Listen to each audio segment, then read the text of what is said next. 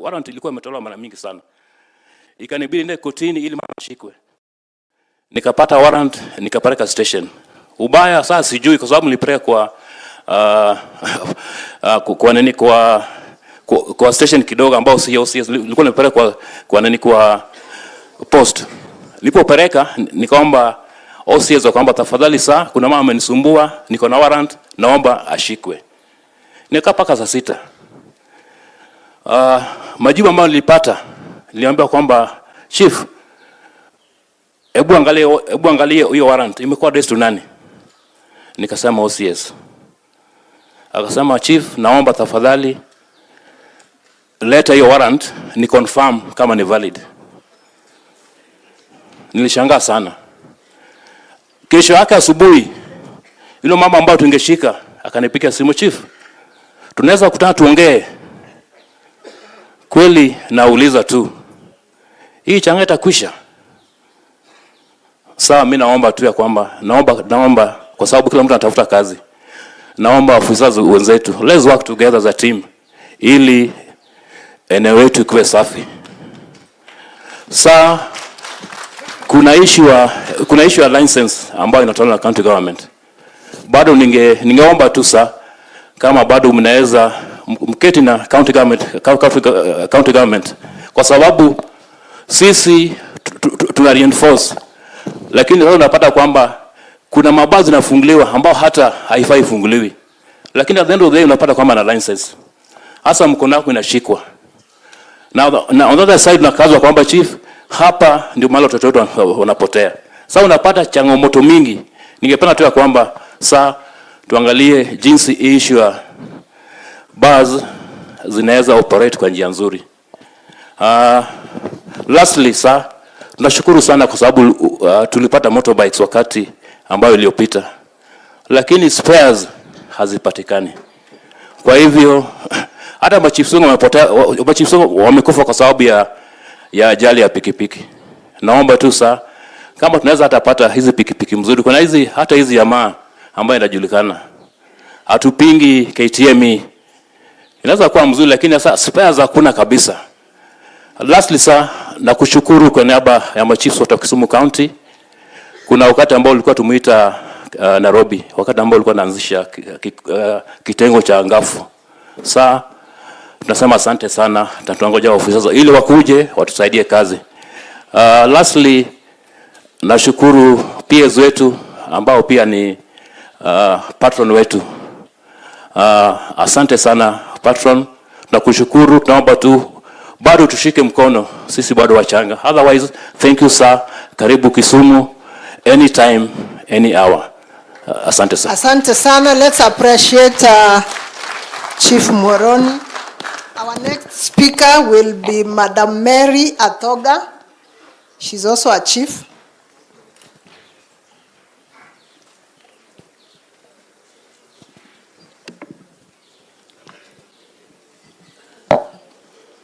To our guest of honor, the CS Interior, allow me, with your permission, sir, to ride on the protocol that has already been set. I am Madam Mary Adhiambo Andoga, Senior Chief West Kisumu Location, Maseno Division, Kisumu West Sub-County. Sir, I am the senior most female chief in Kisumu County. Sir, I was employed in the year 1999. I was 27 years old, the youngest assistant chief in the Republic.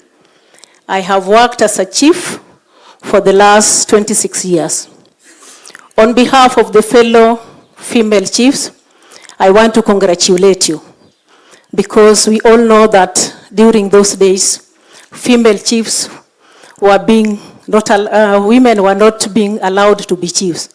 It was a male-dominant department, but with the changes that were brought during that time, we were given opportunity, and we have performed very well, sir. Today, I want to say this. The work of chief is vast and very difficult at times. But I want to urge members of the public to make our work be easier in that we want cooperation between the chiefs, the Ngao, members of the public of Kisumu County, the policemen, everybody to be brought on book so that we can make our Kisumu be a better place. So, as you know that sometimes back, Kisumu was known for a violent county. But we were called as Ngao team sometimes back. We sat as a team, the stakeholders of this county, and we agreed that we are going to make our county be safe for everyone. And as we speak, I know Kisumu is a safer place for everyone. Or am I lying? Stakeholders of Kisumu. So this is because of the Ngao team that you are seeing here. This team is called Chiefs. The chief is somebody who is very cooperative, honest, innovative, effective, and focused. So this team you are seeing here, they are focused and ready to work for the betterment of this county. So with your permission, I would request on behalf of my fellow chiefs that mobility is a challenge in this sector. Sometimes back we were given motorbikes, but getting spare parts for these motorbikes is a mess. A few of us who are given, like myself, they are all grounded. So I would request your officer for us to move swiftly and fight the menace of insecurity in our area. We have to get good mobility. I also want to request members of the public that we are also human beings like themselves. And if something is wrong with the chief or any officer, it is better to sit and discuss and agree for the betterment of this county. So, a lot has been said, but I want to say this.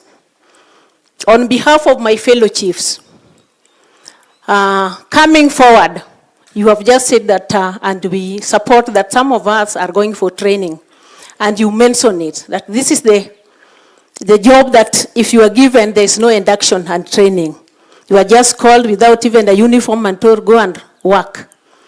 So I would request that more trainings and inductions be implemented so that we be up to standard, because the world is changing very fast. With these technology things, if we don't go for more trainings, we will not be able to curb the menace of insecurity. Again, sir, I want to request our leaders that, and I want to thank them, especially a member of parliament. She has really tried to build for us good offices. So many chiefs are working under the trees.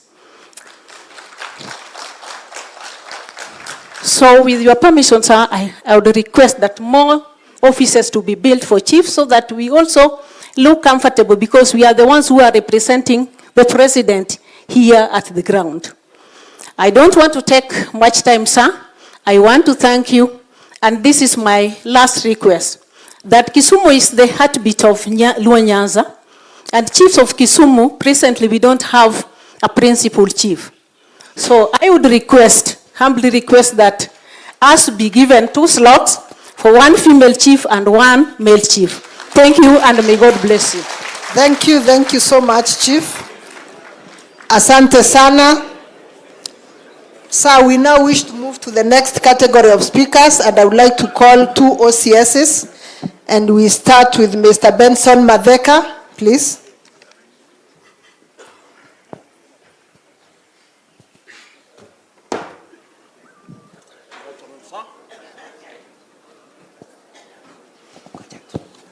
Just hold on, OCS, briefly, somewhere hapo.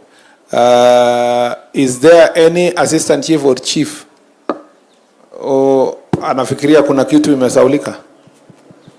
Now it must be really different. Yeah? The 2 of you stand, because you are the first ones. And the last one.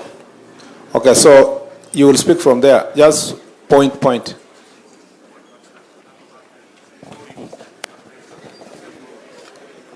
Sir, with your indulgence of permission, allow me to make 2 remarks only.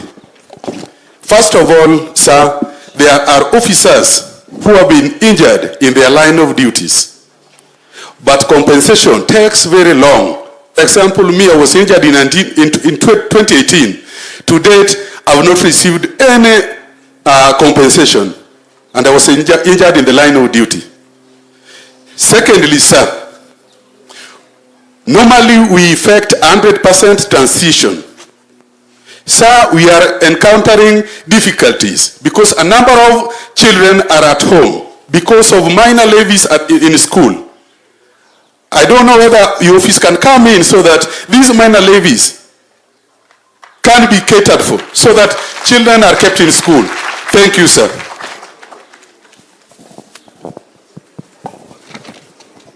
Asante sana. Let me ask you, Chief, those minor levies, they are school. It is the school that is putting those levies, right?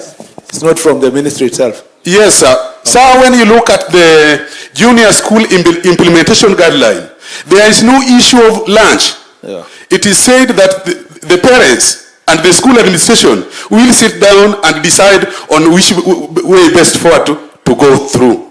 But normally, children are being sent back home. For lunch fee. For lunch fee. Yeah, okay, I hear you. Thank you, sir. Thank you very much. I'm Chief Nicholas Oguma, Chief West Diseme Location. Thank you, sir. Thank you.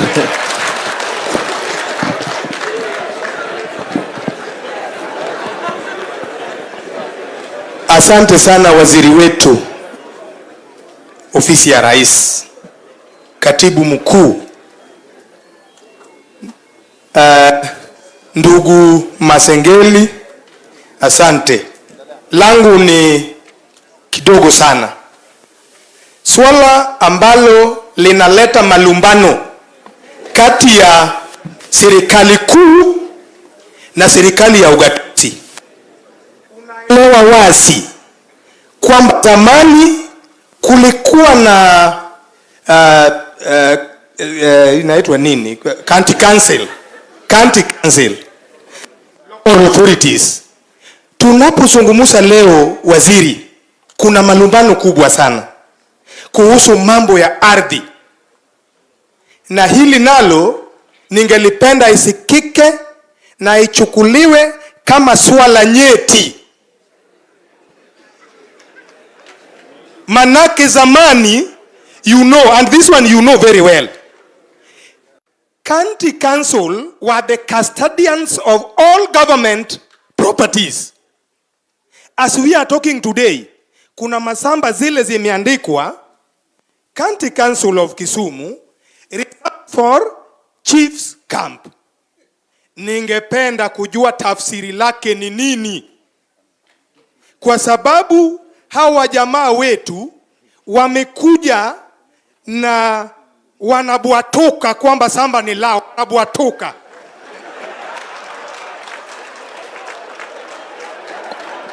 Wacha nisonge mbele kiasi. Sasa walipobwatuka, mimi ni chief, niko kwenye kambi.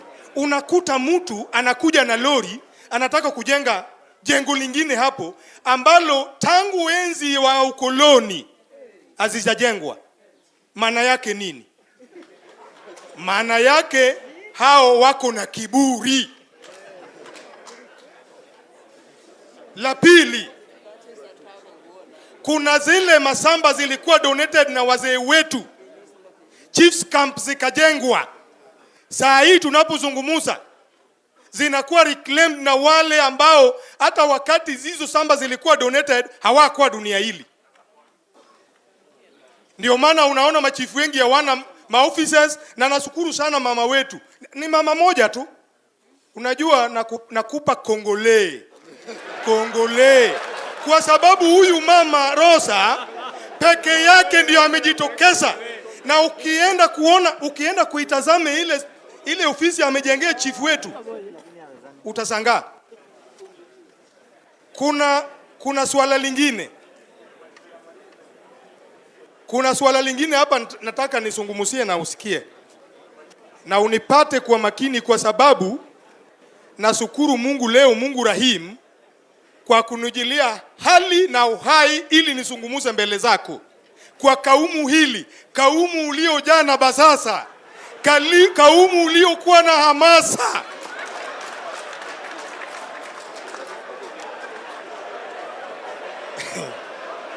Na hata unaona tu. You know when I'm here. Mimi kwa kusema ukweli, mimi ni wakilishi ya rais.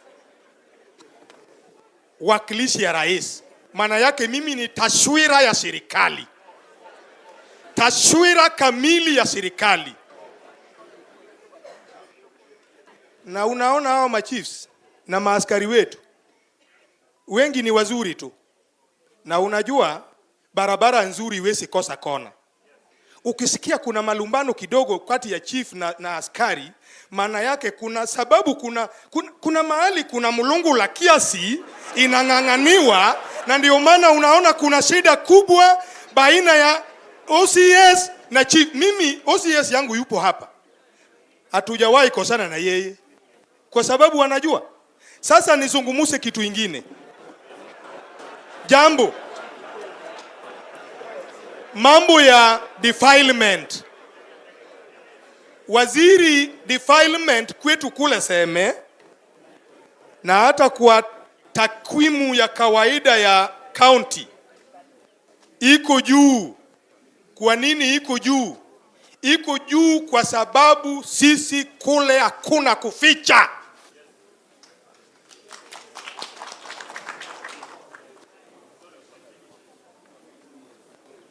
Hata kulingana na takwimu ile iko kwa county, ukiangalia vizuri iko juu kwa sababu sisi ikifanyika saa hiyo tunakamata. That is it, and that is the truth. Kuna mambo ya masuala ya chang'aa. Unajua na unanielewa kabisa. Mimi saa hii nimekaa kwenye hii kazi muda mrefu sana. Manake nilianza wakati wa Moi, Kibaki, Uhuru, saa hii ni rais wetu mpendwa. Mambo ya madawa ya kulevya imeandikwa vizuri kwenye katiba. Jukumu la kupambana na madawa ya kulevya liko na lisimamiwe na serikali. Sasa serikali maana yake nini? Si ni rais? Si ni deputy president? Si ni waziri ambayo ni wewe? Si ni katibu? Inakuja mpaka kwa regional commissioner, mpaka kule masinani mahali mtendaji kata kama mimi ninasungumusa. Na mtu yeyote ambao amepewa mamlaka na serikali. Sasa nikuje. Waziri, mambo ya chang'aa. Hakuna mahali chang'aa imesaidia mtu, hata mtu moja. Wakati tunapambana na swala hili, tunakuomba uwe nyuma yetu. Kuna wengine wanakuja na maneno zingine balaga. Balaga maana yake nini? Maneno ya upusi. Na wanakuja kutuzuia tufanye kazi letu wakisema hakuna chief anaruhusiwa kukamata mtu ya chang'aa. Na huyo ni askari wetu, ndio maana nilisema barabara nzuri iwezi kosa kona. Thank you. Sasa mwisho, na kuhakikishia utiifu, uaminifu na uadilifu mkubwa tukienda kutekeleza kazi. Asante sana. Pigia yeye makofi. Lazima huyo alikuwa Mombasa kabla hajaomba kazi ya chief. Yeah. That's a very good, Chief. Thank you very much. Let's make it brief because I just opened up for additional one to bado mzee. Bado tujafika level yenu. Wewe unapeana microphone kabla sijakwambia. There was a last chief. There was moja hapa. Ndio huyo. Huyo ni wa mwisho. Thank you. Thank you, our Minister. I appreciate you for your indulgence. I'm Jairus Otieno Kungu, Chief, East Nyakach location from Nyakach sub-county. I have 4 issues.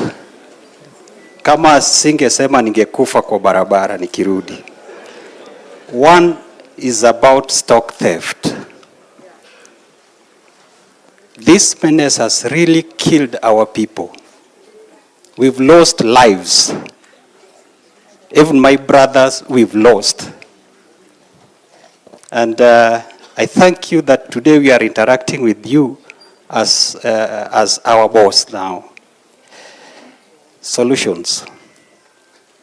There is a place called, a sub-location called Tabaitha in Soin Sigoet. Kindly, can that place be divided to have several sub-locations? Because that place covers almost 7 locations in Nyakach, and it's only one sub-location. It will really, really help us. Can we have more stock theft units across the border so that this menace be solved? Can the border chiefs be equipped with firearms, if possible?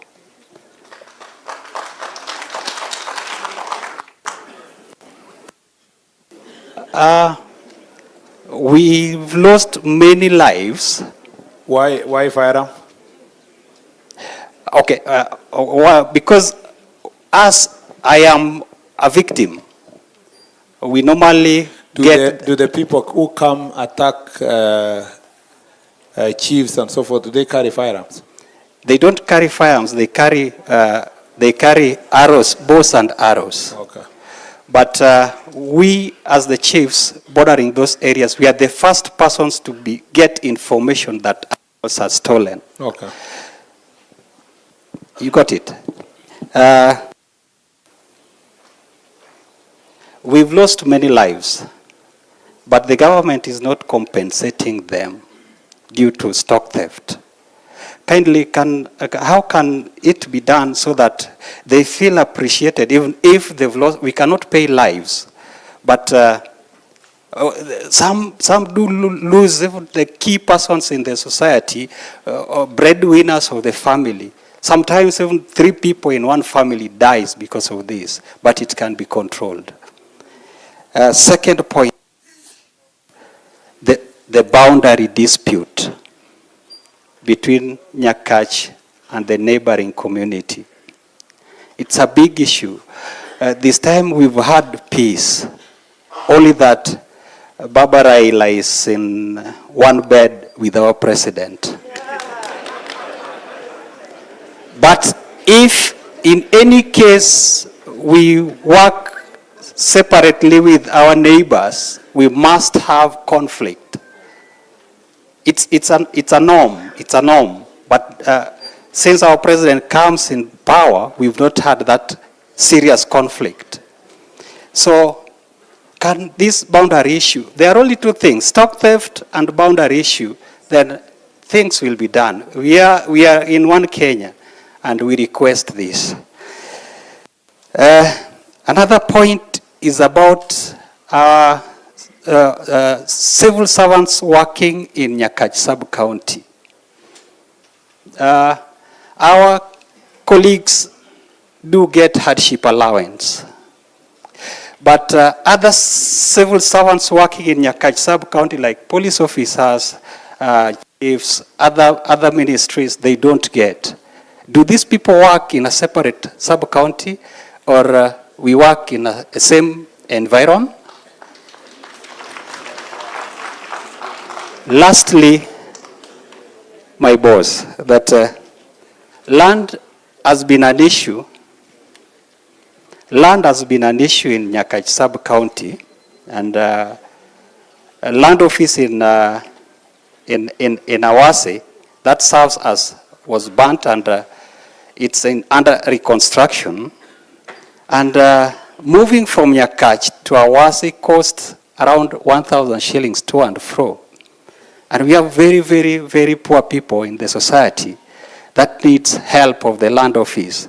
Can this land office be devolved and be brought to Nyakach sub-county so that it serves people of Nyakach without any cost? Thank you, and may God bless you as you discharge your duties to help Kenya. Asante sana. Thank you sir. very much. Thank you, Chief. Now let's proceed. Thank you, sir. Let's have the OCS, Mr. Madheka.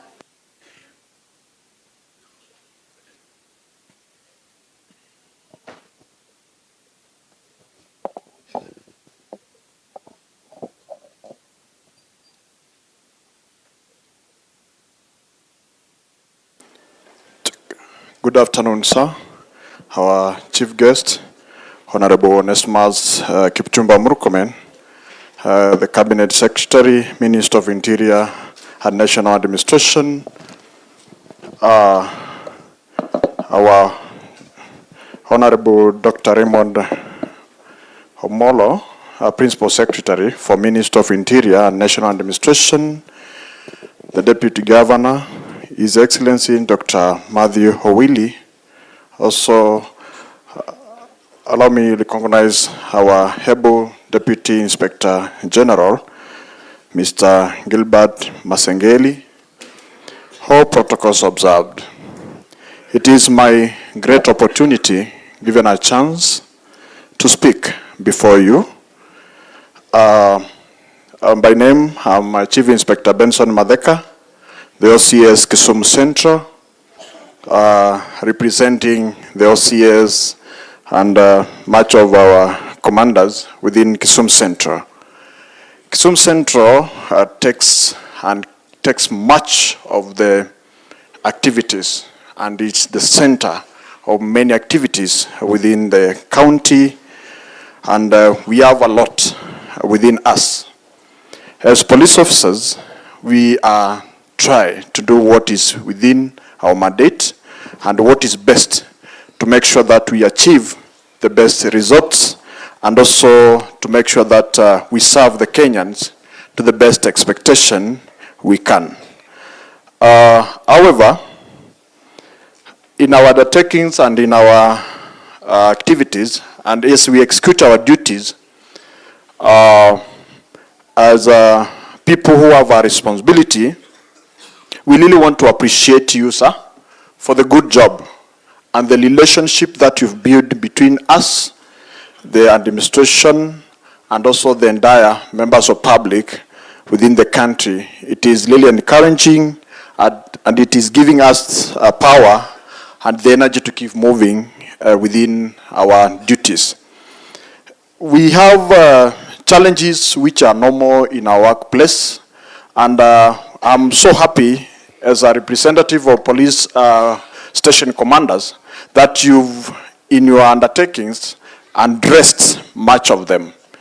In your welcome brief, you talked much of training, which is a very key thing in our job. Frequently, officers, when they are trained, they get motivated, they get to be acquainted with what they have to do at their workplace. However, sometimes back when we were being employed, there are activities which used to take place time and again, which used to motivate us. We have some activities like competitions, which used to bring us together, create some teamwork spirit, which really pushed us to work professionally and also help us assist members of public when required to do so. For example, of the same is first aid competitions. First aid competition is an activity that was organized from our headquarters, and it really used to nurture our talents and also help us be able to help members of public when in need. Many times we are faced by a situation where we are required to assist members of public who are in need. Somebody falls down at town, a police officer is required to go and attend that person. An accident has occurred, a police officer is required to go and attend that one. Anybody who is in need and a member of public cannot assist, they are brought to the station. A police officer will be required to assist that person. So when such trainings and competitions are conducted, they equip the officers with good knowledge which will help us. Also, we had a shooting competition, which is also a very good practice for us. It will help us to be very effective in our in execution of our duties.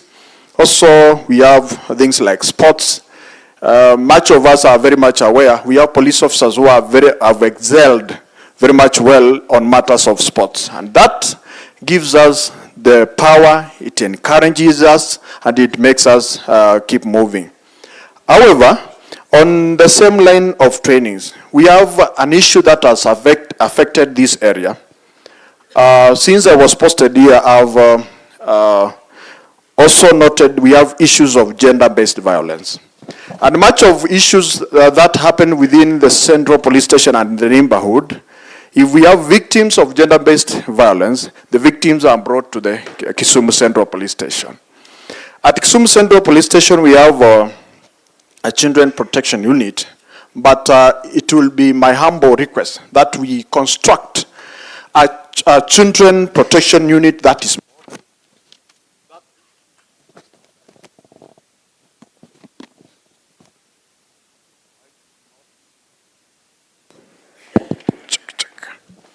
I was saying at the Kisumu Central Police Station, I was saying we hold within us, that is the regional police commander's office. We have the county police commander's office, and we also have the sub-county police commander's office at the central, and that is where we have Central Police Station. With a children protection unit that is working functional, will help us be able to assist members of public who requires our assistance. On the same side, we also have structures that we call safe house. Safe house are very important to us as police officers. For example, if we get people or members of public who are stranded, they have traveled from different areas and have no place, or they have no assistance, they only need police assistance, we need a place where we can assist them. As we connect with other organizations or facilities which has been assisting us. That is very crucial to us and to the members of public within this area. That facility will be of much importance. Again, much has been talked about our relationship between our colleagues. I believe as an OCS, I have a responsibility to ensure that I have good working relationship, one, with the county government. I have the National Administration Office that includes the chiefs and our senior officers to the level of our regional commissioner and all officers involved. It is a responsibility of the office holders within a certain area to ensure that we work together. It is not only my responsibility, it is not the chief's responsibility only, but all of us who are involved in providing security, it is our responsibility to ensure that we build a good working relationship. For the county government, we have the Excellence Deputy Governor here with us. He's a good friend of us. He has been assisting us. But I will request we have the proper lighting within Kisumu Central, because at times we are faced with the challenges of darkness. Like when we are policing within areas of Milimani and we get very dark streets, that encourages thuggery. And with good lighting, it will help us. There was an initiative of Mlikamwizi. It was an initiative that was used countrywide.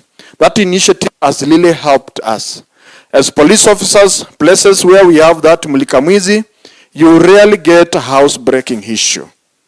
Again, on the same side, working closely with the county government has also helped us. Sharing of information.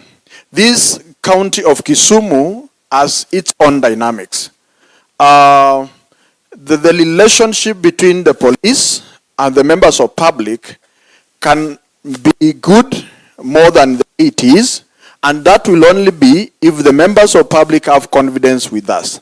If the members of public have confidence with the chiefs and the area administration officers, the village elders, if there is any information that you get that a police officer should work on, if we get proper information, time information as police officers, we shall be able to act on it on time and ensure that we deliver. Our challenges as police officer, we have this issue that has disturbed us so much. This issue of medical insurance. Many times we are working extra hours. We are required to deliver at even time when somebody does not expect you to have worked. We worked even for more than 8 hours. Sometimes you might find yourself you have to work for extra hours and you do not complain. Now, when your family is not well, when they go to an hospital and they find that they cannot be attended to, a doctor tells you, or an attendant in an hospital tells you, we cannot attend to you because you have a limit that has been placed into your insurance cover. It is embarrassing. Sometimes a child will ask, Daddy, what am I doing here? Kwani Daddy umeshindwa kulipa? Some questions, some things are embarrassing to us. I think this is something affecting us, and I believe something is capable of being done. There's a time we really enjoyed good services, a comprehensive cover, whereby you can walk in an hospital, you are treated, go home. They'll ask you which insurance cover you are using, the National Police Service insurance cover, you are taken care of, you go home. Our chief guest, that is something that is affecting our morale, and with your input, I know we shall achieve much. On transport, I want to do patrols. I want to use police car. I want to make sure that police presence is felt within Kisumu Central. For an example, within my station, I have one Land Cruiser. One Land Cruiser, and with the dynamics of situation of crime within Kisumu Central, it's not enough. With more provision and facilitation on transport, we will be more effective. I want to respond to matters. I've divided my officers in different categories to ensure that they are able to respond to situations as they come. But sometimes they'll ask, afande wapi mafuta? Tutaenda namna gani? So I know I've followed what you've said it again. I know you'll do something to us. Our uniform. The Kenya Police Service uniform.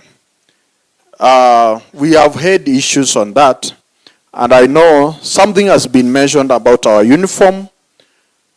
Our chief guest, it will be my appeal that if there is something being done to make sure that we have a similar and uniform that cut across, which makes us be presentable, we shall be much appreciating.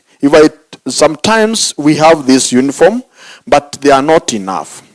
We appreciate what your office has done to us, but if we get more and uniform that is sufficient to us, we shall much appreciate. I really want to appreciate you for the opportunity given and the time given for us to hear, share, interact. I've been in the service for quite a long time. I've never got such an opportunity. I'm much humbled, sir. Thank you. God bless you. Let's appreciate him. The next OCS, please come. Our next OCS is Mr. Kibiton Boino.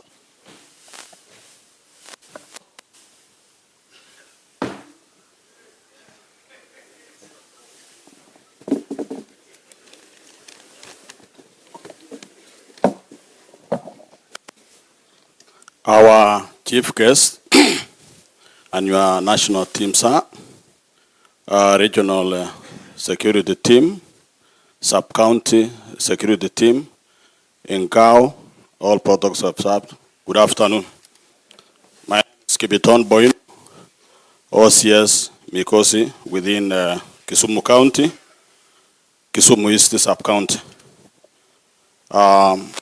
Sir, I would be very brief. I'll be addressing much of policy issues guided by Section 40 of the National Police Service Act that entails what is a police station. My first item, sir,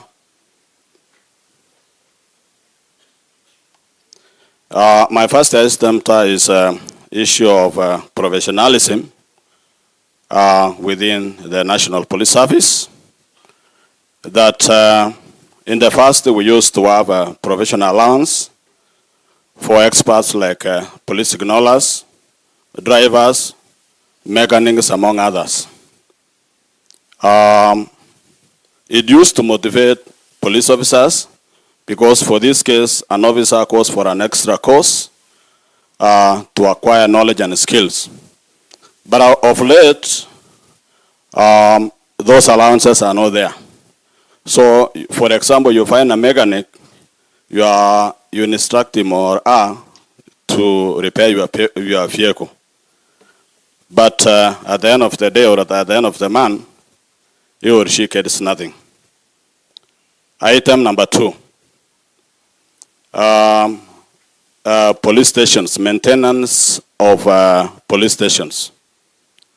We have all the new police stations within our country or our county.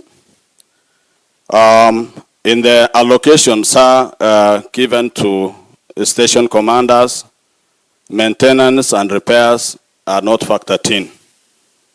Whereby, for example, in an OCS office, you will be receiving visitors day in, day out, coming with their various problems.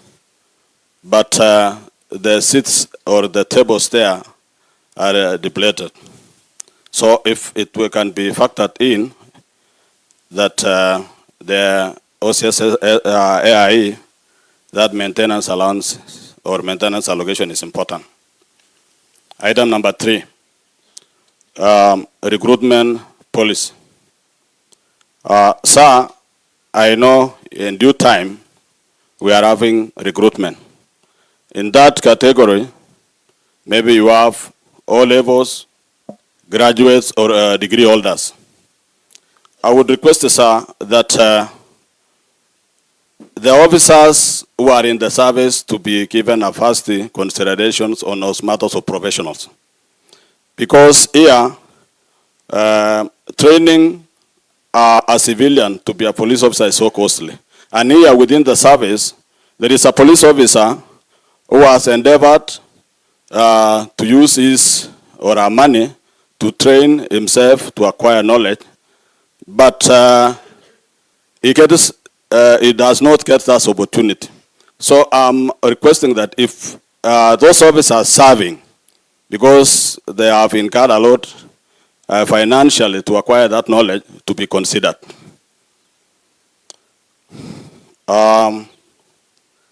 Item number 4, promotional policy. Sir, thank you very much for looking into it. That you have said of ranks between constable to inspectors. We have 16 ranks within the National Police Service. So this one, you have considered her is from constable to inspector. Chief inspectors and above, we are not looked into. Or bottom up. But we requested, sir, it goes up even because it is us who are so close with these junior officers. So maybe we requested that maybe you consider chief inspectors and above. Item number 5 is food and ration to prisoners. Every now and then, we get bending bills at our police stations. That after several months or in a quarter, we have officers from headquarters coming the bills, bending bills at the police stations. There are 2 issues here. Confidence between the contractor and the OCS becomes an issue because somebody would not like to apply supply food to a station whereby incurs pending bills every now and then. Secondly, the officers who are coming to assess for the pending bills, they are using government money to go around the country to check about the pending bills. If it can be looked into, because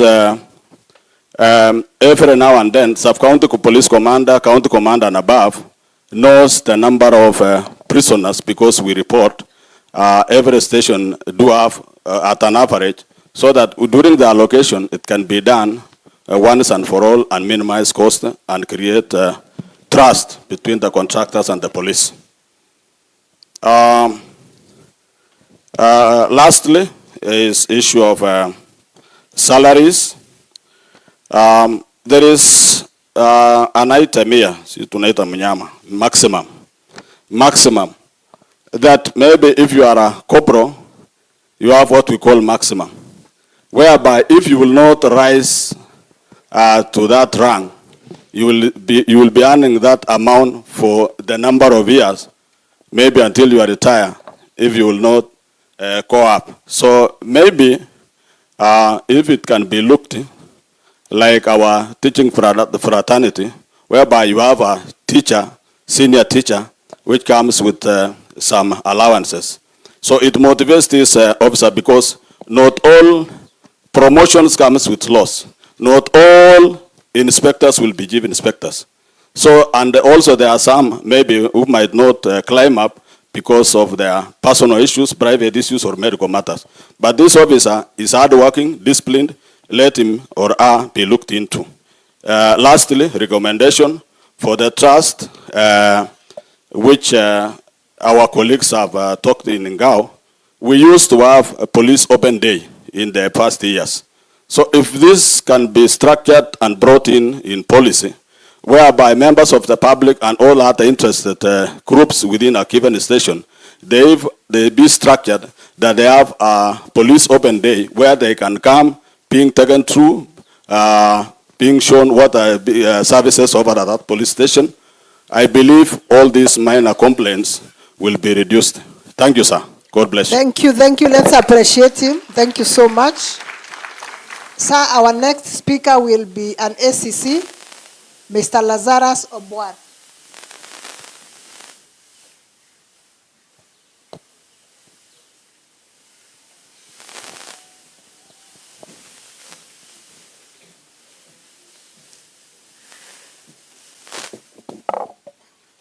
Thank you, Madam Marcy.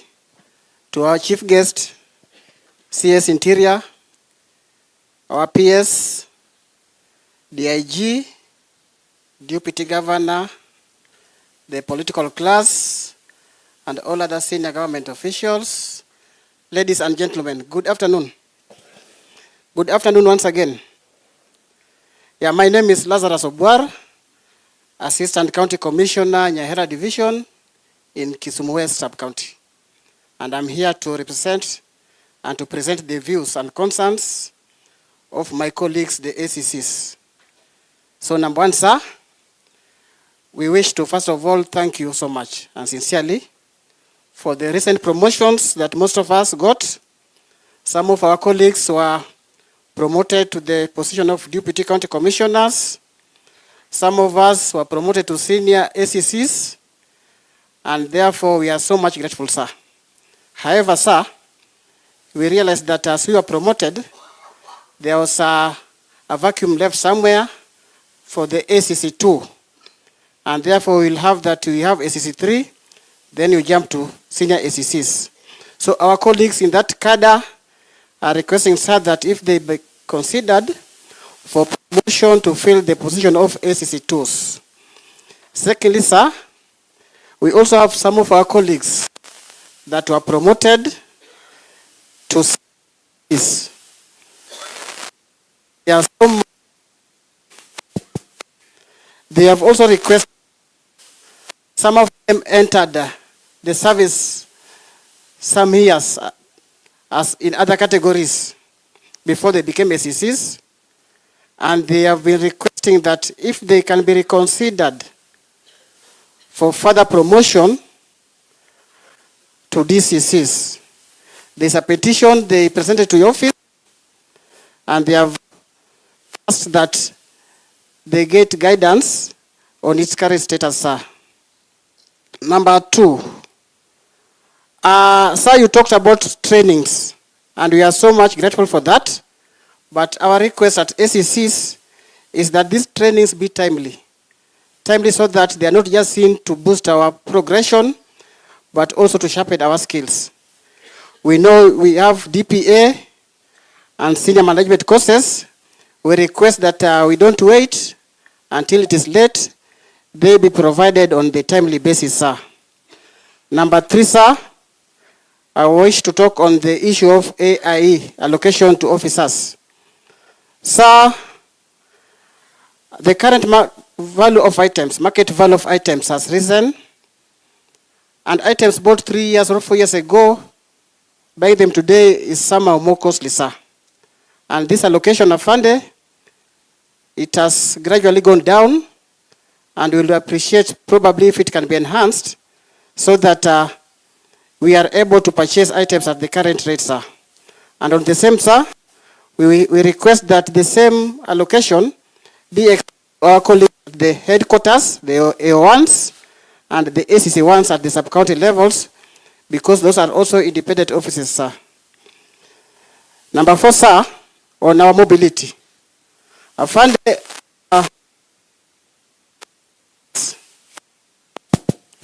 most of us do not have vehicles. Work so much. And we request that if possible,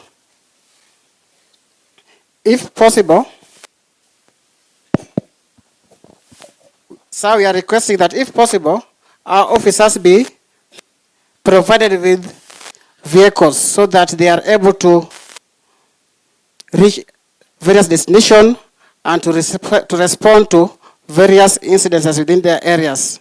Because sometimes we have to rely on others' vehicles, which delays our action. And on that note, sir, we request that some of us go as far as using their own means to respond to issues. If there can be structures for such officers, then you'll be provided with avenues probably to claim extra expenses that we incur to maybe reach to respond to other issues. On security of Ngao Afande, most of our work, the nature of our work, sometimes we are sensitive. We are forced to do cases on very sensitive matters that sometimes endanger our lives. And therefore, we will request that the issue of Ngapu be expedited so that we have that feeling of security in our offices. So the next one was on uniform, but you spoke about it and we are happy about it. What we may request is that they try to bring us fitting uniforms. The ones that were brought recently for our chiefs, you realize that some were still baggy and oversized, so they had to redo them. So if we improve on that, sir, then it will be very good for us and we'll look more neat, sir. Sir, next is on transfers. Sir, us as ACCs, we know we work and we can work anywhere. But we request that the transfers should not destabilize our families. Sometimes they come when we have just reported, you have enrolled our children in schools, then you are told to leave. That one affects their schooling, sir. Probably to finish, I want to say something on the licensing of bus. Afande, bus licensing is being done by the county and we do enforcement. And we are doing it very well in coordination. But where the problem is this issue of temporary licenses, the ones that are issued for extension of hours. This has been a problem in our areas, and we request the county government that before this license is issued, let us have dialogue. We see if the area is okay for an extension of such time. Otherwise, some of the members, they get those licenses, and it makes our works very difficult. And finally, sir, housing of ACCs. Most of us don't have government houses, sir, within our offices. So we will request, if now that we have this affordable housing, probably if you can share with your counterpart at the housing department, so that as they do the houses, they consider even doing some houses in every division, in every sub-county, for our officers to at least work within their stations. Thank you so much, sir. May God bless you, sir. Thank you. Thank you. Let's appreciate him once again. Sir, the ACCs decided to be represented by only one of them, and now we are done with the ACCs. I want us to move to the traffic police, and Mr. William Swakey will represent his colleagues. Karibu.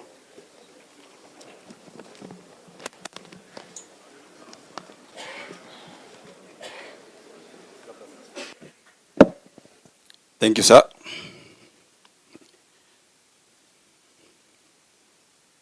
Our chief guest, Honorable Onesimus Kipchumba Murkomen, our PS, Dr. Omolo, our DIG, Mr. Masengeli, and all protocol observed. Good afternoon. Sir, I might not take much of your time, because I think everything that I had has been said by the previous commanders. Sir, I just want to take a few minutes, like 2 minutes or 3 minutes, to touch much on the issues that are affecting the traffic department sections within Kisumu County. So firstly, the Kisumu County consists of 7 traffic bases, starting from Kisumu Central, Maseno Traffic Base, Kondele Traffic Base, Kombewa Traffic Base, Aero Traffic Base in Nyando, Paponditi Traffic Base, and Muhoroni Traffic Base. So the challenges that we are facing are all the same in all bases. The first challenge that we are facing as the traffic section is the mobilities, of which I think every spokesman have spoken about. Lack of vehicles. So we lack vehicles, and we find it difficult to respond to scenes of accidents when it occurs. But we have received immense support from our OCPDs and our counterpart OCSS. But at times we find it, their vehicles engage in other duties and making us held behind, not to be able to respond, and forcing some officers to respond to scenes of accidents in order for them to secure the scenes. So we request if at least every base can have a motor vehicle.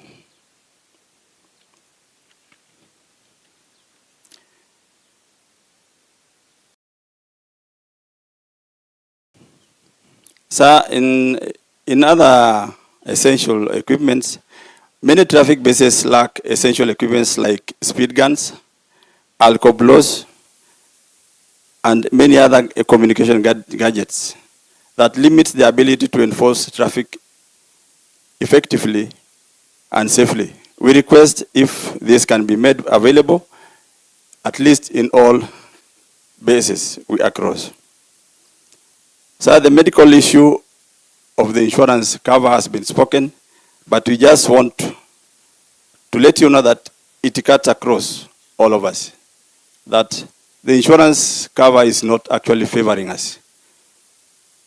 Instead, it is actually bringing the morale of ourselves down.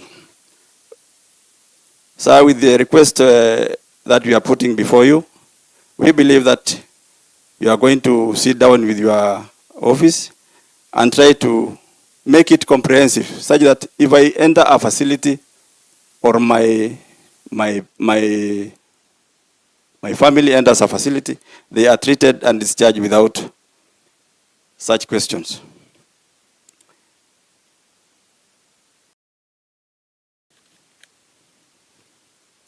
So another issue that we would request, if it can be possible, is the installation of CCTVs across all open roads across the towns. So this one will help to curb the issues of hit and run accidents, which are normally not reported. When you visit a scene, you find that the vehicle that has committed an act has left and it will never be traced. We request the same be planted so that we can get to access such information for victims to be compensated. Also, another request is for signage and marking of our roads by Kena and Kura. Some of the signs on the road are not seen anymore, or some of the road have changed. So we request if they can be marked, especially where pedestrians are using, so that any person, be it a motorcycle rider or a tuk-tuk rider, can actually be able to see what is before them and be able to use the same in the right way.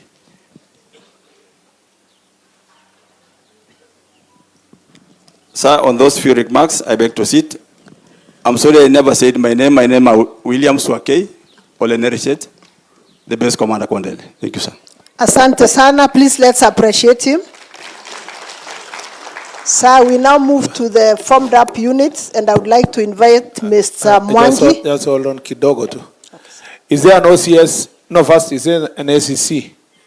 Because once we finish ACC and OCSs, all these other people, regional commissioner and AITA, they just come and say, I agree. Is there an OCS? Who thinks that your colleague left anything? Madeka and the other one. OCSs, anything? Yeah, one. Yes, one OCS.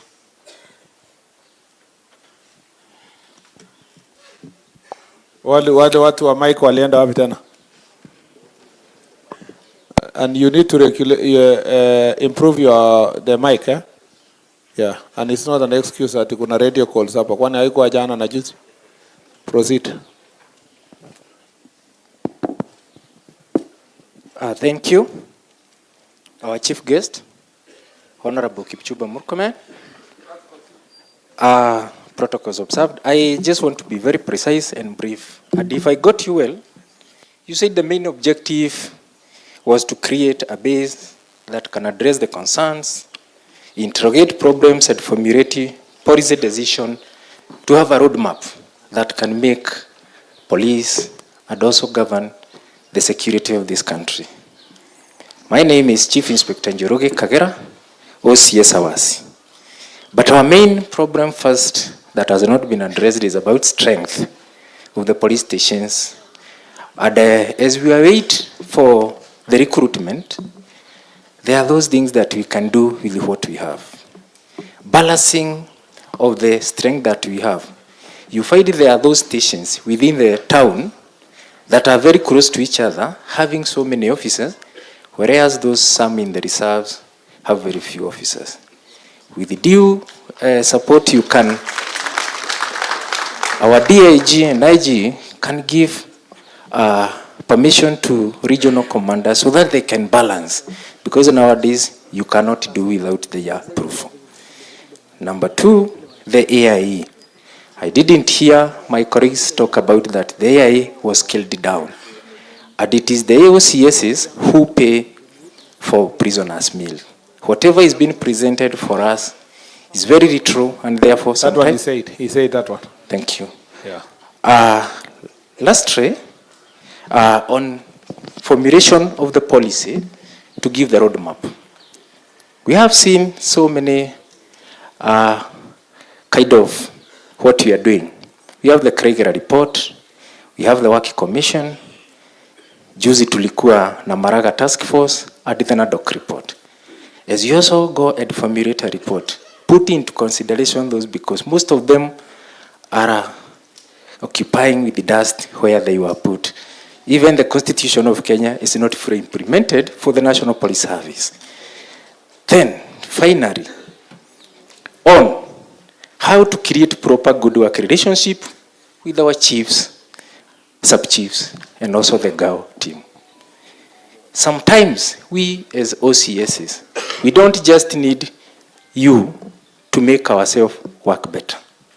It is our duty as the OCSs to walk out of the station, out of our comfort zone, and go meet these chiefs.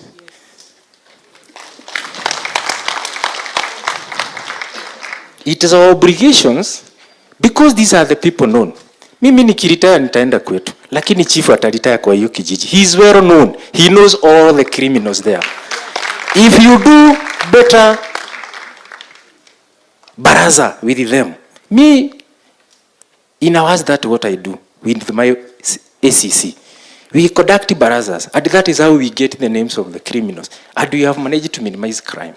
So our colleagues, zingine si za kungoja tufanyiwe. We need to go out and have barazas pamoja with this GAO team. Number 2, we must make you wananchi respect them. Mmoja amesema pale isipokuwa hiyo kijiti yako nayo zidi tuko na buduki. Let the people in the village respect the chiefs and sub-chiefs by you supporting them whenever they call you for sins and crime scenes by responding to them. So you make people understand them and they respect them. Mimi nikienda baraza na wabia mtu ya kuguza chief, anaguza porcupine behind. Kwa hivyo, lazima wa respect chief. So, another thing, we need to respect them whenever they come to us. Wakiingia ofisi yako, mpatie heshima. Msikize, kama kitu si mzuri, mwambie hapo chief, hiyo si mzuri. But sio kumtupanisha na kumuongelesha maneno mbaya. These people, without them, we cannot make those places we work. Because it is them who give us what we want for us to make that place safe. It is the chiefs who have the information. Finally, there is something I have done, and I remember we went for it. Youth engagement. There is a system that is being done by somebody called Karanja Muraya, and I know you have met him, about station liaisons youth officer, SIRO. Those things, if put in action, we can engage these youths so that every station at least have a youth liaison officer who can be able to receive these youths when they report. Because youth see us, police officers, as enemies to them. An example, whenever we are called upon to go to respond to demonstrations, it is us who get out armed to go and quell the demonstrations. We end up becoming the enemy after the demonstrations. Sisi dia tupatange jia ya kupita. Please, we want these local politicians to help us, because they carry masses and they manage the crowds. Whenever you want to have a baraza, or whenever you have to have a political gathering in my area, mimi sitaki pesa yako, but inform me for information, such that when you are there, your opponent will not fight you for me just to come and start fighting those people. Inform us just for information so that we can plan. Thank you so much. Well done, OCS. Is it something burning? Yeah? Okay, but yeah, 1 minute.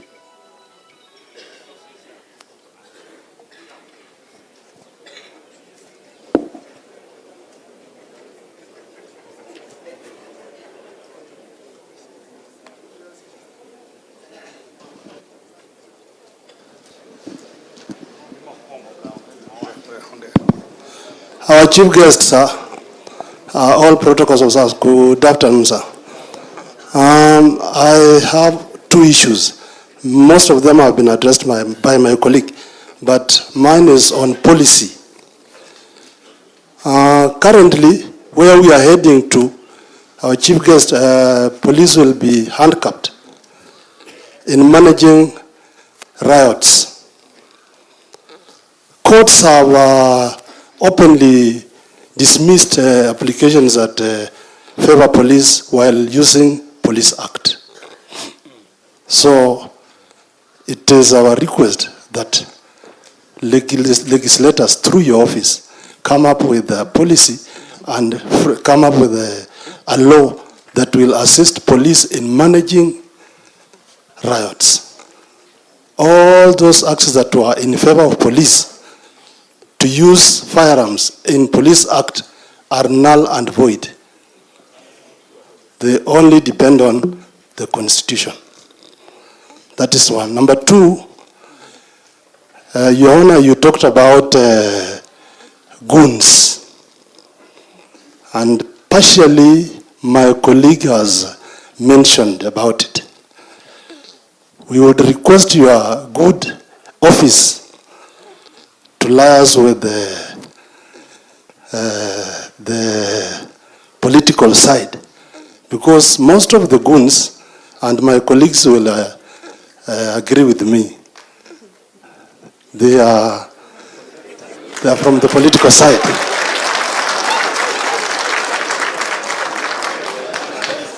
I don't think if... Wewe ongea tu free, wacha uoga. Ona unatafuta Kiingereza ya kutumia. Bwana CS, sidhani kama chief ama my sub-county police commander ama RC atakuwa na goons. Hana kitu ya kuwapea. Although I want to commend some politicians, they don't work with goons. And you'll never see people hovering around their vehicles. So, police, we are in a problem. Those are my 2 points to note. Thank you. And they are very important. Thank you very much. ACC, kuna ACC moja. Hakuna anything yenye ilibakishwa. Yes, is there. Mbatia mic hapo.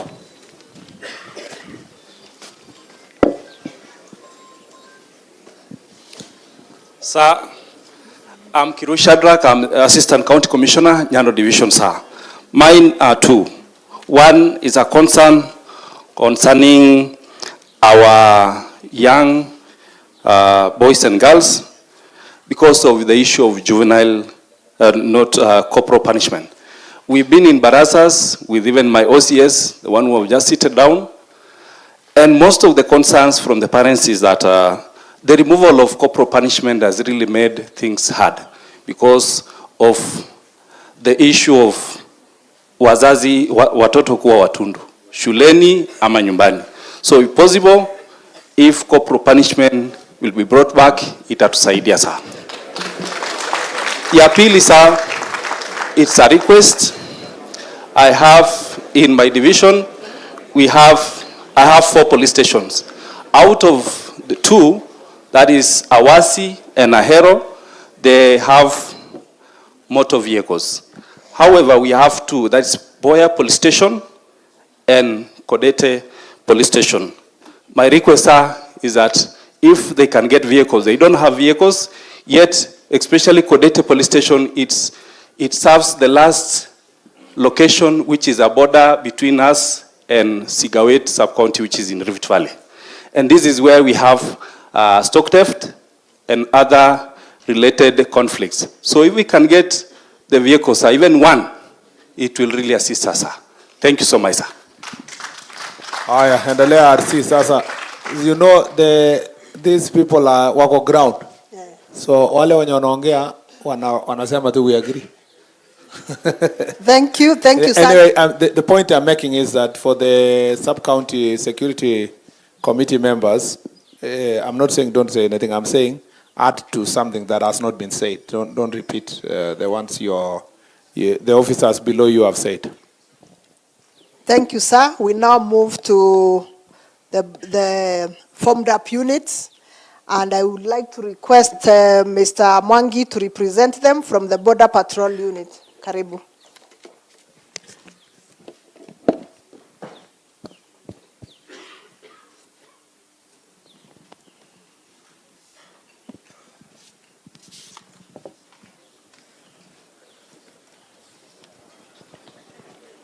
our CS, Honorable Kipchumba Murkomen, our PS, Dr. Rimo Domolo, our DIG, Sir Gilbert Masengeli, all distinguished guests present, ladies and gentlemen, good afternoon.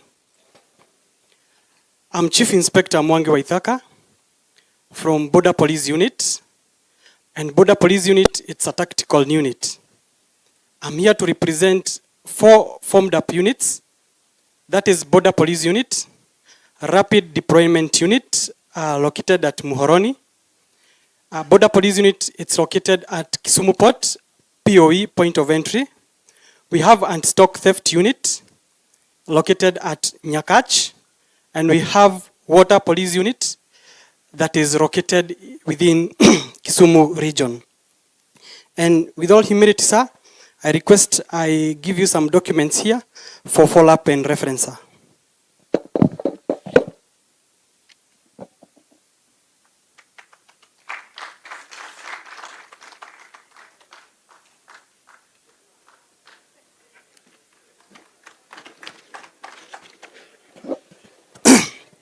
Thank you, sir. I will start with Border Police Unit. And as you know very well that Border Police Unit, it's a tactical unit that has an expansive mandate within our Republic of Kenya.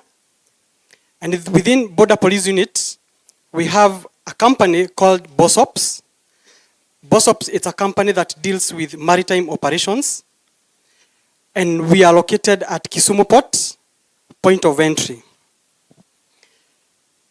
So for us to be able to perform our mandate as Border Police Unit BOSOPS, we are requesting your good office to help us with a boat. This boat will help us very much to perform our maritime and amphibians operations. The boat will also help us to do patrols along the port area and the channels. That boat will also help us to deter fishing along the port area and also along the critical facilities like the airport and also port and railways. Our boat will help us to curb illegal fishing gears and equipments. As well, it will help us to deter smuggling of goods within Lake Victoria to entry of our county, sir. Also, the same boat, if your good office gives us, it will help us to perform rescue missions that at times we get drowning and capsizing of boats, so that we can be able to perform our maritime amphibians operations very well, sir. On the same note, sir, as a recommendation, this boat, I recommend to have a 150 horsepower speedboat. And as you know, sir, for us to be able to perform our maritime operations, maintaining marine operations, it's very expensive, sir. So we request your good office that we may have a maintenance package that comes along with the fuel allocation. Sir, allow me to move to our Rapid Deployment Unit, that is RDU. Our RDU officers located in Muhoroni are performing a tremendous job. They do patrols, both using their range, Ford Ranger. And they have one challenge, and I will start with the challenge of accommodation. Sir, officers in Muhoroni, they have a very good PR with the members of the public. So members of the public decided to give them a piece of land. And as we speak, they have a title deed. So since this is a permanent base for our officers in Rapid Deployment Unit in Muhoroni, we would like to request your good office that you help them put up affordable housing program so that we can solve the problem of housing for officers who are there and for officers who will come.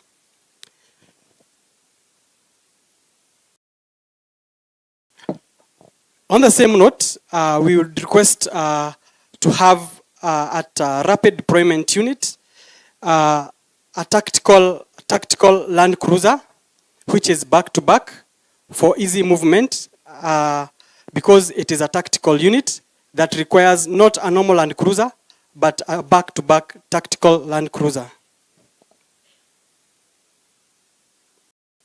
Let me proceed to anti-stock theft unit. It is located at Nyakach, and it has got several base camps. And the same problem of accommodation these officers are facing. And in the wisdom of the commander there and the officers, with a good PR with the members of the public, they were given land, and the land at Sondu base camp, and another land at Kapsok base camp, they were given land. For them, they have allotment letter, and it's awaiting a title deed. So in your good officer, we request that if they may put up affordable housing there, we can solve the problem of accommodation for these officers who are there and for officers who will come.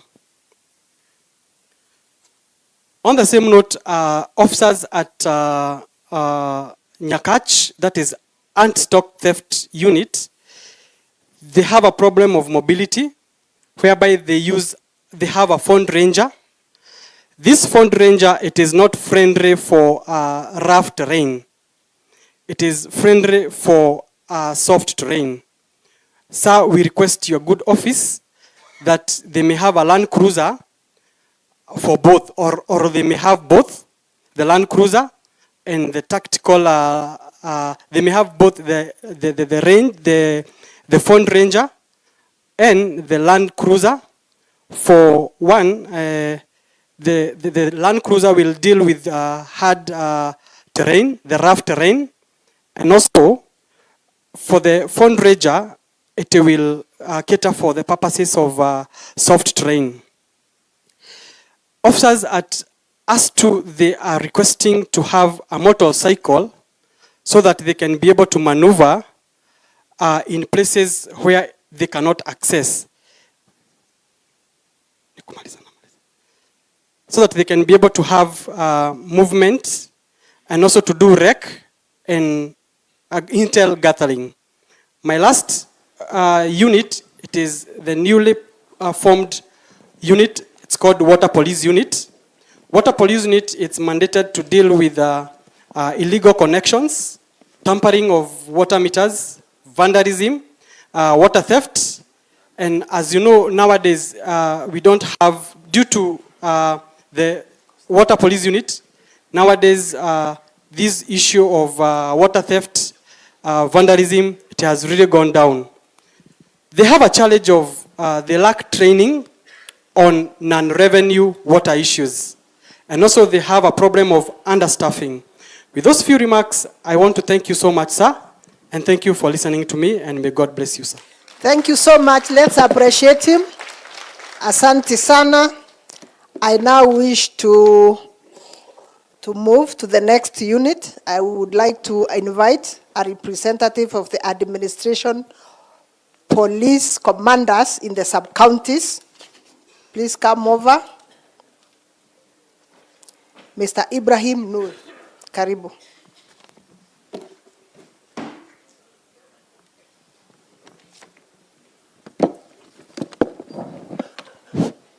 Our CS for Interior and National Administration, Honorable Kipchumba Murkomen, leadership of Kisumu County led by Deputy Governor Dr. Matthew Owili, our PS Internal Security Dr. Raymond Omolo, our DIG APS Sir Gilbert Masengeli, members of Parliament present, distinguished guests, ladies and gentlemen. Good afternoon. Afternoon.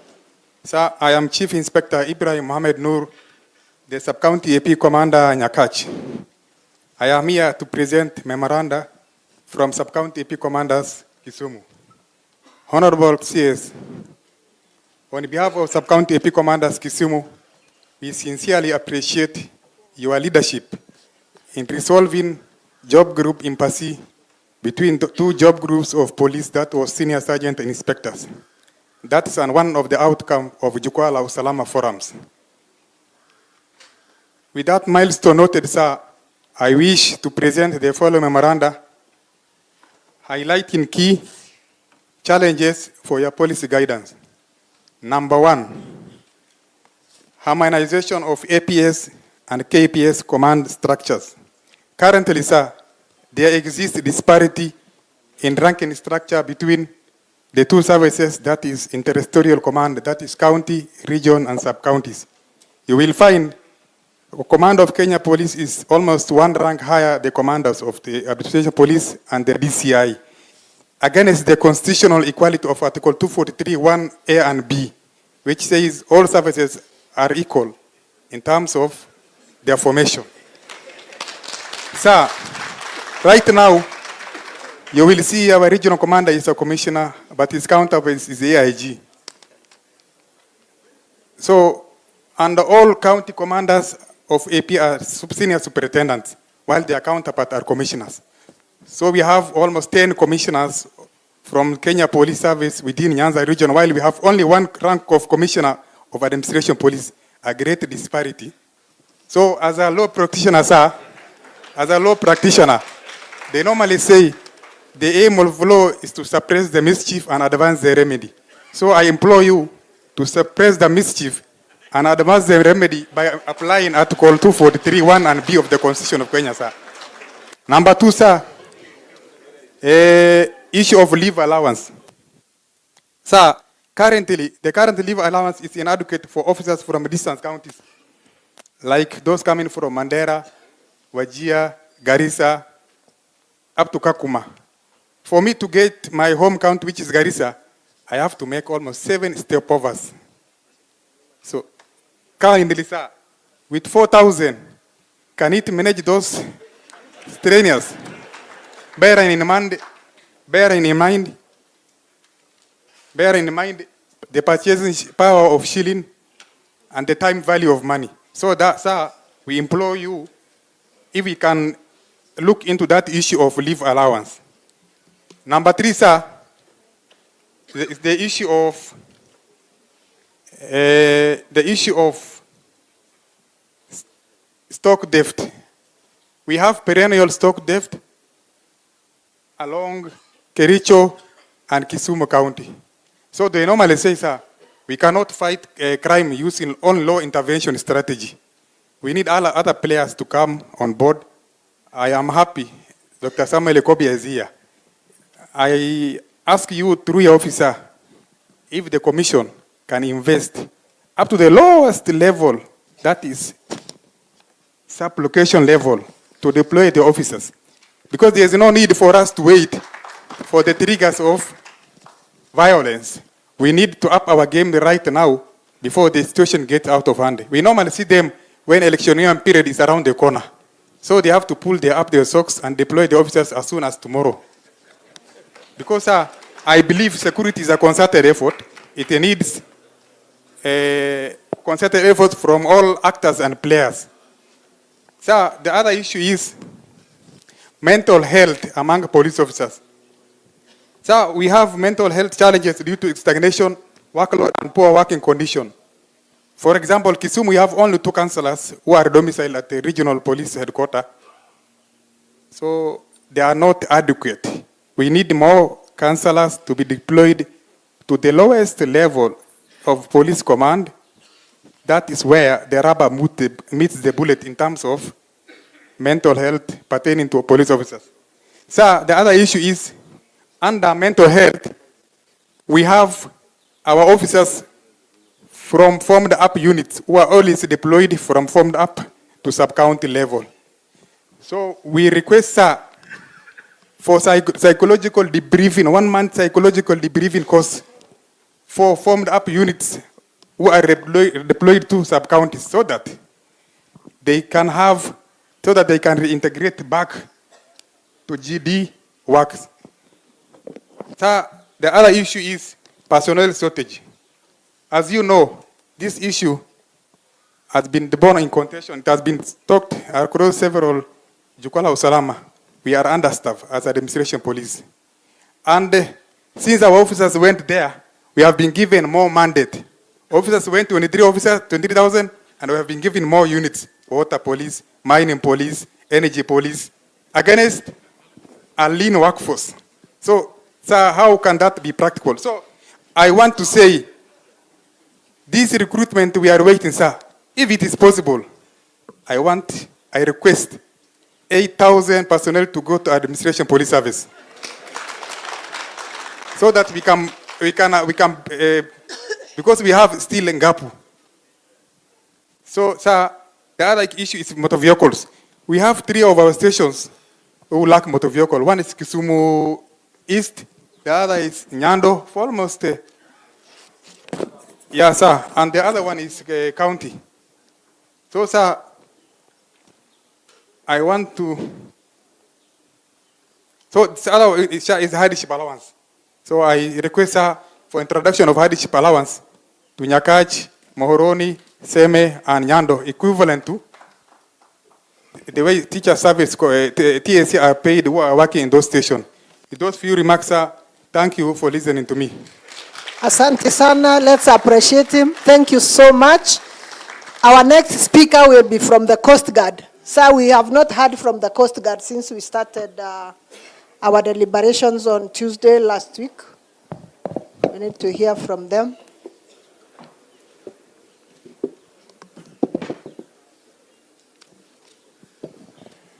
Our chief guest, CS Kipchumba Murkomen, our PS, Internal Security, Dr. Raymond Omolo, our DIG, Mr. Masengeli, our DG, Kisumu County, our DG Kisumu County and all protocol observed. Good afternoon. I'm Lieutenant Simiyu Isaiah from the Kenya Coast Guard Service. I'm here to represent Kisumu Station as the in charge. Kenya Coast Guard Service is somehow new to many people around here, and it might look new, but on the ground, that's in the waters of Kenya. That's where we are well known, and we are performing duties as per our mandate to make sure that the fisheries and all the mariners are safe. In Lake Victoria, we have 3 stations. That's Kisumu Station in Kisumu County. We have Homa Bay, that's Mbita Station in Homa Bay County. And also we have one in Busia, that's Port Victoria. We've had some challenges concerning the operations, being a new baby in the security sector. And I think most of these issues, our DG has shared them with you. Mine is just to mention a few that I've seen to be pressing. One of the issues, is understrength. We are really less in number in terms of personnel at the station. We know that Kenya Coast Guard is made up of a number of security personnel drawn from the existing ones. That's the National Police Service, the KDF, the KWS, and recently we had personnel from the prison service. So, sir, we are so less in that we are not able to perform our duties as supposed to be. But we are trying with the few that we have to make sure that our waters are safe and are good for our fishermen to fish. Sir, also we have issue to do with the boats. We inherited a number of vessels from the existing maritime police unit under the National Police Service, and also the fisheries department. We find that, sir, the vessels were somehow old and are not able to perform the duties as they are supposed to do. So, sir, we request that for us to have a good and to have good operations in our waters, we at least need more vessels because we have only one, which is against the normal operational procedure. So we request that at least we have two, because normally we need to have two vessels just in case one develops a mechanical problem or capsizes, then the other should be able to rescue the personnel. So we are humbly requesting, sir, that you consider that. I know it's in your office.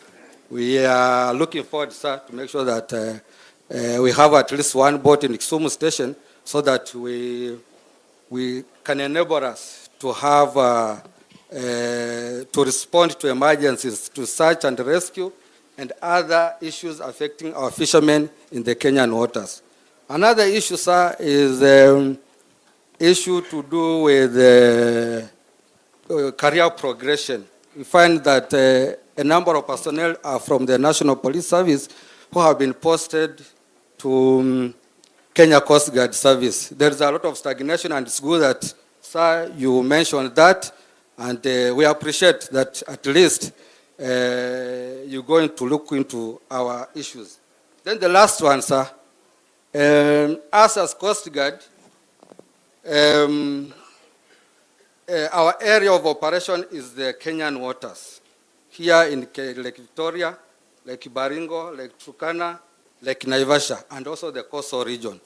So our main clients are the fishermen, those people who go out day and night to do fishing. So we've had a number of drowning incidents. We've done some sensitization, and at the moment, sir, we are doing training on fisheries, on fishermen. We started with here in Kisumu, that's last month. We did in Homa Bay also, and last week we were in Migori. We trained them on good swimming skills. We issued them with life jackets, and also we gave them their certificates just to show that at least they have acquired some skills on matters to do with swimming. Also, this week we are winding up the one in Siaya to see that at least we have that good relationship with the fishermen, and that trust to make sure that at least we curb the insecurity issues in the lake and any others. Sir, with those few remarks, I say thank you for coming, for having time to come here and to listen to our grievances. Thank you, sir. Asante sana. Please let's appreciate him. Thank you so much. Our next speaker will be a representative of the DCI officers, Chief Inspector Francis Lelemusi. Please come forward.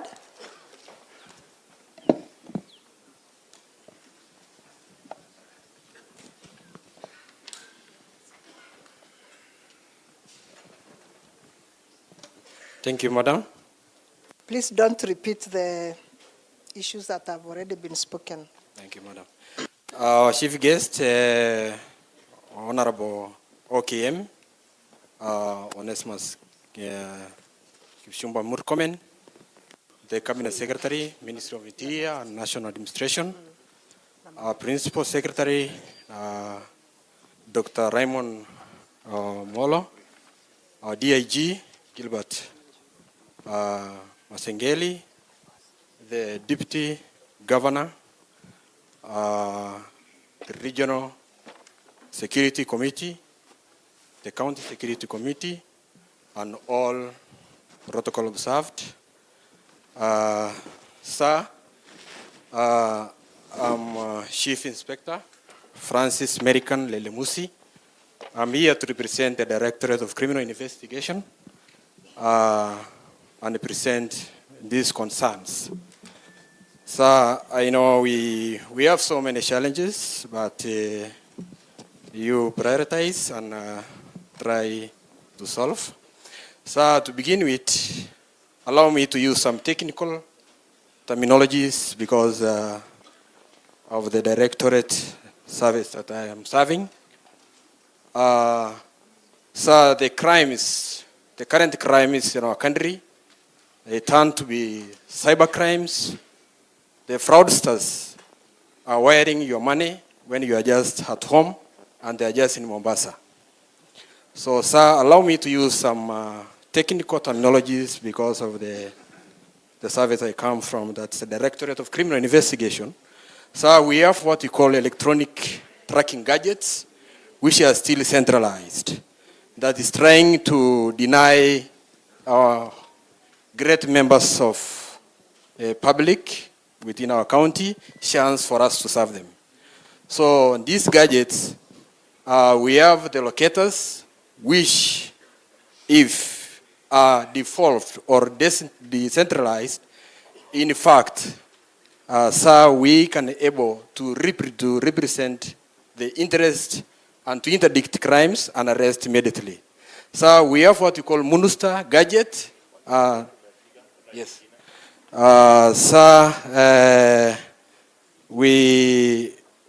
We said about training. So we lack machine training as a directorate and technical unit. So for the continuity, we request for training because we normally take officers from the General Service Unit, that's the Kenya Police, and in fact, they don't undergo, we don't plan for training. So we request you, sir, to consider that. Sir, I'm told not to mention about some difficulties in mobility and transport, but I wish just with your due respect to say the wonderful, we have a same sub-county and we don't have even a vehicle. We have the Kodibo sub-county and we don't have a vehicle. So we request you to take consideration on that so that we can provide services to our people to the best that you wish. So we have what we call management of informants and information. So during the formation of the criminal investigation department, to manage informers and get information is very important for the security of our nation. We request you, sir, we focus on management of information and informant so that we cannot lag behind, so that we can able to advise our country on the upcoming and emerging crimes. So, sir, consider the source that we manage our informant and information, how to get information, so that we can be ahead of criminals. Sir, it's expensive to get, so we request you, because I know you have the knowledge to support us on that. So, management of crime. The crimes are becoming technical, dynamic as the technology. As I said there before, that the four principals can commit a crime in Mombasa, and they are committing crimes in Kisumu.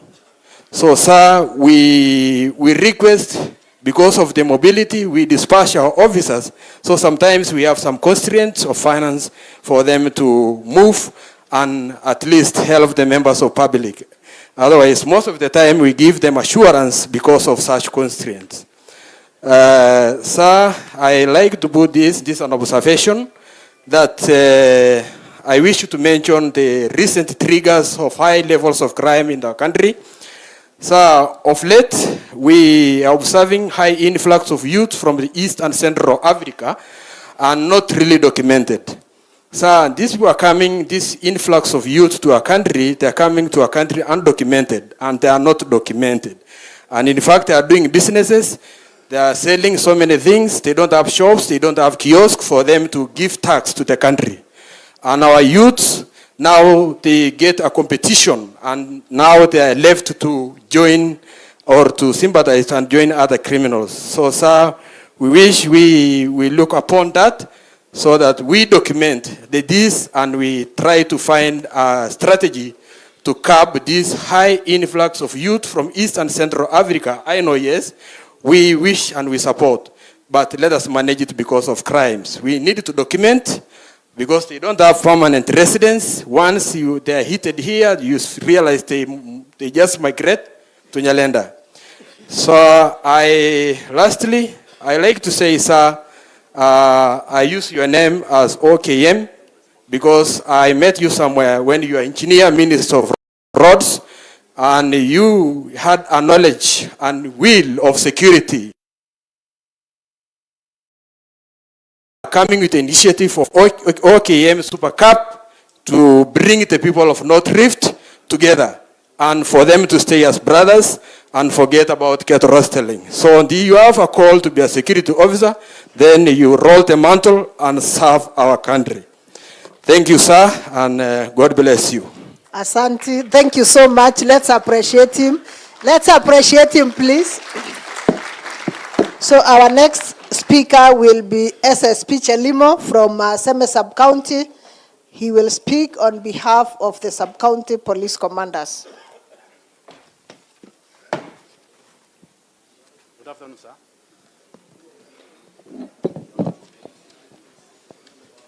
Our chief guest this afternoon, Honorable Kipchumba Murkomen.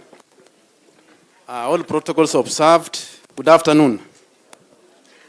I am Jacob Chelimo, the Sub-County Police Commander, Seme. I'm going to speak on behalf of the 7 Sub-County Police Commanders from Kisumu County. We have 5 areas of concerns that would like to share with you this afternoon. And because most of them have been mentioned by the previous speakers, I'm going to be very brief. Number 1, we are requesting for additional motor vehicles. I know that the previous speakers have mentioned that, but I want just to give the figures. 17 police stations in Kisumu County have been identified as critically constrained in terms of mobility. So these police stations doesn't have even a single vehicle. So this hampers our operations. On the same note, sir, we also have acute shortage of police drivers. And we do request that more police drivers be trained so that we improve on the same. When you move around the police stations, you find that we have only one driver, which means that when this officer falls sick or is taken ill, or he proceeds on leave, then our operations stall. On the same area, under motor vehicles, we're also asking for the revival of police workshops. They have stalled. We normally take our vehicles to civilian workshops. So we are requesting that the same be revived. Number 2, revision of fuel allocation. I know this also has been mentioned by the previous speakers, but I just want to mention the figures. Currently, we are being allocated 450 liters per vehicle for every month. So we are requesting that these figures be increased to 750 liters every month for every vehicle. Number 3,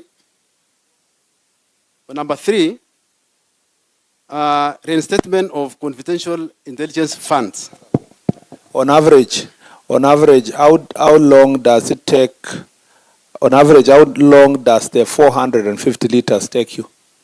Or generally, on average, yeah, it takes in the county generally. Let me. How many days? Yeah. Yeah, let me confine myself to sub-county because that's where I come from, and I have experience on the same. It takes us from 1st of the month up to around 20th. Then it is gone. So the remaining 10 days of the month, what do you do? What we normally do, we have fuel given to us for the departmental vehicles, the police vehicles. These are I'm talking about the least motor vehicles. So if we have a number of liters, then we supplement. Yeah, because operations has to continue. If you don't have?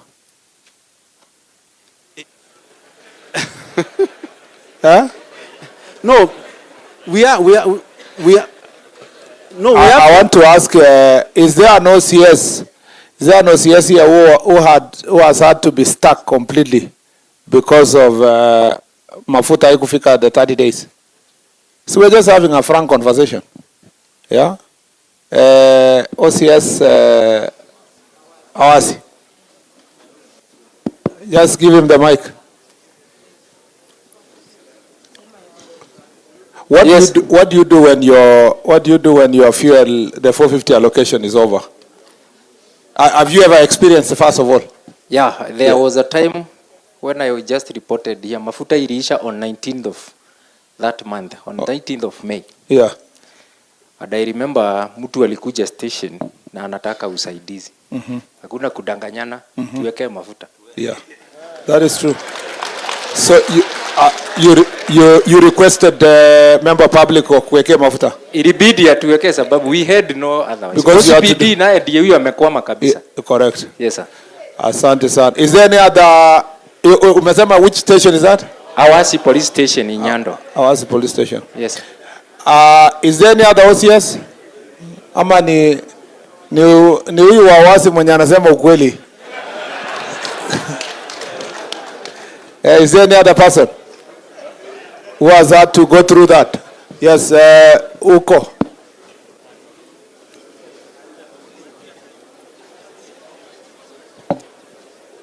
Yes, OCS. Thank you very much, our CS.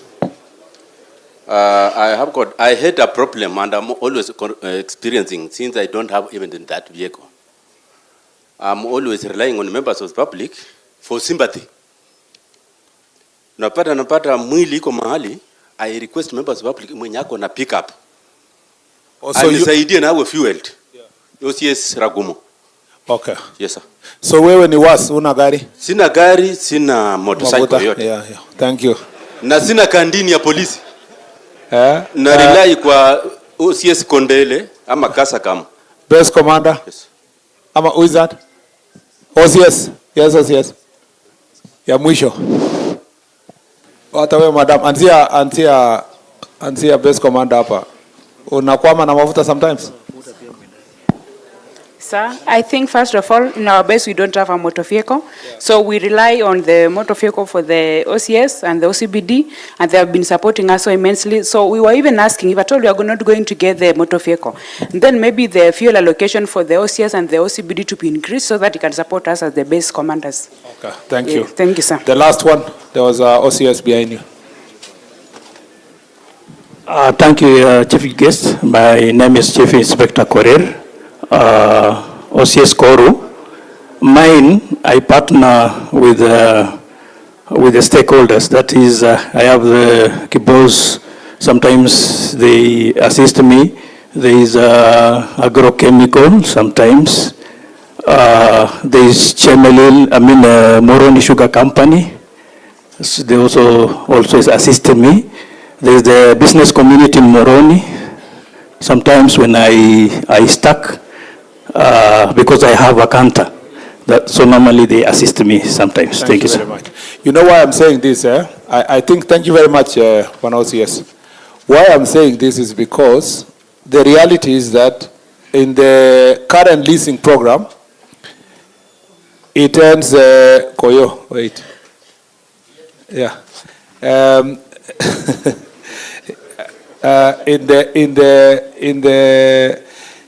There is a fundamental question I'm trying to pursue.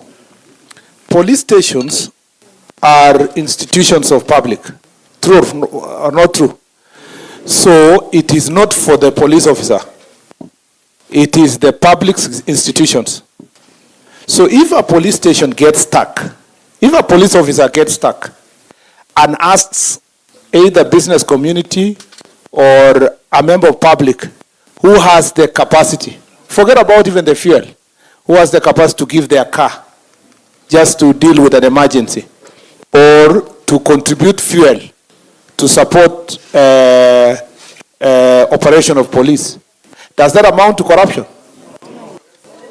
It cannot be, because it cannot be corruption, because in the first place we are trying to promote, first of all, the last people to be complained is members of parliament, because you don't give us the budget. So that's where the bigger problem is in the first place. But you cannot say because of the lesser fuel allocation ascended and so forth, and yet we are saying security is for people work in a local community and so forth. You can't tell me that the members of public working together with their OCS cannot find local solutions, including building a police station.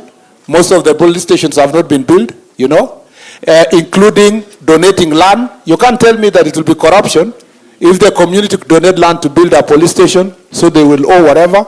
You can't tell me during Christmas if the local community arrange themselves and take goodies to the OCS and the police officers in the police station to celebrate Christmas, it will be corruption.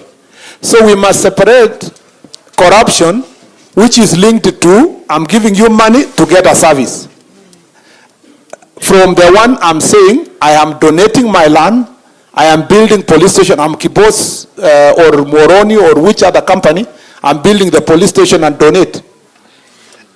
We must separate that one from the corruption that someone comes and you tell him, usipotoa kitu sitaenda.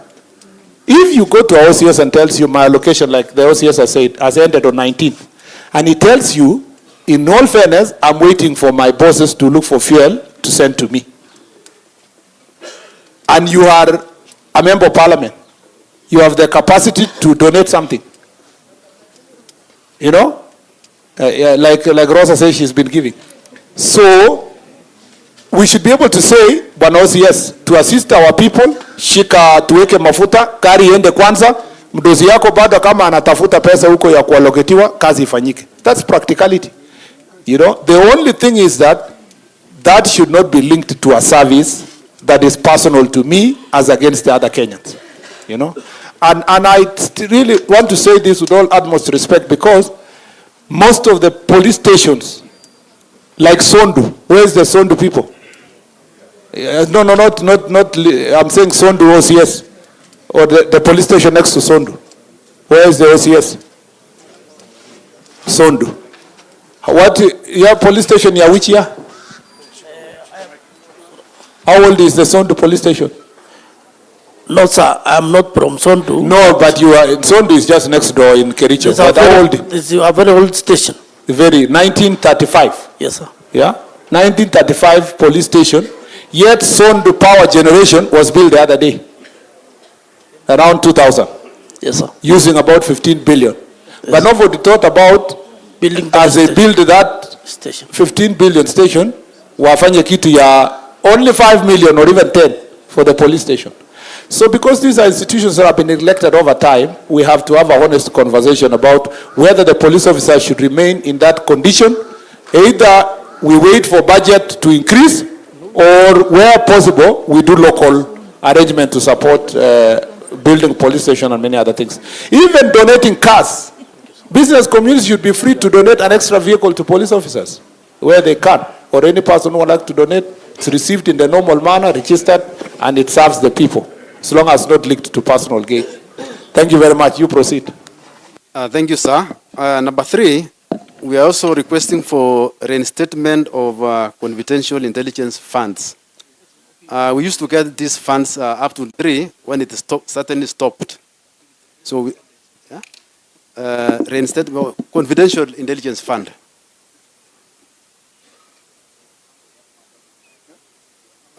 This fund is instrumental in supporting grassroots intelligence gathering from youths, border operators, and others. Number 4, we are also asking for establishment of an allied intelligence unit. We recommend the formation of an allied intelligence unit modeled on the former, the de facto special branch to focus on gangs and high-level criminal networks.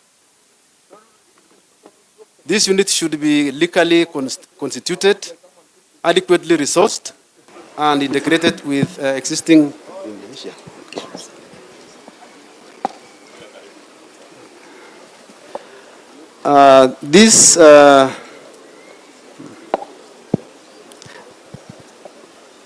It focuses on gangs, on high-level criminal networks. This unit should be legally constituted, adequately resourced, and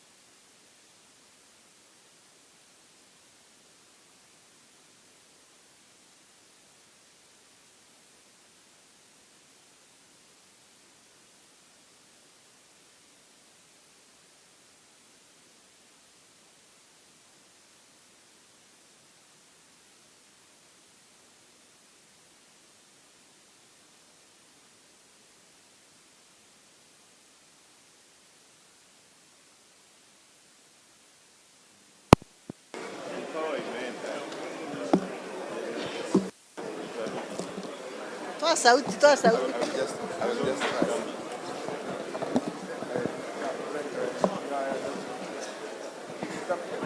Good afternoon, sir. My name is Francis Ofondos.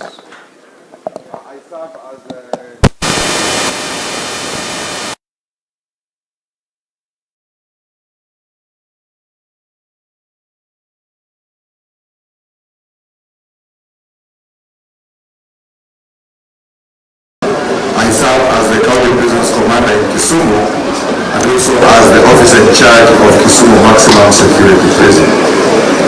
I sat here to represent Kenya prisons in these deliberations.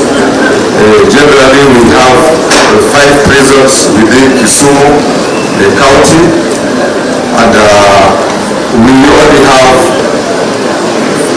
two presentations to make. One, the Kisumu County prisons serve about 31 courts within Kisumu County. Kisumu Town alone, we have 15 courts, minus 2 high courts in Kisumu and 1 Kenya Court of Appeal. And we have a court in Vinam, we have a court in Maseno.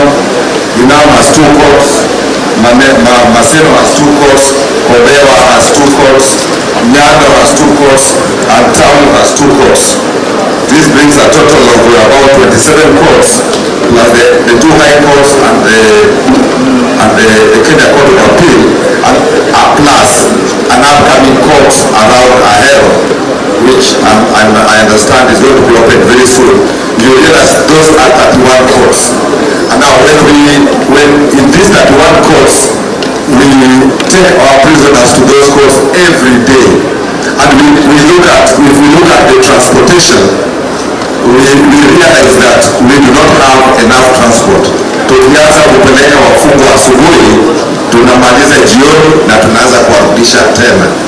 Gari kizunguka inatupa changamoto. So tunaomba kama itawezekana tuweze kupewa gari na probably personnel ndio tuweze kufikisha watu kotini vizuri.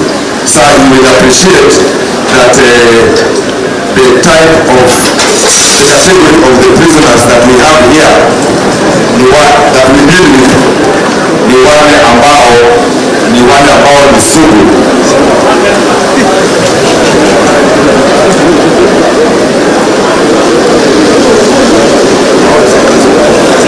So you will appreciate that the category of the prisoners ambao we deal now ni wale sugu, and we are advised not to use the prison ambulance.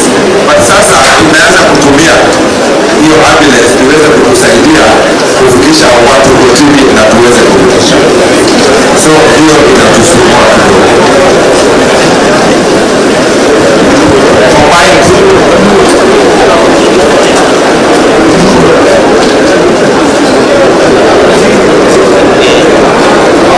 It's still okay.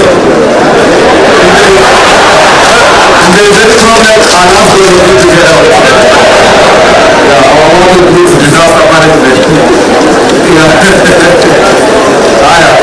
But the people who are supposed to check, if there's any doubt, they let us know. So that thank you very much, sir. Together with the productions to court, and I've said that the category of the prisoners that we normally take to these courts are high-profile prisoners, prisoners serving very long sentences, appearing for their appeals after having been in prison for a long time, 20, 30, 40, up to 100 years. So in terms of their security, tunahakikisha iko sawasawa. So tunaomba sana kama tunaweza pewa magari ambayo inaweza kutusaidia kupeleka hao wafungwa kotini pamoja na mafuta. So you will realize that most of the prisons that we have in this county ni jela za zamani. Like if you talk about Kibos Maximum, jela ilijengwa 1968. When you talk about Kisumu Maximum, ni jela ilijengwa wakati ya ukoloni 1950 something, ikafunguliwa 61. Hizi ni jela ambazo mjengo zao ni ya zamani. Na tukitaka tunaomba tuweze kusaidiwa tupate ya kisasa.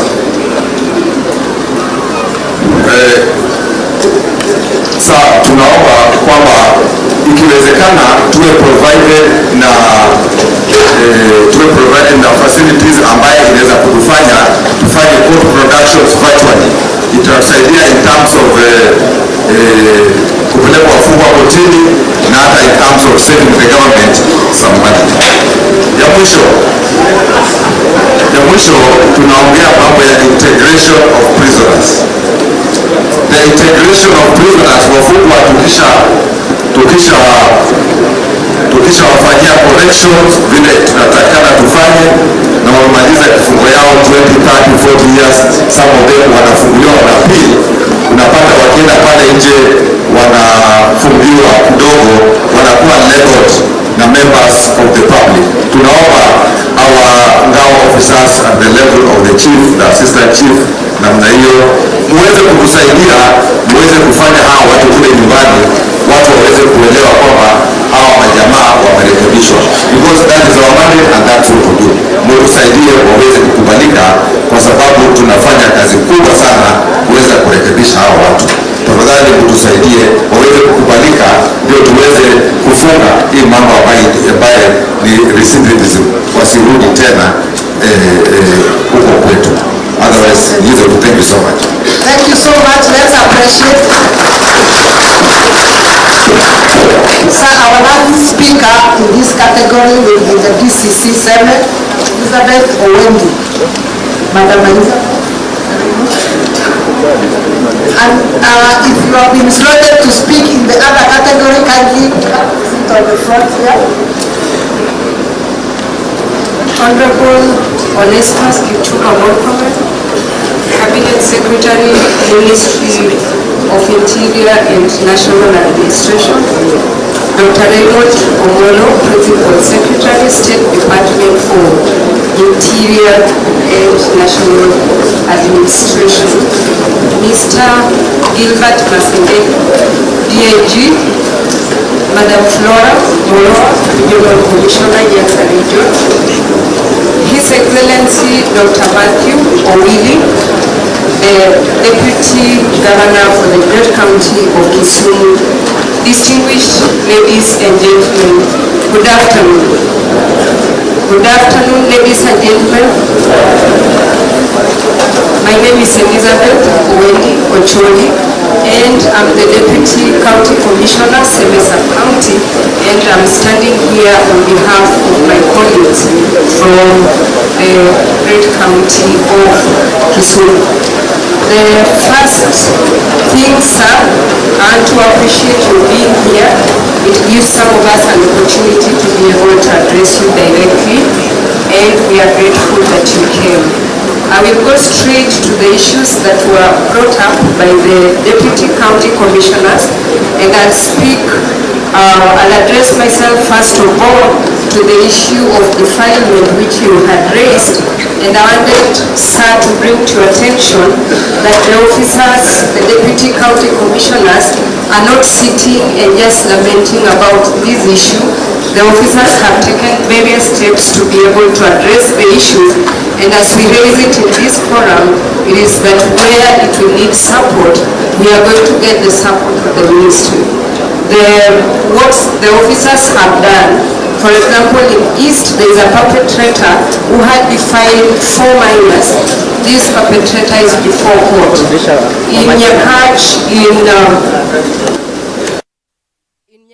in Muhoroni, in the other sub-counties, these people are followed up with the support of Ngao officers, and they are before court.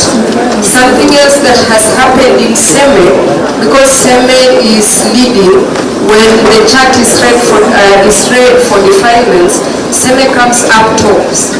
And what Seme has done is that they have already sensitized all the village elders, and at some point on the issue of kangaroo courts which were promoting this, one of the village elders was arrested and arraigned in court for covering this up.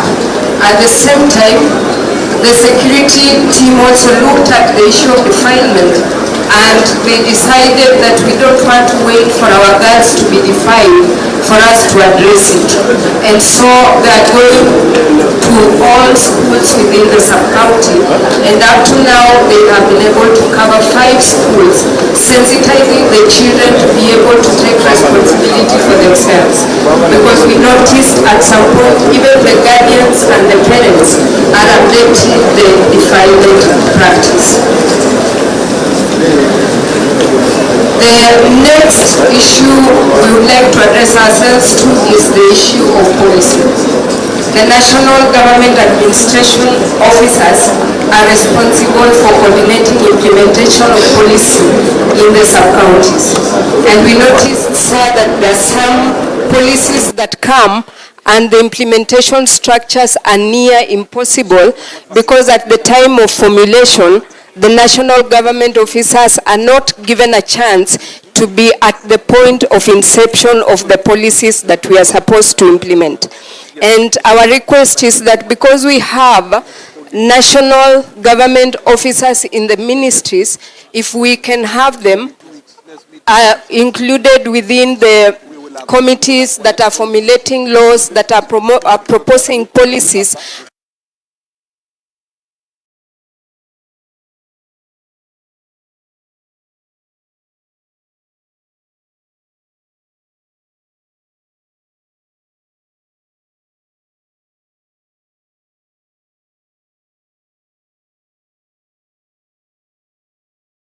for us to be able to implement our mandates effectively.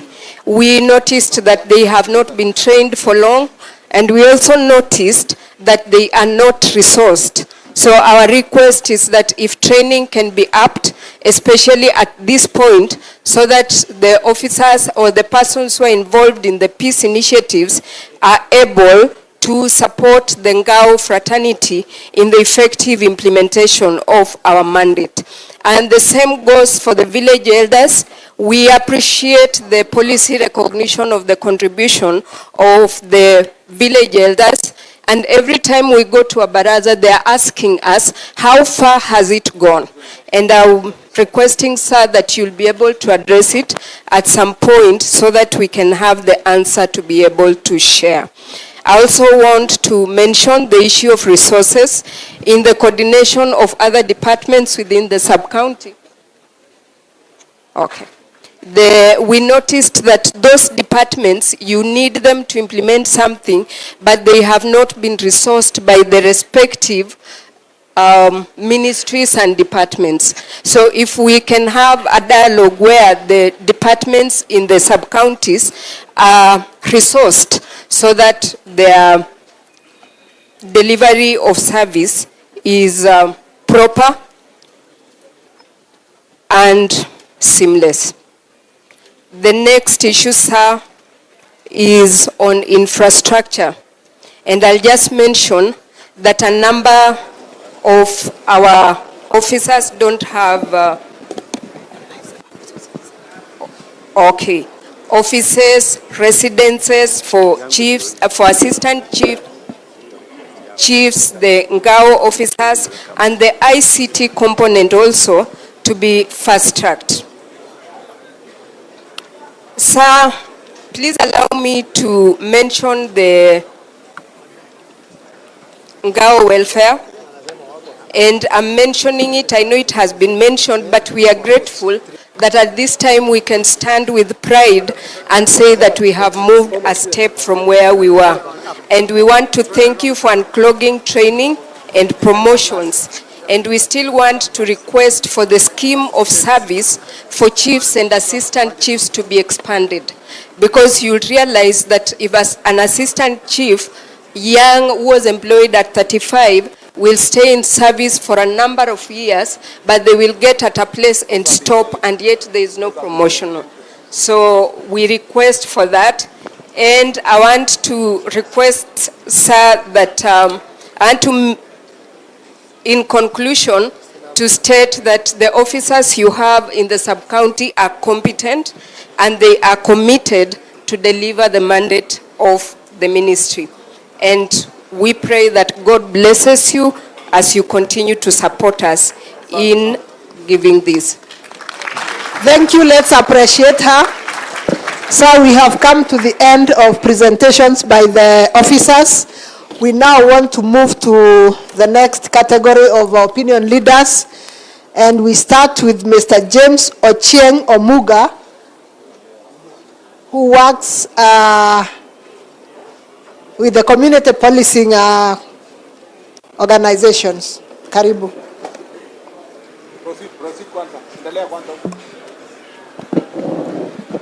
All protocols observed, Bwana Guest of Honor. I have my report written and I won't go through everything. I'll say a few because some had been tackled. My name is James Ochieng Omuga, Coordinator Community Policing Committees, Kisumu County. It is an honor for this chance to address this national gathering chaired by Cabinet Secretary Onesmus Kipchumba Murkomen. I appreciate your system and pattern of operations. This is the reality of bottom-up governance. You and your peers, Dr. Raymond Omolo, have proven to the nation a new system of leadership. Bwana CS, I am so proud of the Nyanza, two strong ladies and brave girls representing our region, that is our region commissioner and our region police commander. Sir, I serve this region in two capacities. I am the secretary for Matatu Owners Association and coordinator of community policing committees. You also considered me as a member of County Transport and Safety Committee for Kisumu while you were in the Ministry of Transport. As a member of CTSC, allow me to address only 2 items. I had 3, but 1 had been tackled by the base commander, Kondele. I want to call upon your ministry to implement instant fines. This is to reduce corruption on our roads and also time taken for litigation. Our vehicles are on loan and we fear taking too much time in the police station waiting for court to hear our issues and maybe take our fines because our cases are usually plea cases. When we realize a vehicle is going to be at the station for more than 8 hours, then we might force the police officer to take some money and allow us to go. So if we come up with instant fines, then we shall be safer and we shall abide by it. We've been doing road safety sensitization, which we have done with NPS, NTSA, and CGK, and I call upon your ABU office to help us continue in this sensitization and public dialogue with our drivers, operators, border, and all stakeholders in the industry. As the coordinator of community policing, allow me to address the following. Crime in the county. Bwana CS, the appointment of Dr. Raymond Omolo as PS for Interior has been a blessing to this region. And that one, I say, also has improved on our status for our region. The violent political protest, we can say, had stopped. And Kisumu is now peaceful. This is in turn has attracted investors and many international activities taking place in Kisumu. Not to mention the ball games. Our governor and deputy governor have been hosting international programs in the city. Even our city manager have been receiving very many guests in our city because of the program we have. I can attribute this to one man. There is a boy in our county, Bwana CS, called Boy Akoth.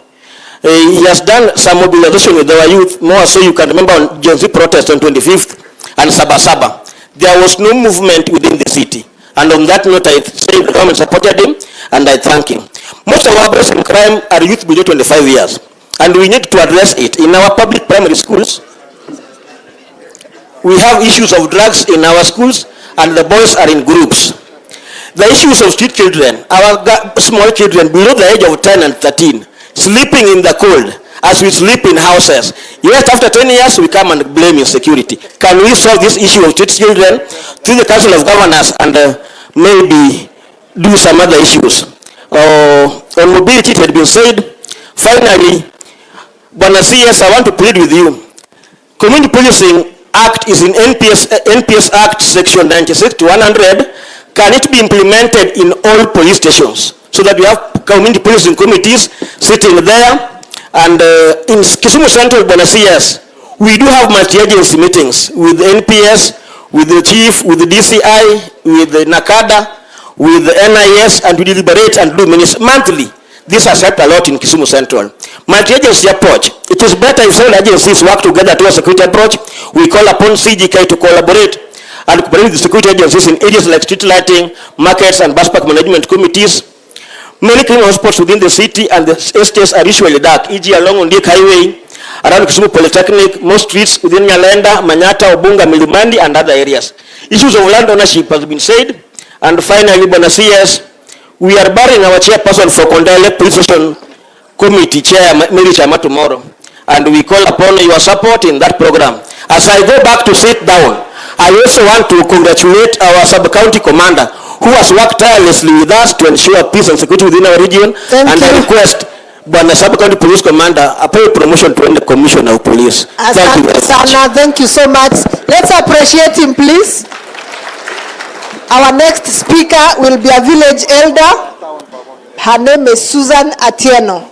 Karibu, madam. All protocols observed. My name is Susan Atieno Uma, from Kisumu Central, a village elder.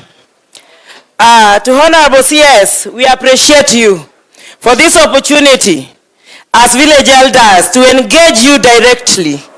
We kindly seek your guidance on the following matters. What is the current status of the Village Elders Bill? Is it likely to succeed, and when might it become operational? Are there government plans to provide regular remuneration for village elders as envisioned in the bill? Will there be capacity building programs to strengthen our understanding of roles and responsibilities as well as basic law? Can the government consider introducing reporting tools such as mobile phones like those provided to CHPs to support our work? Honorable CS, narudi kwako kidogo. Pongezi kwako sana, tena zaidi, kwa kukaa na sisi siku ya leo. Hakuna CS mwingine amewahi kukaa na sisi vile umekaa siku ya leo. Na tena umengoja mpaka dakika hii, ambaye umengoja kusikiza maoni yetu kama village elders. I have been a village elder for more than 15 years. Na hii imenipea nguvu zaidi kwa kukutana na wewe, kwa sababu najua wewe ni mtendakazi ambaye Rais Ruto alikuchagua kama mtendakazi ambaye atatekeleza maombi yetu kama wana mashinani. Ningependa kuuliza, kuna jambo ambalo nililotumwa na community. Kuna hii Kanyakwar sublocation, kuna Kanyakwar location. Kanyakwar location, it was gazetted 10 years back. Till now, it has not been operationalized. Sasa sijui shida imekuwa ni nini. Sijui ni sisi hatujui ama namna gani. Kwa sababu gani? Kuna hizi sub-counties zingine ambazo zimepata locations hivi karibuni tu, lakini hatujui yetu imekuwa namna gani. Kuna shida yenye huwa tunapata kama village elders wakati ambapo tunafanya kazi. Hii ningependa at least nikuwekee kwa report yako ili uweze kujua. Sisi kama village elders tuko na kazi mingi. As much as sisi kuna wanawake wajane, watoto mayatima, wazee. Sisi wenyewe ndio huwa tunawatafuta pale mashinani ili waweze kupewa hiyo pesa ya wazee. Na sisi kama village elders huwa tunaachwa nyuma. Hatujui shida inakuwa wapi. Last time tuliagizwa ni kama tungepata ile token kidogo. Na hiyo token imekuwa ikisemwa, hatujui kwa saa hii imefika wapi. Na ni kwa sababu gani? Huwa tunafanya patrols hata usiku. Lakini tukifanya hizo patrols, saa zingine mnaweza hata kutuangalilia kidogo kama hata tunaweza kupata hata kama ni ka reflector, ili tuweze kukua tofauti na wale wengine, ili tuone kama hao wanakijiji, kwa sababu sisi ndio tunafanya kazi kubwa. Reporting ni sisi ndio tunapatia hawa machiefs wenye wako hapa ripoti. Bila sisi hawawezi fanya, bila sisi, kwa sababu sisi ndio tunaenda mashinani na tunapata zile ripoti zenye zimejificha humo ndani mashinani. Tukishapata tunawaletea ripoti, wanapata. Sisi kila ripoti lazima tupeane. Hata kama ni kuku ametaga mayai, tunapeana ripoti. Asanteni. Asante sana, tumpigie makofi. Asante sana. Thank you so much. Our village elders huwa wanatusaidia sana. Thank you so much. Sir, our next, tutulia tafadhali. Order, please. Our next speaker, sir, will be a leader from the University of Maseno. Please come forward.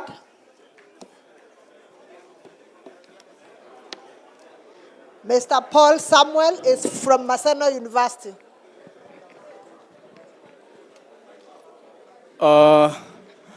Our able chief guest na mchapakazi Waziri Kipchumba Murkomen, our PS Raymond Omolo, who is also a friend of comrades, DIG Gilbert, Deputy Governor Kisumu County, all protocol observed.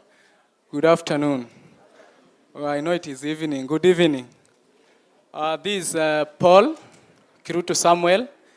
Paul Kirutu Samuel is a student leader, Maseno University.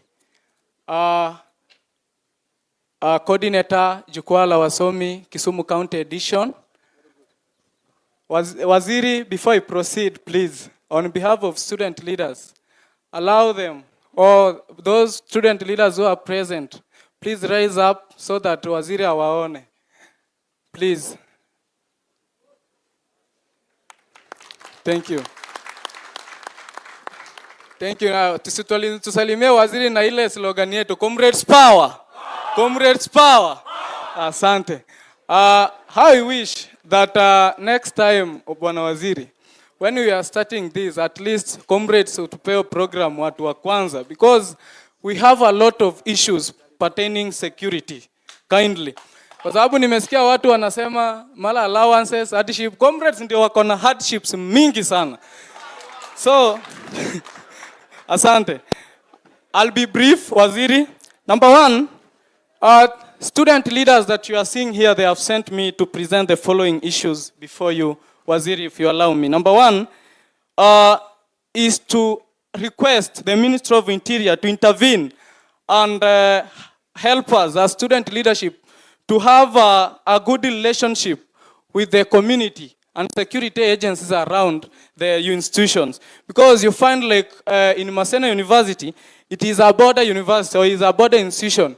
We have students staying in other western side and in Kisumu County. So we are asking that please, these all institutions, they are structured in they are structured in communities, and these communities sometimes they have issues, and you see and you find that sometimes this community or villagers use students or comrades as tools of punishment to other colleagues. Number two, Waziri, we are asking that as student leaders that you incorporate us in some of these security committees, both from national level, county level, and even sub-county level, so that we help the government, or we help the county government, both national and county, to articulate some of these security issues and to help them sort out insecurity. I know this to county government, but please, Waziri, most of institutions lack security lights. And through you, I'll urge the deputy governor, because the governor is not present. Kisumu County, most of institutions are facing challenges to do with security lights. Please help us, because we found that most of students are part-timers, perhaps within the town of Kisumu. So kuna wale wanasoma jioni hadi saa 3 ya usiku. So we help on that. Another issue is accommodation, Bwana Waziri. Accommodation has become an issue on insecurity, because we find that most of students, because of they don't have that capacity or ability to stay within town, it forces them to stay in unfamiliar conditions or in unfamiliar environments, which leads to their insecurities. Another one, Waziri, I have organized an event for Jukwaa la Wasomi. I have engaged the county commissioner, Mr. Benson. Please, we will have that event in Maseno University. Bwana Waziri, tunaomba kama student leaders wa Kisumu, tumekwama kidogo. Kama unaweza to support at least tukuwe na successful event. Please, tusaidie tafadhali. Sawa sawa? Na comrades. Comrades Si umeona PS Raymond yako area? Si umemuona? Sasa PS Raymond, tafadhali usitoke kama usijasalimia wao wangwana. Asante. Thank you so much. Lastly, Bwana Waziri, because just a minute. Because I'm a youth leader, I've also been sent by youths within Kisumu County to present, no everyone couldn't articulate their issues, but nimepewa hapa barua kidogo nikupe Bwana Waziri. If you allow me please, nikupe. Asante. Thank you. Let's appreciate him. Asante sana. The next student leader is Sharon Akinyi from Kisumu Polytechnic. Karibu.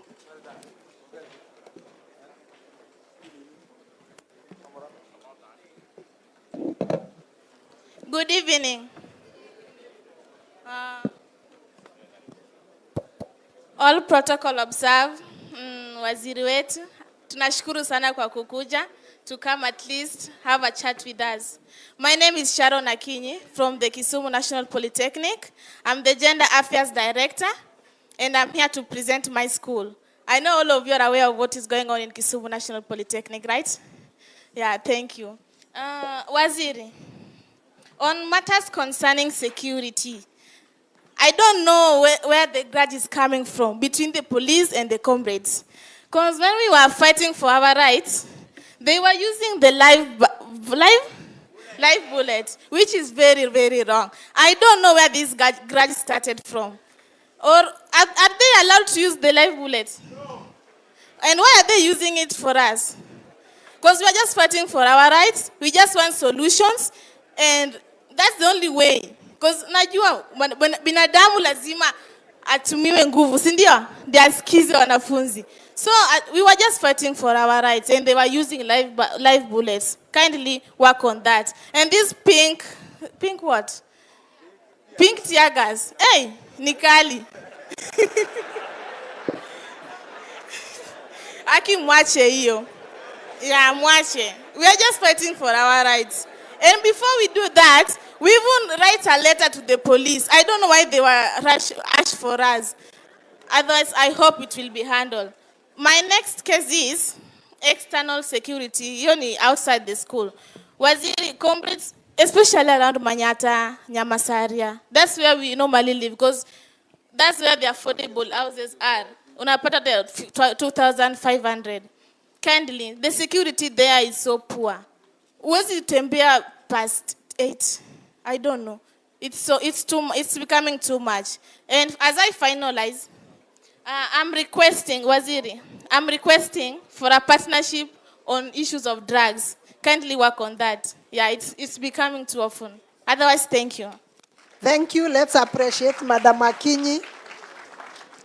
Asante sana. Sir, our next speaker represents the Beach Management Unit, Mr. Romanus Odoch.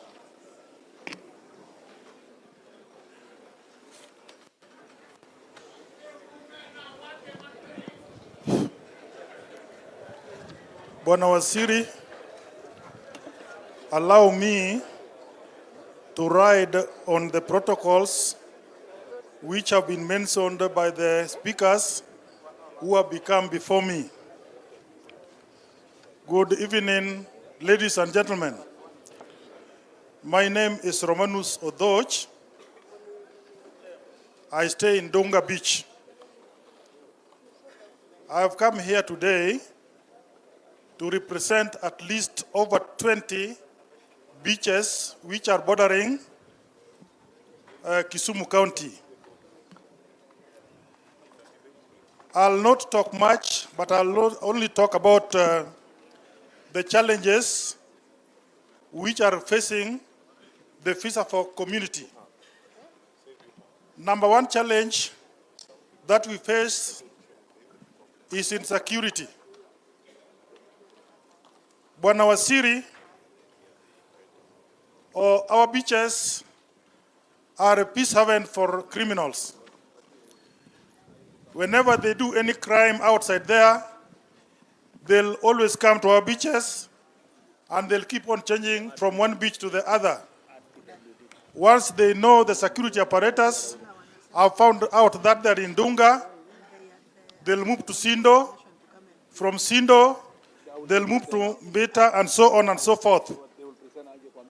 I would request your office, if possible, at least to try your level best to establish a police post in each and every beach for security purposes.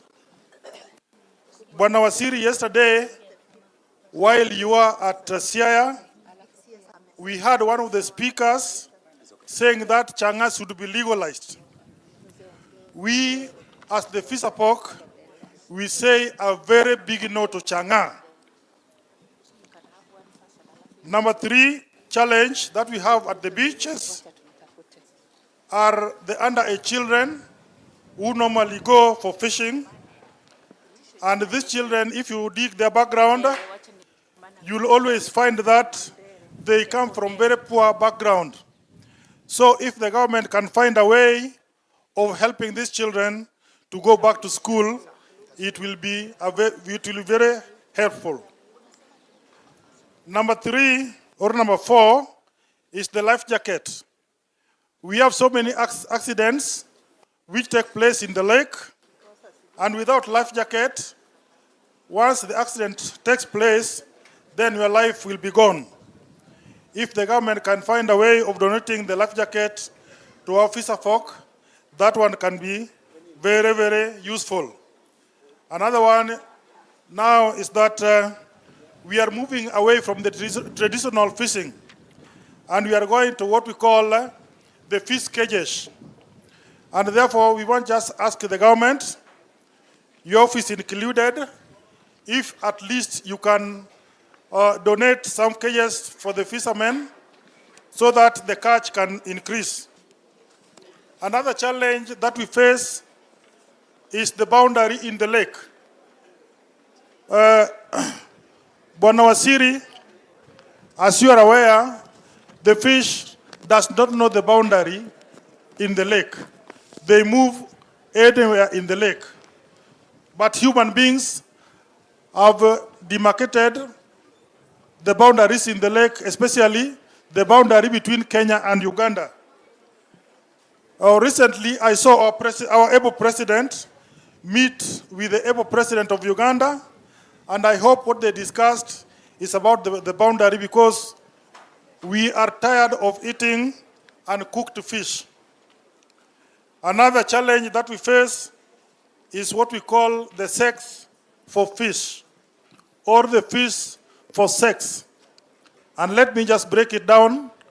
When a fisherman has caught some fish, he will always say the woman to at least to give the body and then in exchange for the fish.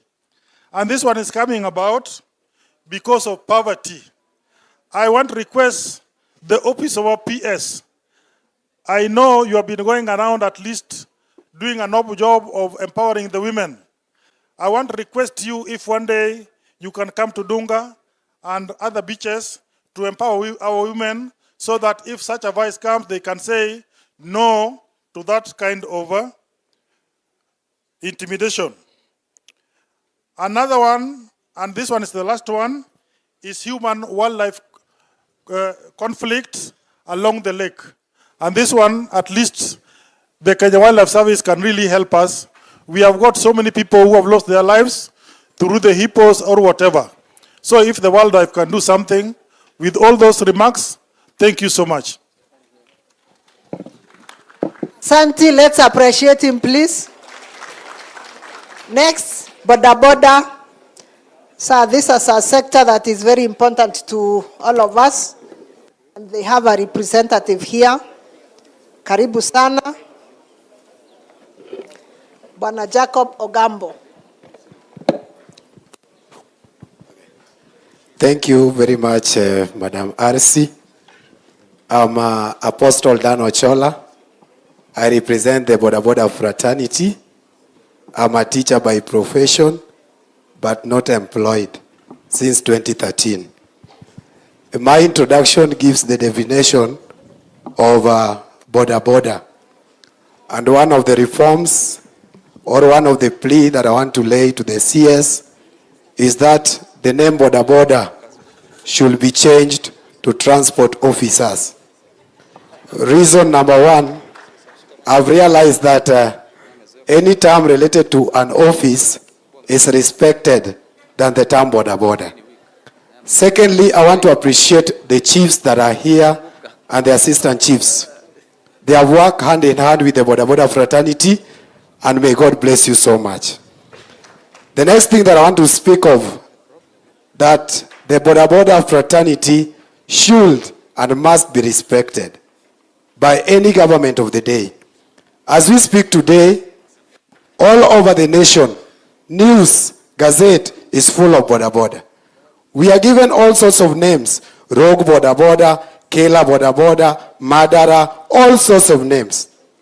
And for that reason, we are changing our names from Boda Boda to transport officers.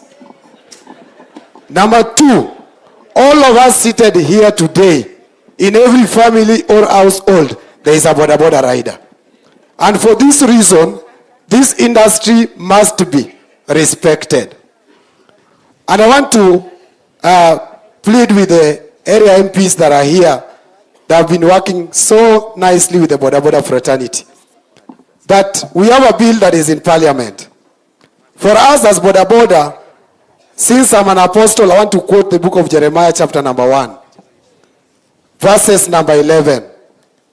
The angel of God is asking Jeremiah, what do you see? The same question I want to ask the CS today, what do you see? We see a Boda Boda that is transformed, that is taking care of their families. In Kisumu, we are having a very big challenge. And this has made the Boda Boda fraternity of Kisumu not to be at peace. And this is the aspect of Mbogi. The Mbogi are out, they are working with politicians, na wanatusumbua left and right. And in Kisumu, we have decided to come up with an operation known as Operation Maliza Mbogi.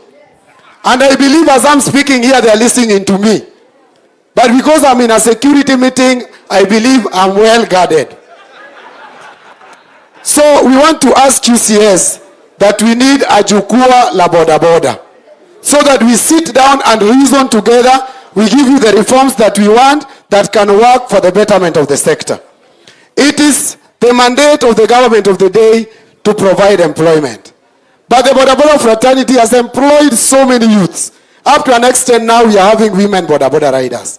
But we are not respected in this nation. The other day we were in State House. I was one of the people that went to State House. We want to appreciate the broad-based government. That again today we are in Jukwaa la Usalama and we are presenting our views as Boda Boda fraternity. CS Murkomen and PS Bwana Omolo. We want to be very clear on this and very much categorical. We have given the government of the day 21 days to clear the Mbogi operations in Kisumu. Why am I saying so?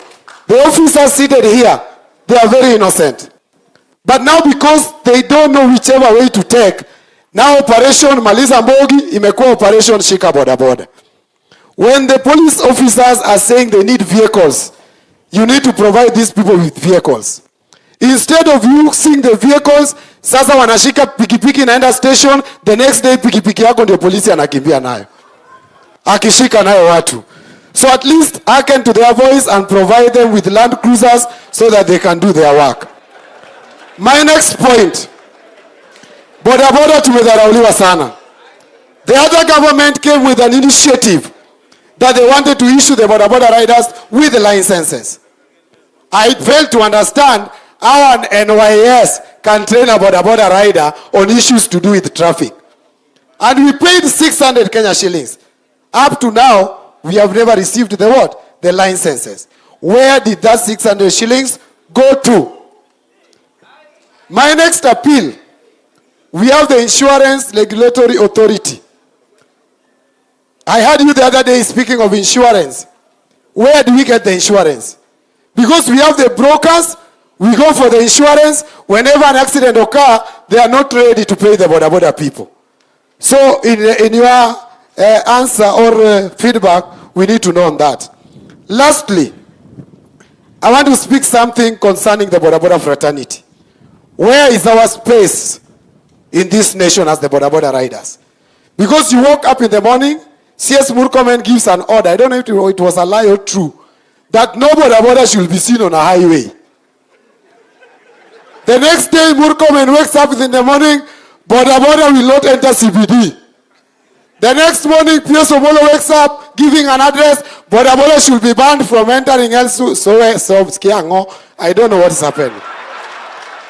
So we want to plead with you. And I'm very much happy I'm seeing you one-on-one. We need to see something that is workable and can sustain the boda industry. One of my points that I want to say in your remarks, you said that you want to see these things implemented. Same to the boda issues.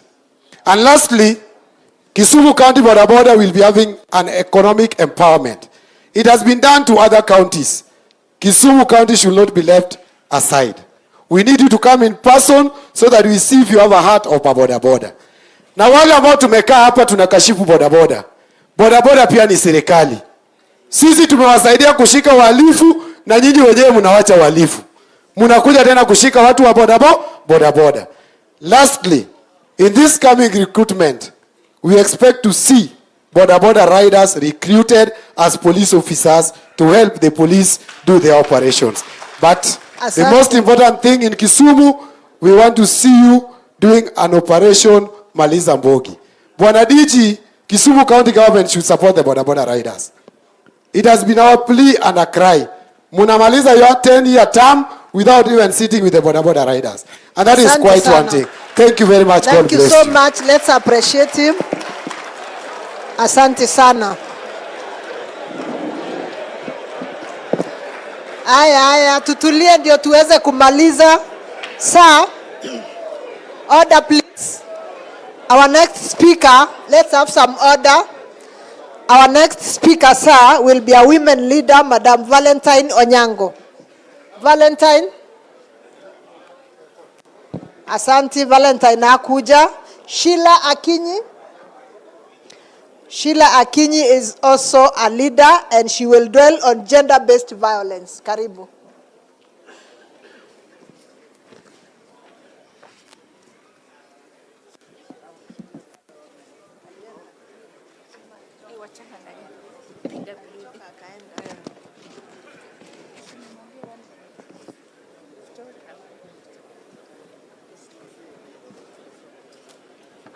Good evening, ladies and gentlemen. Good evening, ladies and gentlemen. Good evening, ladies and gentlemen. Okay. Honorable Cabinet Secretary, the Principal Secretary, His Excellency, the Deputy Governor of Kisumu County, the DIG, and all members of Parliament present. I bring you greetings from the gender sector. I work for Compassionate Center for Families and CBO that rescues and hosts women and children who are victims of sexual and gender-based violence. We also host children who are in need of care and protection. Currently, we are hosting 39 women and children at our Rescue and Recovery Center in Kisumu West, Kisian. I hope the Member of Parliament for Kisumu West has gotten that.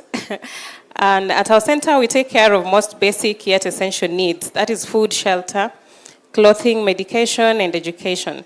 We do this with very limited resources, often relying on goodwill, yet the demand is growing daily. For example, today we have 39 women and children healing from sexual and gender-based violence, and also a few who are referrals for child in need of care and protection. But by the time you're waking up tomorrow, the number may go down to 20 or it may go up to 50. So the first challenge that we have been facing is medical cover for unknown referrals that are being brought by the Kenya police. So many times we get, actually most of the times we get our referrals from the police, and they may stay at our rescue center for a day or two.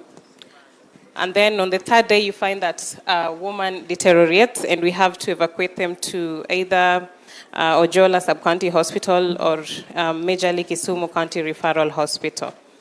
Yesterday, I was discharging 3 girls. One was a referral from Dago Police Station.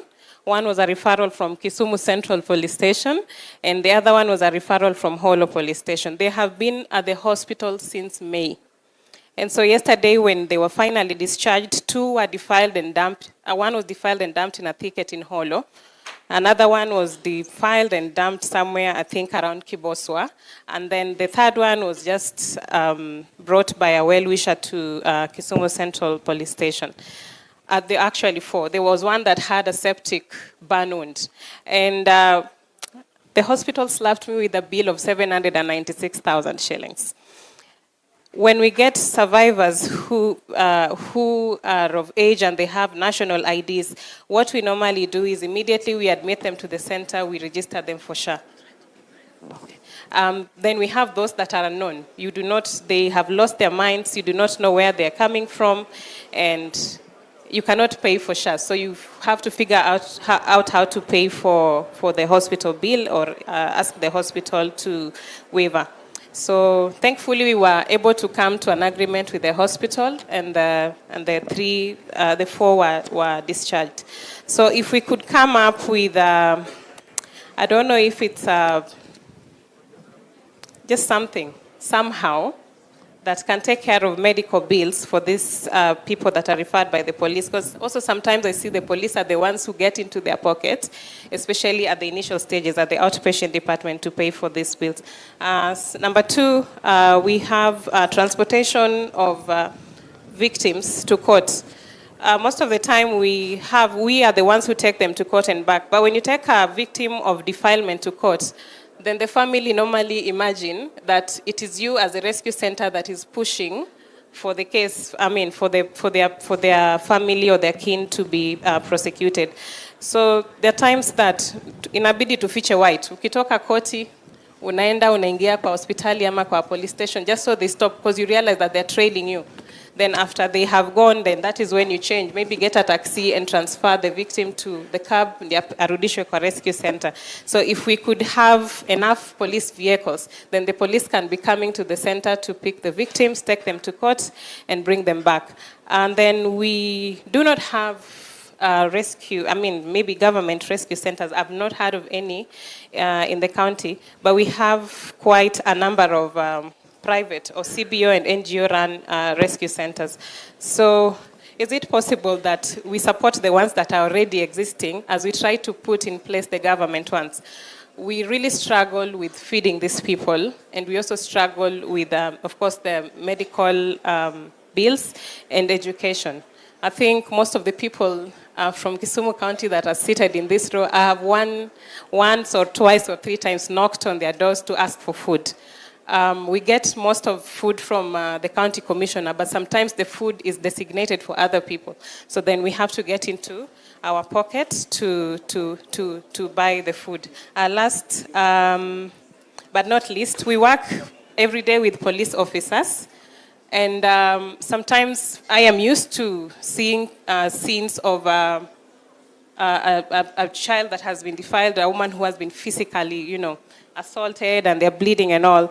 But sometimes, in 2 instances, we went for a rescue in Kombewa, and then there was another rescue we went for in somewhere around Maseno. And then you see the police officer that was given to support us, or rather to give us the security, kind of breaks down, and I'm here thinking, I'm the one who is supposed to be breaking down, not you, because you're used to this thing. Then it dawned on me later, one of them confided and said, Sheila, we are here rescuing this woman, but I'm also going through the same thing.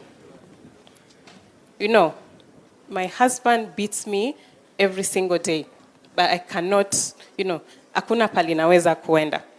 So if we could work on psychosocial support. There was also a time, the last one, somebody reported someone for owing the money, and the IO that was assigned, that was Kisumu Central Police Station, that was assigned to this case was like, Sheila, unajua hata mimi niko na deni ni kama, hata mimi nitaletwa hapa,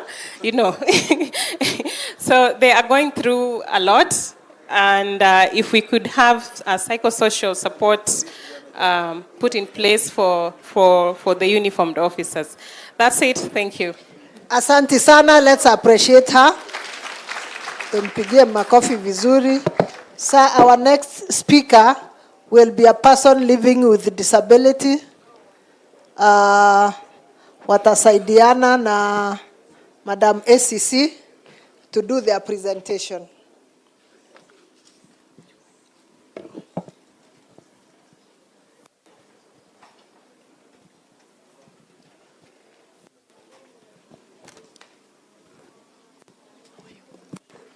Hello, good afternoon.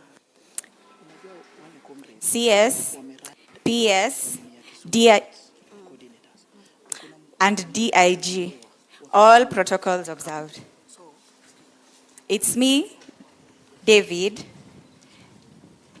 Ogoro, representing PWD,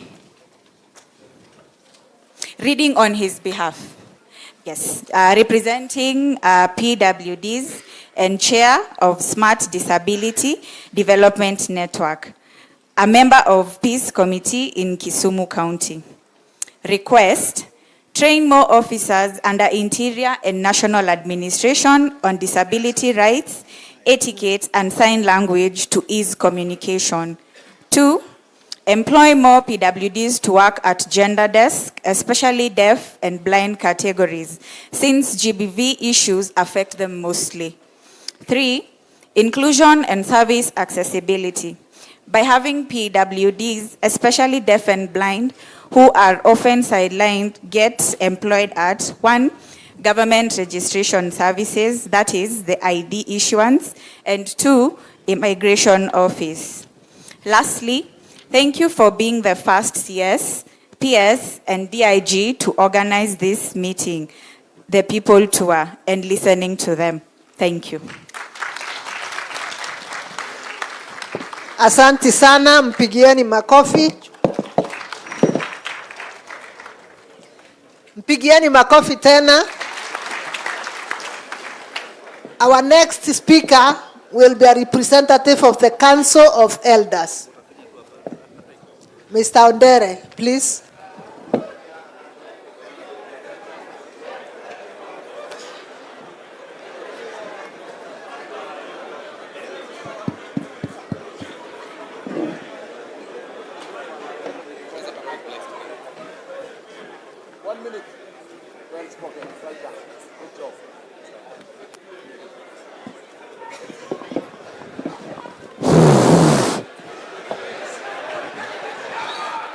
Luo, lingua nene kech gimotimore ni mahono maduong'.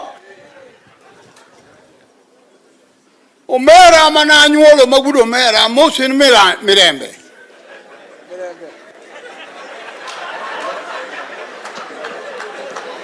Uburo winjo kaka dhi mapiyo piyo. Luo gimomiyo mako dhoga momiyo nabiro ka kawuono. Ng'ama kia dholuo to ng'ato lokne. Luo, ng'euru ni wasesandore moloyo, wasesandore pinyni. Daudi moso uri jese. One of the chiefs, please come and... Ere ng'amunge Daudi? It's okay. It's okay. Should we try? It's okay. Niko na translate.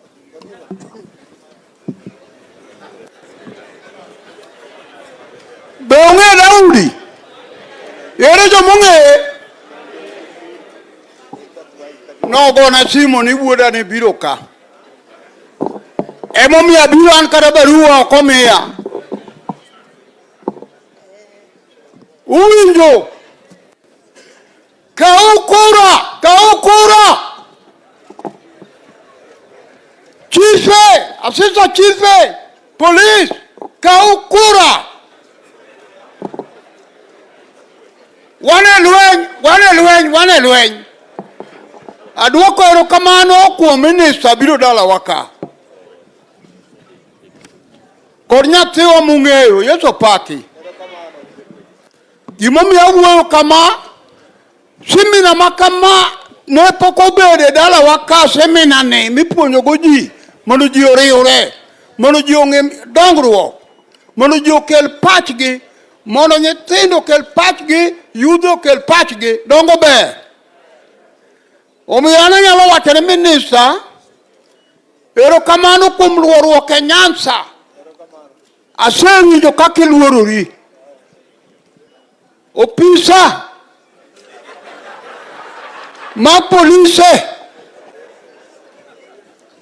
awinjo ka ji owuoyo ka ji gidou, kendo ng'ato ka wuoyo to gidou. Tiwa atiya to urieru, tiwa atiya to urieru. Chife, awinjo kodhum kama moko gombo promotion, moko be gombo ang'o.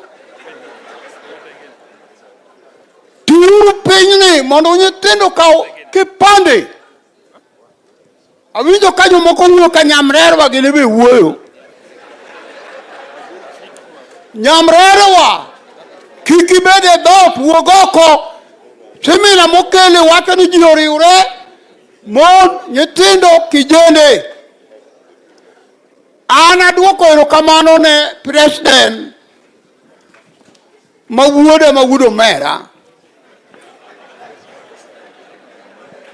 Wachal gi president dong ineno remba, dong ineno denda. Agoyo erokamano ne agone owinjo erokamano deputy mayor, agone deputy governor, agonu erokamano kansende Aduwi. Aduwi chungade Aduwi. Aduwi ne kaka piny oseyoro, piny yoro marach. Mawuok oko ni piny rach. Aduoko erokamano mang'eny, Nyasaye ogwedhi. Omolo, Teremos police mar Bethany. Omolo, tich mitiyo Nyasaye nomedi, tich mitiyo Nyasaye nomedi. Minister, dhiye mier matindo gi madongo Nyasaye nomedi. Donga twak maber. Ma kada kabasa nabiro pong dongo ber. Erokamano jaduong'. Erokamano. Asante sana, tumpigie makofi tafadhali. So we want to invite the Matatu Owners Association represented by Mr. Shem. Please come.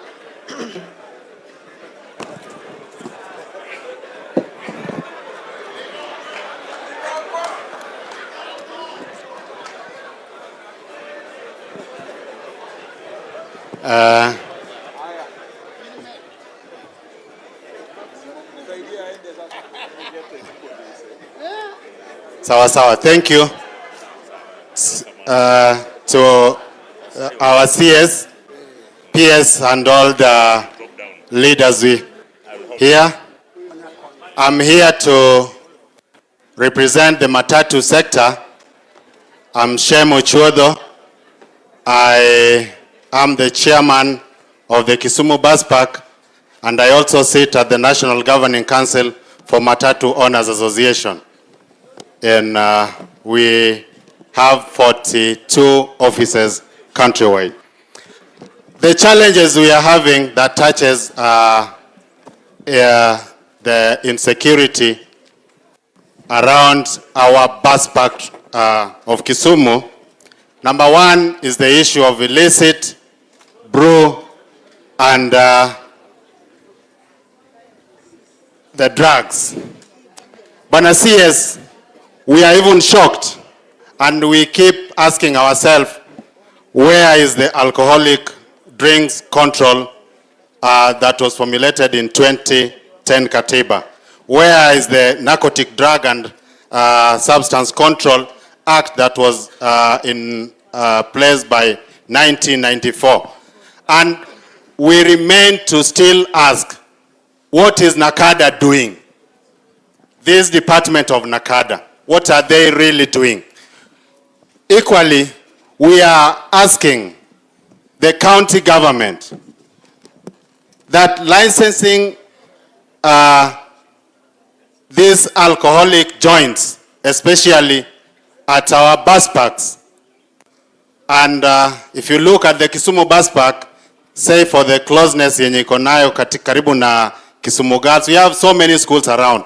Kisumu Girls, Kisumu Day, Kisumu Boys, and several other primary schools. It is risking the lives of those children and also risking the lives of our drivers.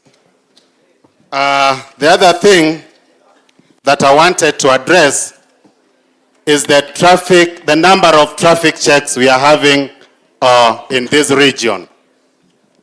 As a matatu sector, we are so much worried about this kind of checks that are being put on our roads. Actually, we are seeing it as economic sabotage, because if you move a very few meters, you will get a police check, and the norm is, the language is that one. That has become like a norm. You greet one another. Why? Why should we? But at the end of the day, this matatu will lose either 600 shillings per trip or 700 shillings per trip.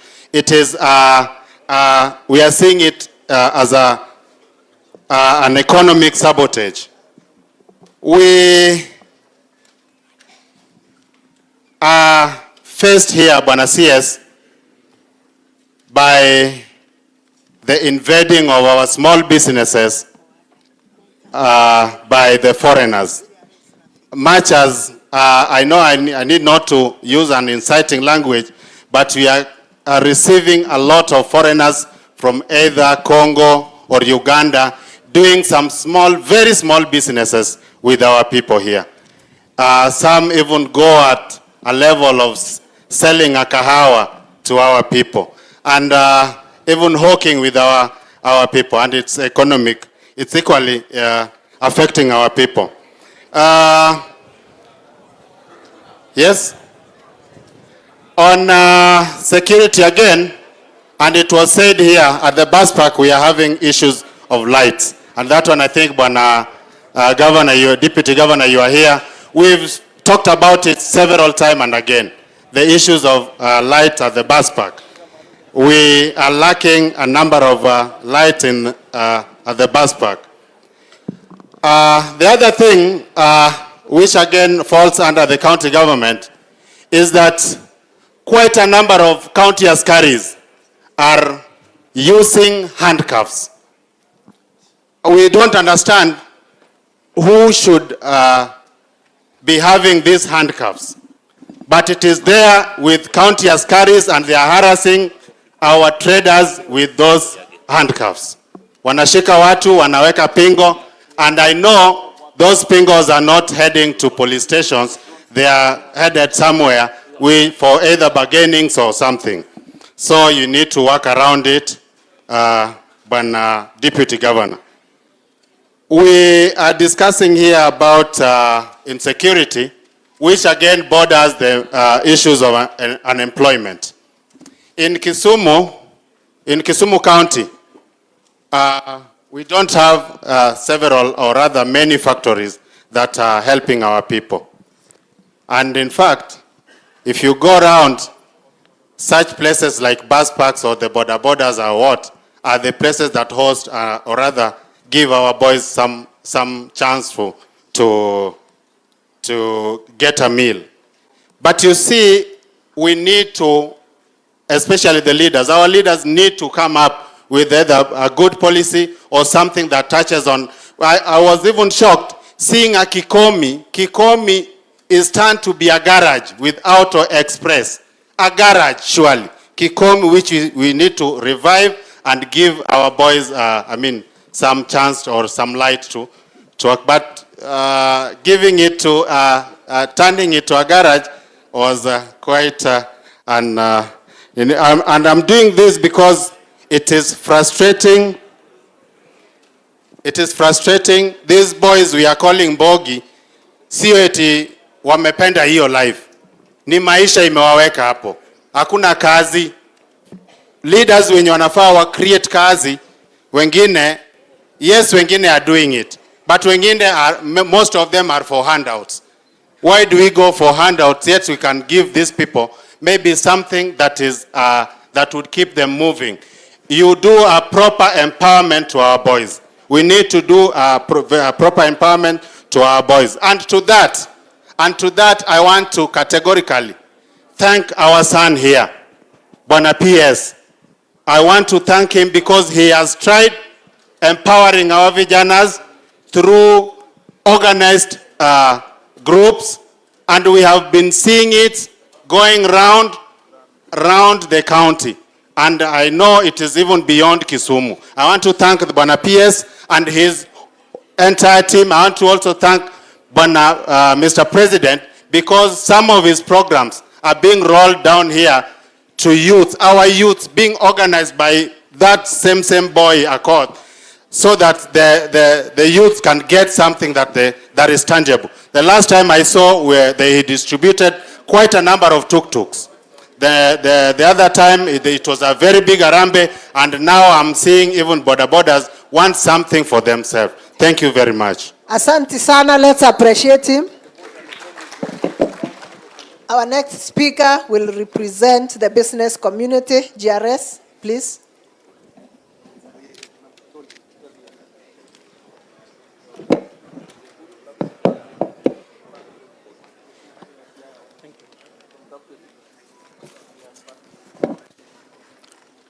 Thank you, Madam RC, Honorable Cabinet Secretary, Honorable PS, Your Excellency the Deputy Governor, the MPs present, the Speaker and the MCAs present, the Regional Commissioner and the Regional Security Team, the County Commissioner and the County Security Team, Police Commanders, Bwana DIG, community religious leaders, youth representatives, and distinguished guests.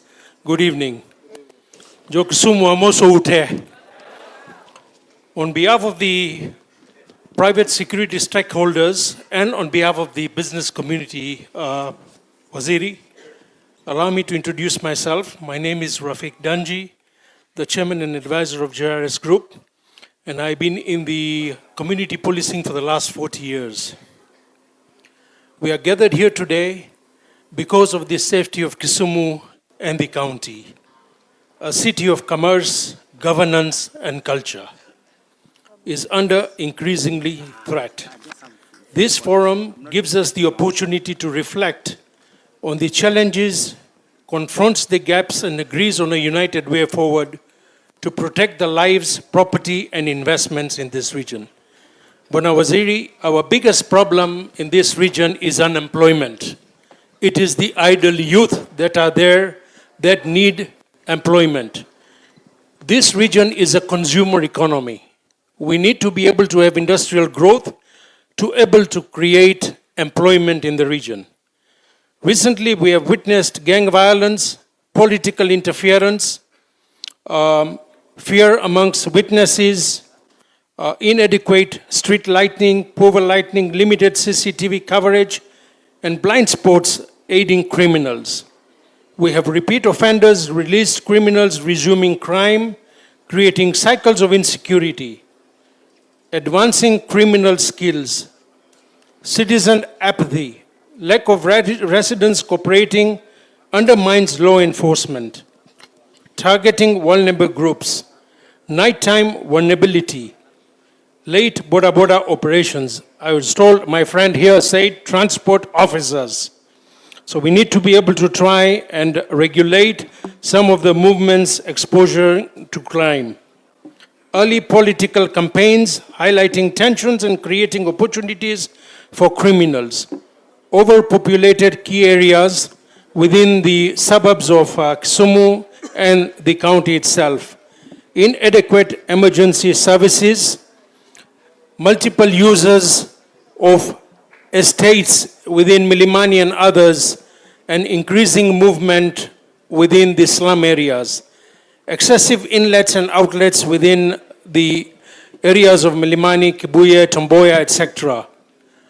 Noise from churches and clubs, unregulated Airbnb facilities, boda boda rentals to students, lack of vetting of commercial domestic workers, failure to share crime information, and low security meeting attendance.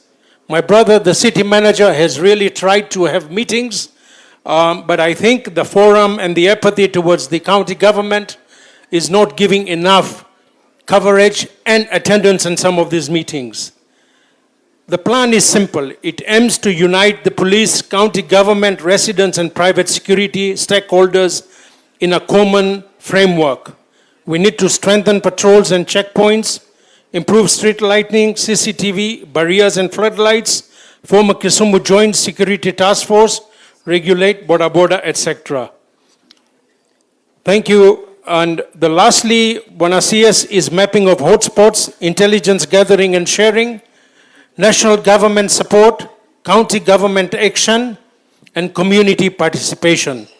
With strong leadership from your office, Buenos Aires and Buenapias, our brother, and collaboration amongst county authorities, the residents and private security stakeholders, Operation Secure Kisumu County can transform Kisumu into a model of safety for Kenya. Thank you and be blessed, all of you. Thank you, sir. Asante sana.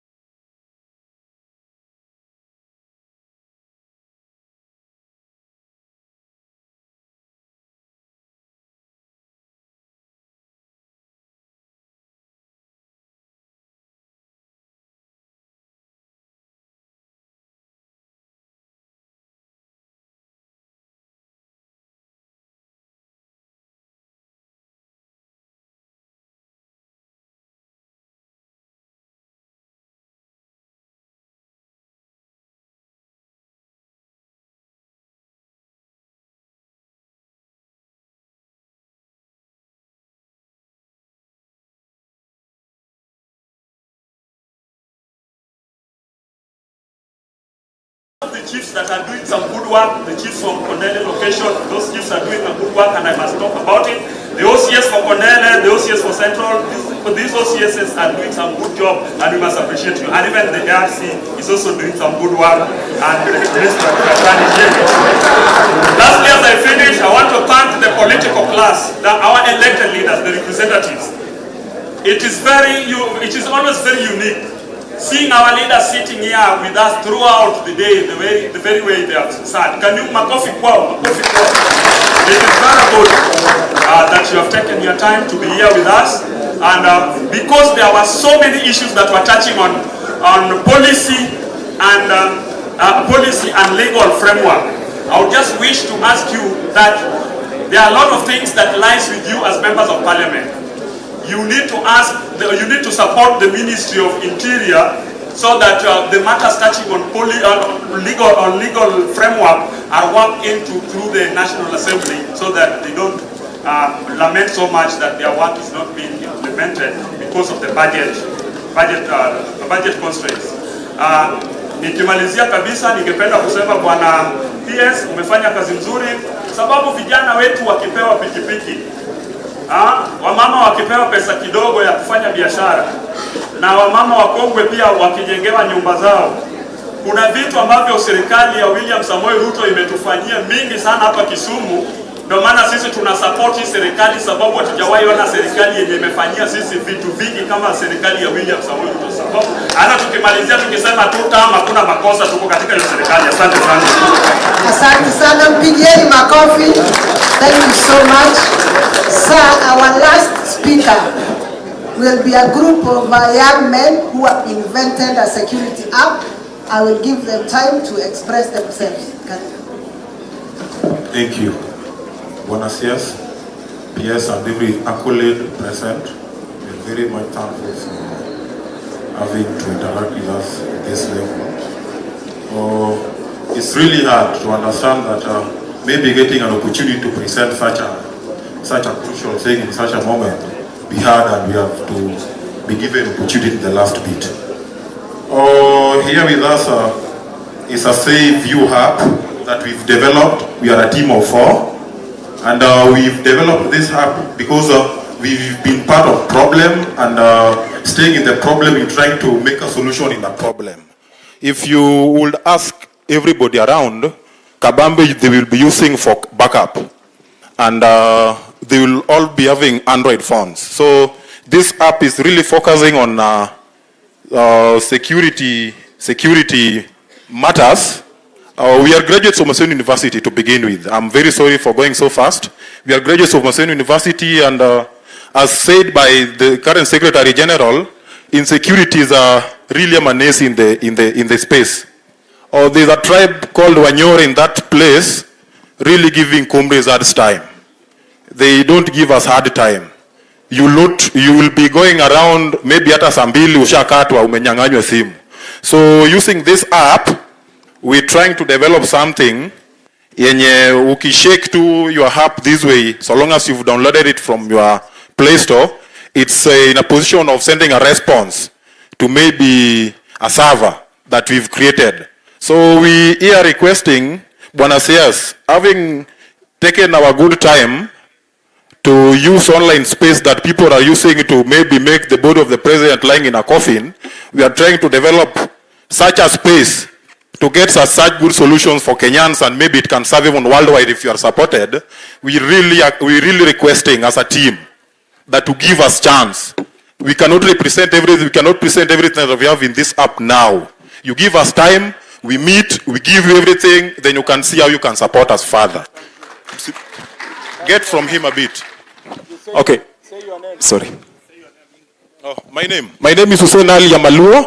Na ukumbuke mambo ni mawili, 2 term bila break. Okay, thank you so much. Allow me read on the protocol. My name is Peter Simio Uma. I'm the team leader Save You and the Kenlink solution. And Bwana Waziri, due to time, we can't present this now. But the Save You is an app, our application that whenever you have it, anywhere, anytime, you are faced with attack. Maybe there's an accident, maybe someone is sick. Kisumu County under health sector has been our customers back in 2021 during COVID-19. Yeah, so they used the app to report the COVID-19 cases. So with the Save You app, you'll be able to, if for example, Bwana PS is your first respondent. If you are faced with an attack and your phone rings, the PS phone will ring and you'll be able to know, PS will be able to know where you are, what is happening, even including the voices that is there, anything that is happening to you. So the Save You app ensures that you are never alone. So allow me welcome him so that he can say 1, 2, 3, then leave. Oh, my name is Peter Simio Uma. Yeah, thank you. My name is Dominic Collins. I'm the software manager. Thank you. Asanteni sana, wapigieni makofi tafadhali. Please clap for them. Muskue wachoyo, clap for them, please. Thank you so much. CSR, we've come to the end of the presentations. I know there are so many people who wanted to speak, but if you have any memorandum, kindly, you can present it. But because of time, that's the end of our conversation. Thank you. Asante sana. Thank you very much. Tutaongea bado mpaka jioni. Mimi niko area. Hakuna penye naenda. Haya, tupikie hao wenye wameongea makofi. Tusimame wote. Fanya hivi. Pande huu mwingine. Chini. Very good, tuketi. I know, ketini. Are we audible enough? Now, I want to thank all the government officials and wananchi wame present. Now, you will agree with me that the leaders have been very patient, sindio?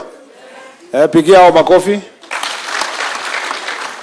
Unajua mwanasiasa kuweka kwa mahali moja for 5 hours sio rahisi. Sasa unajua huwa mnatesa ma chiefs na assistant chief, hata leo mteseke kidogo, because unajua I know nimekuwa kwa siasa. Mwanasiasa anafika mkutano, amefika Ijumaa, anatoka Nairobi, anataka kwenda mazishi 6. Anafika, anapata padre ameshaanza mahubiri, ndio hiyo anataka kushika microphone, anaambiwa kuja salimia watu 1 minute ndio uende. Anasimama anasema hata ajui nani amekufa, anasema nimekuja kusema pole sana. Alafu saa hizo anauliza mtu ni nani amekufa. Kumbe anaona mtu ako na kitambaa, anaanza kusema huyu mama mwenye analala hapa alikuwa rafiki yangu sana. Anaambiwa ni mwanaume alikuwa Lejo Maria. So leo tumekuwa hapa na nyinyi na mmeona wote wameketi chini kusikiliza. Si namna hiyo? Nitasema machache sana kujibu ile mmerais, alafu nitawapatia viongozi wetu tufunge. Kwanza wacha niseme kabla sijajibu haya maswali yote na mambo ambayo mmerais hapa, niko pia na mambo yangu tu mawili, only 2, yenye ningependa pia kuambia nyinyi. Number 1, mimi nataka niwakumbushe ya kwamba tuko hapa kama ma chief, assistant chief, OCSs na viongozi wenu wote, tukiwa watu wachache sana katika Kenya ambao wako na bahati kuwa na kazi. Watu wengi, na haswa kazi ya serikali, watu wengi sana wangependa kuwa na kazi kama sisi, lakini hawana. Wanaomba. Hata ile recruitment inakuja, vijana wengi wanang'ang'ana wapate nafasi kuingia polisi ama KDF ama nafasi yote ya kupata kazi. Kwa hivyo tukiwa hapa, we are already a few percentage of the privileged lot. Na kabla hatujauliza mambo yetu, mahitaji yetu ya kibinafsi na kikazi, lazima tukumbuke kwanza ni kwa nini tuliomba kazi hii. Why did we ask for this job in the first place? Kuna chiefs hapo wamesema waliandikwa a year ago, hata hawajalipwa salary. Wako wapi? Acha nione. Ya, naona wako wengi hapa hata yeye. Sasa wewe chief, si uliandikwa 1 year ago? 3 years now, eh? Lakini siku yenye ulienda interview, wakati uliapply hii job, so ulikuwa unajua chief kwamba hakuna ofisi? Hakuna motorbike? Si ndio? Sio salary tutasema hiyo. So ulikuwa unajua hiyo? Lakini bado uliapply hii kazi. Kwa nini wewe uliapply? Hiyo ya salary tutasort. Kuna chiefs wengi hapa keti tu. Walienda interview, siku ya interview wakaulizwa wakaambiwa, chief, unajua kwa hii location hakuna ofisi na wewe bado unataka hii kazi. Akasema mimi I'm very creative and innovative. I work under minimum supervision. Na penye itakuwa ofisi yangu. Okay? Kwa sababu walikuwa 20, akawekewa hiyo max. Akaona body language ni wakawekea 8 out of 10. Akauliza swali ya pili, akaambiwa chief, wewe hakuna motorbike ya hii location. Utasunguka aje ufikie wananchi? Nasema mimi kila wakati mimi natembea huko nikimingo na wananchi, motorbike ni ya nini? Wakaona huyu mbaya, si mbaya, wakaweka 9 out of 10.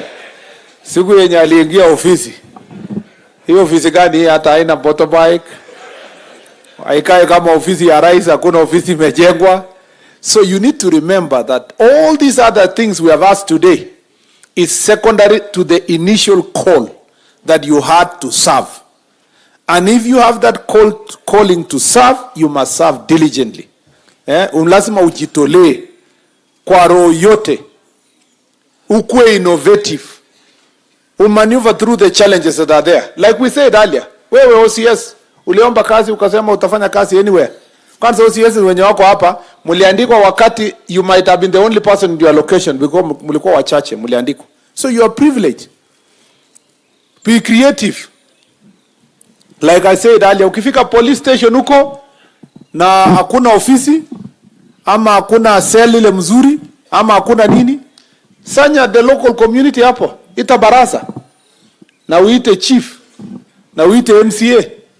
Mwambie sasa bwana MCA, ndio hii, this is the only police station tuko nayo. Tutaendeleaje? Tafuta mbunge, ambia mbunge hii place iko namna gani tungetaka kusaidiwa. Don't go and sit there and say, si watu shauri yao, wacha nipitishe masaa zangu sikwende alafu nisonge. Remember the position you hold at the moment, you are a leader. You are already a leader. And every step, every place you go, you must put in place your leadership skills. Interact with the local community. Be available. Ukikuwa kama OCS na wende ujifungie kwa police station, how will you serve the local community? Ukikuwa OCS, uendi kanisa, uendi mazishi, uendi msikiti around hapo, uendi hata harusi. How will you interact? How will you win people to your side if you are not interacting with them? You are not conversing with them. You are not sitting with them. There is no other way. If you are around a university, Maseno University, sijui Kisumu, wewe you must make friends. Ujue nani ni student leader, they must be your friends. You must have their numbers. Waambie sasa kiongozi, mkipata shida yote pigia mimi kwa hii number, nitawasaidia. You cannot leave the gap between you and the students and expect that they will. You see, like I like what that OCS said. First of all, you must know you have a job and you need some people to help you do that job. So you must build the relationships and the networks that will help you do your job. Because at the end of the day, other people will do your job, but you will take credit. Tomorrow, tukikuja hapo watu wanasema usitoe huyu OCS, huyu ni OCS wetu. And it's very easy to do an opinion poll who is a good OCS. You just go to a place na unasema, nimeona kwamba mnaendelea vizuri sana na uongozi ya poli. Watu wanasema toa huyo saa hii. Saa hii kabisa. Lakini kuna mahali unaenda unasema sasa huyu OCS amekaakaa sana, tunataka kutransfer. Watu wanakuambia please, hata kama ni kupromote na abaki hapa. Why? The two demonstrates the role of leadership. You know, wewe chief, you are a person of that community. You must be the leader. Ukifika stage wewe chief, wakati baraza inafanywa, watu wanasema wewe chief, ngoja kwanza wewe songa. Wacha huyu mzee atuongeleshe. Ujue wewe ni chief kwa ofisi, lakini huyo mzee ndio chief ya hiyo area. You must be the one who is the leader in character, in behavior, in commitment. You must always be the one who is a leader. So let's be diligent. Let's seek to do the right thing all the time. Let's work as a team. By the time wewe OCS unakosana na chief, na ni chief ni mtu ya area hiyo, he is very enthusiastic to do your job. There can only be one reason. It's because uko na hika control ya kucontrol mali. There is no way the OCPD can have a car and then the DCC anatembea na mkuu. You cannot always tembea na mkuu. Lazima mkuu pamoja. You must work in multi-agency level together. Chief na DCC, ACC, kila moja wetu. We must pool our resources together, our time together. We are only serving the same people. We are trying to help each other succeed. And that's why this Jukwaa la Usalama is supposed to be just an example on how it is easy to bring everybody together, including wananchi. You've heard me in other places, nimesema. What is so private about security that when you have your sub-county security meetings, you cannot invite the chairman of Boda Boda? What is so private about security that when you have sub-county security meeting, you cannot invite leaders of students?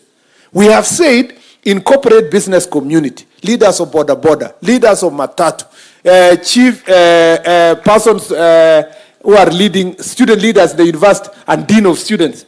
Invite them, have a meeting at least once a month or once in 2 months to discuss the state of security in that area. That way, those are the people you are your partners in sorting your problems in the locality. And the day mtu wants to attack a police station, watu watasema, this is our police station. You have a community where the opinion leaders have never even stepped in your police station. Why? Because there is a distance between the police and the community.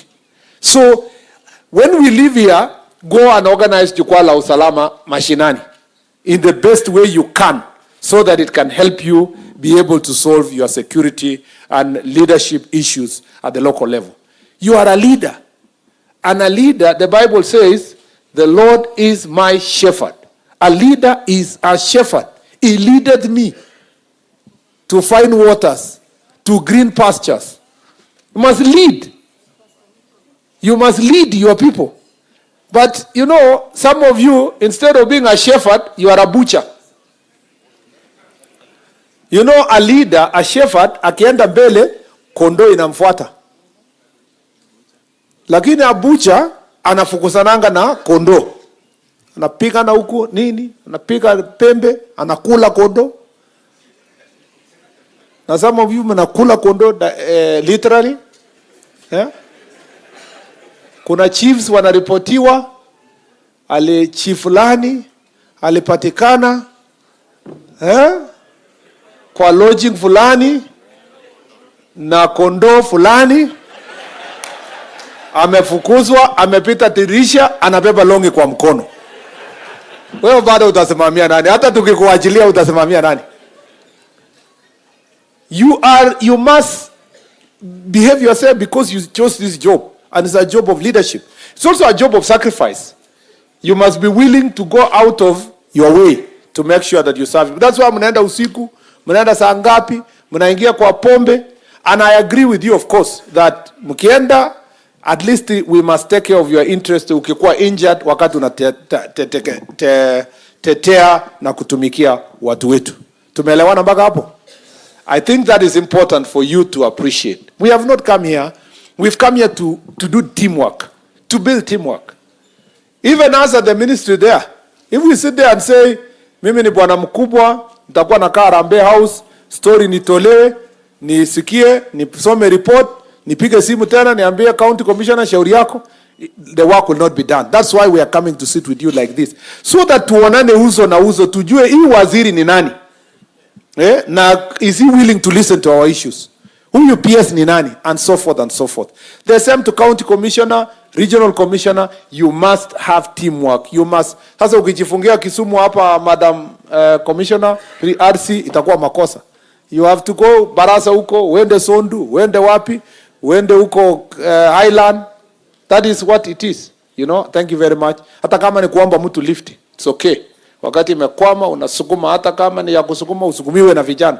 Wakati hii procurement inaendelea, wewe unasonga. We must always realize that it's such a privilege to serve. And some of these jobs are temporary.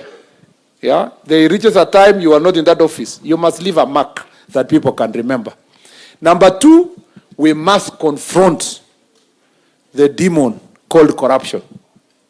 We must face it head on. You see, because hapa watu wanajua tuko hapa na tukiwa hivi ni serikali. So you are the face of government. Why people think kabisa, why even they are rating us the highest in corruption? It's because we are distributed the lowest level in the community and we are providing essential services for the safety of the citizens. So any action that is around corruption, umechukua pesa ya mtu ya matatu, umenyang'anya mtu ya bodaboda. Mtu ya bodaboda, by the way, bodaboda hata sio yake. Kuna mtu amenunua bodaboda, amepatia kijana aran na anamwambia kila jioni unanipatia shilingi 500. Miangapi? 300 Inakuwa ngapi? 300. So, huyo ametengeneza 400 kwa siku. Polisi amechukua 200. Ikabaki ngapi? 200. Huwezi pelekea hata mwenye bodaboda. Just imagine the kind of anger that lives in the society because of that corruption. Someone will go out of their way. Akisikia police station achomwa, atakuwa wa kwanza kuwa mbele kuchoma police station. Because anaona that is the center of his entire problems. Ukweli ama sio kweli? Wewe chief, ukiwa hapa community, there is a lot of work you do on succession. Unasaidia families on matter succession. Kwa sababu ya pesa kidogo unataka, unaandikia family yenye iko na pesa, maybe it is polygamous family, una favor one, unawacha nyingine. You create despondency in the community. And you know, watu hawaongee kuhusu chief because chief apikiwe kura, hawaongee kuhusu OCS. Hiyo anger inakuwa transferred to nani? To the president. It's in the office of the president. So siku ya campaign watu wanasema hii serikali ni corrupt. Hata hawajawahi kutana na president ama minister, wanajua tu ni chief na OCS ndio wametumaliza hapa. This is the most corrupt government. So we have to deal with this issue. Now we must respect ourselves. Because sasa wewe unachukua pesa, nilikuwa nauliza base commander mwingine. Akasema saa zingine wanaangusha tu kwa dirisha. Ati watu wa matatu wanaangushia hapo. So wakishaenda tunaona kuna kashilingi ilikuwa hapo, ati unachukua unaweka tena anaenda anaangusha. Lakini ni hatari sana. Let me tell you. Yeah? Let me tell you, wapi base commander, hukusema hiyo maneno leo, lakini hii unajua wote hii watu yote ni corrupt. Lakini sasa yenye watu wanaonanga ni kwa barabara because watu wengi wanatembea. So huyo mtu ya unaona mtu anasimama hivi anaangalia, hata mtu ya matatu anajua tu, conductor anajua tu hakuna kitu anaona. Anaangalia hapo mbele ati anaona insurance na hakuna, anaona hapo na anaenda kuona insurance nyingine kwa nyuma na hakuna insurance inawekwa nyuma. So wakati anapiga kona hivi hapo ndio anasalimiana wakipitana na conductor. Labda unaona tu kari na gongo pap anaenda na mkono haibaki hivyo, inaenda kwanza hapa alafu inarudi tena ndio isimamishe gari nyingine. Please guys, we must deal with this issue. And I'm not saying that the traffic people are not doing a good job. They are doing a very good job. There is a lot of work they do. They deal with accident scenes. They go to court. They process many things. They are the ones who help you, even for you to be able to claim kwa insurance and so forth. Lakini the few instances where we are collecting money is messing up our sector. And that is the same to us in the ministry, and that is the same to yourselves. If we have to provide leadership, we must deal with matters corruption. Now, on the issues of this county, first, tumeongea hapa mambo ya goons, gangs, and so forth. And the teacher has spoken very well, the leader of the border sector. We respect the border sector. We definitely respect the border sector. Transport officers, yeah, in the border sector, yeah. we respect them very much. I was in transport, and I'm the one who gazetted the county security, county transport committees, and the whole plan was to find a way of regulating the border sector and self-regulation. Yeah? We also respect our young people because they are looking for jobs. They are trying to get jobs. But in the process, we should not allow either border or young people who are not in the border sector to organize themselves into criminals who are terrorizing wananchi. And the only way we are going to be able to solve this issue is to have honest, candid conversation at the grassroots level. The police have promised in our security meeting today that they will carry out serious operation to arrest anybody who, in the name of politics or any other way, is carrying a knife, is carrying rungus, machetes, is carrying all kinds of things to terrorize residents. We are willing, we have no problem with any elected leader walking around with their leaders, but it must not lead to a situation where someone is being forced to do certain things because there is a gang. We were told in another county, I don't want to mention the name, that even county government is using goons, to force government policy. That if the county government people are not complying in certain village with county government thing, the leadership of the county government wanafika na goons. Wanakaa chini wanasema nani anapinga mambo ya serikali, na ni watu wenye wanatoa macho na ni macho mekundu na wameshika chuma kabisa, wanaangalia kuona nani kwa baraza hii kwa vile. Na kwa sababu wananchi wanajua ni goons, kila mtu anasema tumekubaliana, kiongozi tumekubaliana, atipitishwe at public participation imeisha. That level of intimidation is unacceptable.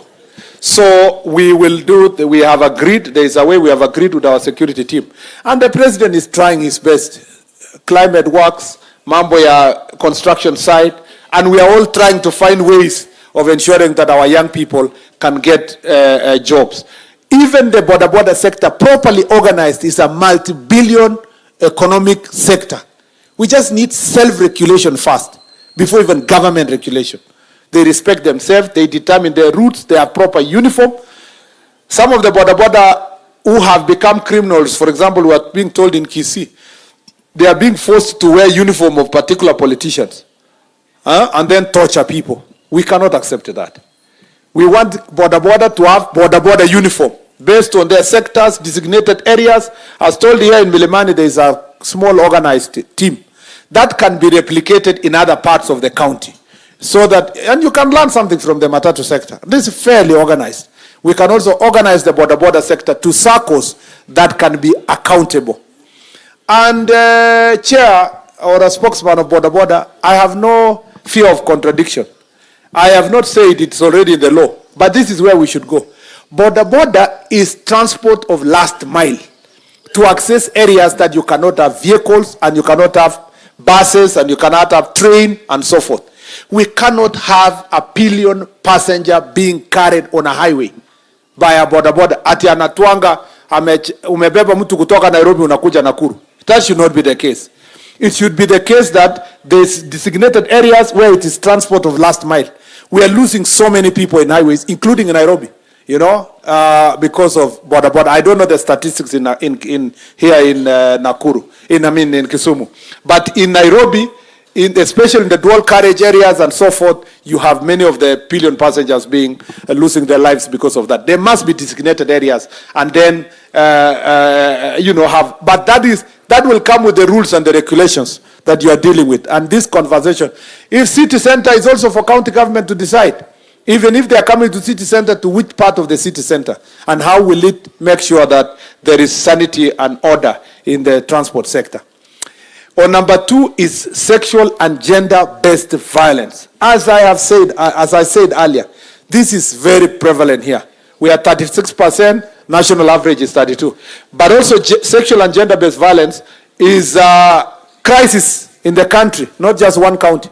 I am happy with the chief who said part of the reasons why in some counties it's being reported more than others is because of the proactiveness of the chiefs to make sure that these issues are reported. We should not shy away from reporting, trying to reduce the statistics. No. Let us report. But it's not enough to report. Let us also make sure that it's reported, and these people, statements are recorded by DCI, and they are sent to the DPP, and they are charged in a court of law. The judiciary, I must defend the judiciary. The judiciary is fairly sympathetic to solving cases of sexual and gender-based violence. Unlike in alcohol and goons, the judiciary is more sympathetic in dealing with these issues. So we need to just do proper investigation and make sure that the characters are presented before court so that we can be able to deal with these issues. We know that this issue is prevalent and we must help each other. Border people, please help us. Help us deal and protect with our young people. In Kisii County, for example, I was being told that children are being forced to go to school very early in the morning. That should not be the case. The schools know that the rules are such that schools should only expect the children at about 7 a.m. This thing of getting children to walk at about 5 in the morning and they are not being escorted by anybody in dark areas are things that we must deal with. Lighting is also, in these places, is also perpetuating crime. And county government, let's work together to make sure that we install more lights that can help people to work in an environment that is safe and secure. The other issue is about our lake. You know, our lake here is our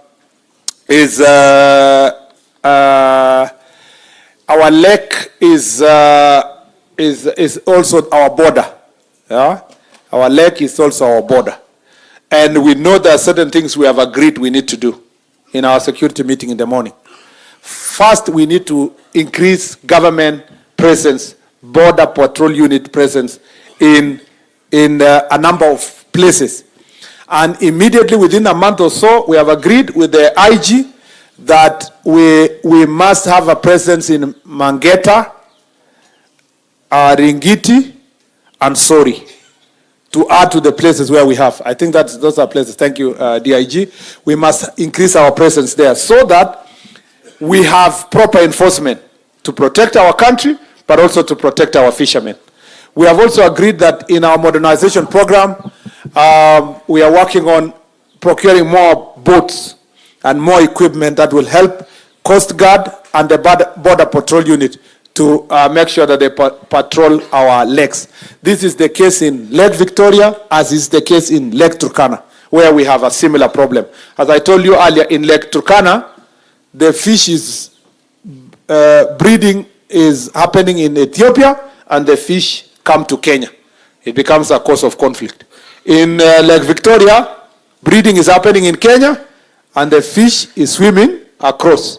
And since the fish does not have, they are fish without border, and we cannot give them passports, and we cannot tag them. There is no other way we will work. We must work in a coordinated manner as the three countries.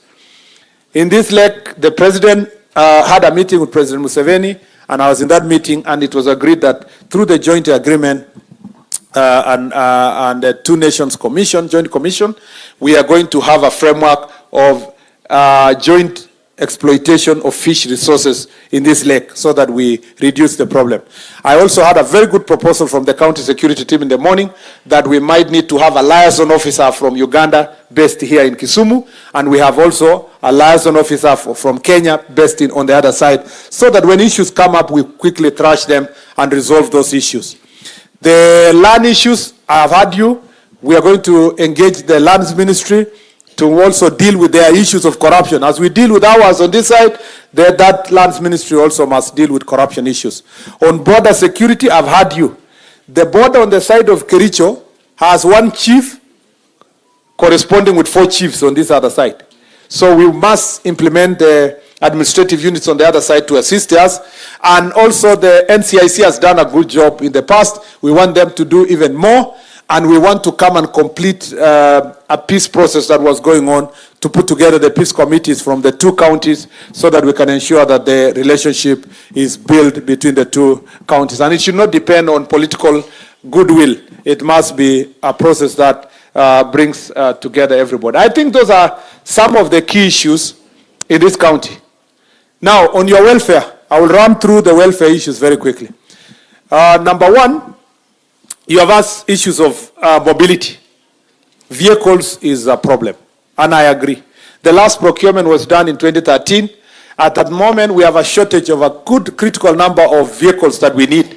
The leasing program is being worked out, and that leasing program, at the moment, PS is here, and the PS Treasury, they are working on something between the two ministries. We hope that we can get the leasing program go on. We are targeting about 3,000 cars. We are hoping we will close in before October, but it looks like it might drag on up to December. We are hoping that we can have the vehicles leased so that we can supply to yourselves. We have a problem, and it is a real problem. A real problem. And it is not confined to Kisumu. Most of our police stations, most of our counties do not have vehicles, or almost all, at least have critical problems in a number of the police stations. I know also the ACCs are the most affected. They're the ones who have no single cars. The ACCs who are here. Yeah? Madam ACC, where are you? Yeah? Sometimes you have to go with border, right? Yeah? Yeah. You have to work with OCS to help you. But where there is none, unatumia border. Absolutely, Mheshimiwa. Yeah, thank you very much. Unaona huyo SCC sasa anapanda border. Yeah? Akienda kazi. Alafu msee wa border anamwambia shika vizuri. Yeah? Na akikataa kushika vizuri anaenda mbio na kufunga break. So the SCC has no choice. Yeah? So lazima tuchunge this situation that we have. Niliambiwa huko Makweni na SCC moja alikuwa anaenda Barasa, amebebwa na boda. Mtu wa boda alipoona mkutano imekaa namna yeye amekaribia, akaweka ka style na madoido, akaangusha Madam SCC. Alipoangusha kofia ikaanguka. Ati mtu akashout kwa mkutano akasema serikali imeanguka, you know. So we don't want serikali ianguke. We want to make sure that transport. Umesikia Bwana Fias, serikali isianguke vile tunaambiwa hapa. I want us to work together. We will see how to deal with this transport issue. On the question of your offices, I'm glad our leaders are here. Let's help each other through CDF to build as many police stations, as particularly chiefs and assistant chiefs offices, particularly to make sure that we have infrastructure. We thank you for what you have done already. I am the one person who supports NGCDF 100%. My opinion is different from other leaders. I support NGCDF 100%. And the reason being, I see the practical solution it gives at the local level. And it gives an opportunity to people at the local level, the committees, to decide the programs they want. And you chiefs, in your barazas and in decisions of NGCDF, working with your MPs, let us also support programs that will build the police station so that we can be able to move forward together. Mambo ya village elders, I totally agree with you, Mama, on the issue of village elders. We are in the final stage of the CAB memo. It's been signed by my colleagues. I'll present before cabinet, and then we'll see direction how to support the village elders. We will see how best we can be able to support you. It will not be employment, so it's not that it's salary. We're just looking for honoraria of some sort to support your work, ya kununua torch, na gumboots, na airtime, na nini, ya kusongesha, na also some insurance for those who are unable to pay for SHA. It can assist them to be able to do so, as they assist the other security architecture to solve their problems. The other issue that I know as of great concern is, I have already said earlier, we have agreed we will have a policy after this on transfers, and we have a policy on promotions. That will deal with all these issues, including the structure of promotion for chiefs, assistant chiefs, and the ACCs. Kuna also chiefs wako in terms of rank wako juu ya ACCs, and then they are being monitored, they are being supervised by the ACCs. That is an issue that we have to deal with. And so already we are having Conversation Public Service Commission as part of the output from this meeting. That is an issue that will make great contribution to it. We also want to reserve, when we advertise for the ACC's jobs, we'll reserve some of the jobs for the qualified chiefs so that they can rise to those positions of the ACCs. But you must go for interview. We'll just reserve the possibility so that you can, there is the Public Service Act requires that everybody must go through suitability test so that you can get to move to that level. And I know some of the chiefs and teachers, chiefs and people who are chiefs and former teachers who apply to be ACCs are struggling to fit into the rank within the ACCs issues. And again, we are working on that part. The ACCs of 2021, who are now almost due for promotion, you need first to go for the training. I think there are 300 of you. And His Excellency the President gave directives when we were at the graduation of the other ACCs, and you have been allowed to go for training. So anytime next month, all the 300 of you will go for the training so that you can qualify for your next stage of promotion. We also don't want you to wait. We want to make sure that the 300 ACCs that are due for promotion for the 2021 cohort, we want to make sure that they are going for the training from next month so that they can be promoted. What have I not said?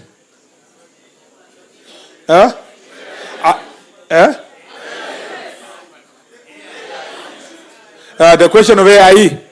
AIE is AIE for all, for the police, for all of you is being worked out. We want to see how best, looking at the budget. You see, let me tell you something, why the AIE kept coming down. The location, which was a location 8 years ago, is 3 locations now. Okay? Without corresponding increase on the side of the budget. So it ended up being that where that jurisdiction where the chief was getting 30,000, or was getting 50, it comes down. So we are doing that. We must do proper costing so that when we improve the AIE, it becomes also sustainable. So we want to do after this proper costing. Remember, before even you speak about AIEs, you have 56 locations that have not been operationalized. And 56 sub-locations and I think 20-something locations. And 1 sub-county. 34 locations. 56 sub-locations. You have sub-counties. You have So why have we not operationalized since 2016, 2017? It's for the same reasons. To employ another chief extra requires a salary, and the salary has not been budgeted for. So what we are working on first is even to get these administrative units be operationalized, so that then it's followed by the commensurate AIE. So we need about PS 2.5. We need 2.5 billion shillings extra to our budget to operationalize all the administrative units. So we are working on it. Part of the reason why we wanted to listen to everybody is to strengthen our argument and to carry along everybody, including our elected leaders, so that when we go sit down and work on the budget, we work on it together.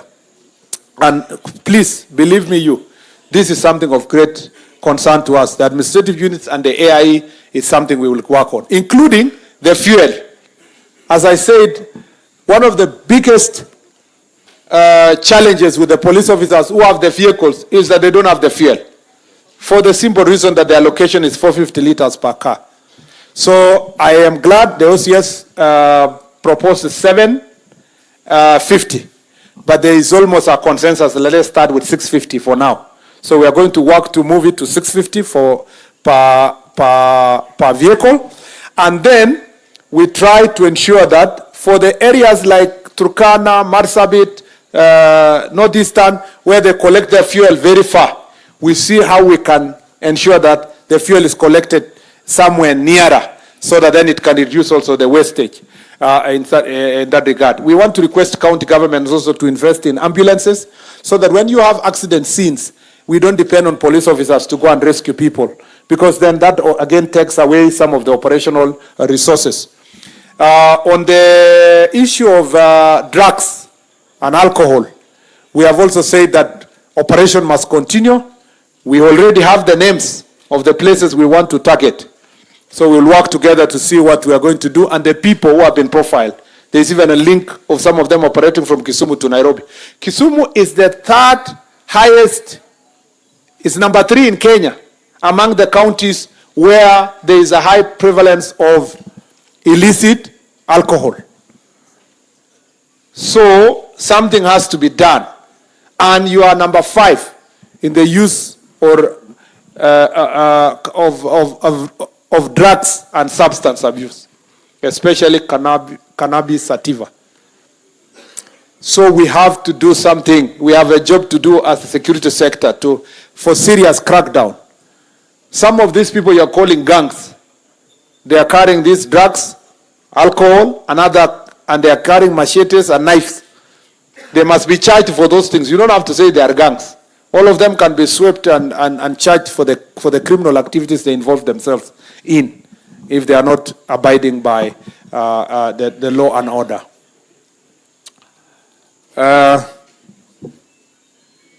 You have so many other things. I was trying to summarize them so that I don't have to read each one of them.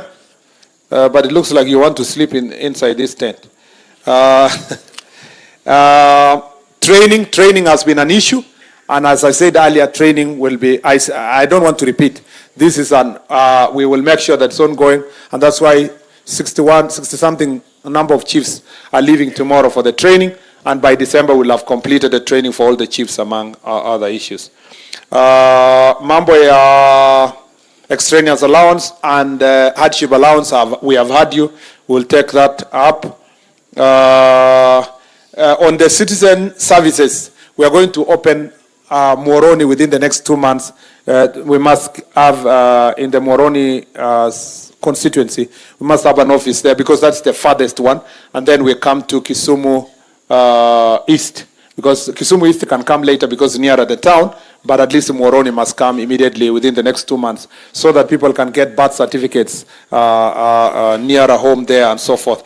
And I've had you also, in terms of other government services, all the sub-counties where we gazette to bring other government services closer. Again, we'll have to work with our leaders to make sure that the office space is there so that then we can encourage other ministries to bring their services closer.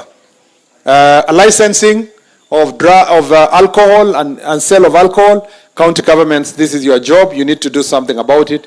We'll roll out Ngapu soon after we have initiated this, initiated the recruitment. Stock theft, again, we have agreed with the security sector what to do. Compensation, we agree, our chiefs, WIBA also delays in some cases. We want to, in our report, we'll make sure that that is expedited. That includes also pension and gratuity for those who retire. On the issue of team building, I totally agree. We must have a reward system and bring back team building sessions for all of us. Maintenance of police station, that's an AIE issue, and we must deal with that. Promotion policy, strength, road designs, layers with political leaders in issues of goons. Please, that is true. Some leaders have bouncers who are goons, and some don't. So we have to really engage them. And our security sector is going to engage specifically everybody, including governors, senators, MPs, so that we make sure that things go well. I hope my friend Professor Anyang' Nyong'o doesn't have a DG. Does he have his wing? I don't think he can afford to have goods at his, not because he doesn't have money, but at his age, he should be living very good legacy for peace. And I believe he does so. Yeah, so we make sure that we work together to sort out these issues. Harmonization of KPS and NPS, we will do that. Coast Guard issues, electronic tracking, training. Thank you for the young people who presented their solution here. I'm going to listen to them. Fuel issues for the prison. I agree, and vehicles for prison also. Modern, whatever, public, instant fine system, I agree. Tools to village elder support, security. Jukwaa Wasomi, we will support you. And the PS office will support you. We have a program to make sure that we support Jukwaa Wasomi for our students in college and the university. Comrades power, eh? Yeah, so we will support you. All these other things, human-wildlife conflict, I've already asked our peers to speak to the PS Wildlife so that compensation issues also are taken care of seriously in this region, just the way it is done in other parts of the country. Insurance for border, all those conversations, rescue, PWD issues, I agree, gender-based violence, licensing, vetting of persons, vetting for giving IDs that was removed. So chiefs, you know what to do. You are the ones who take responsibility in identifying residents in your location and facilitating them to get IDs. And then IPOA with the police, we must be able to build that good relationship between IPOA and the police. Medical cover is already being discussed, especially for the police. There has been a lot of complaint in the existing medical cover. So mnipigia makofi. I know I've not exhausted everything. Before I give Mheshimiwa Oron. Before I give him the mic to come and invite, actually before I give the speaker to recognize the MCAs and then say a few words and then invite the MP, let me take this opportunity to invite our PS. You know PS Raymond Omolo? Mchapakazi. Yeah? Adi? Okay. Wodasumi. Yeah? You know, we work together as a ministry. This teamwork, we are trying to push you to work together. Even us at the ministry level, we work together seamlessly. Maybe because he has been my friend for many years, okay? We were in the university together.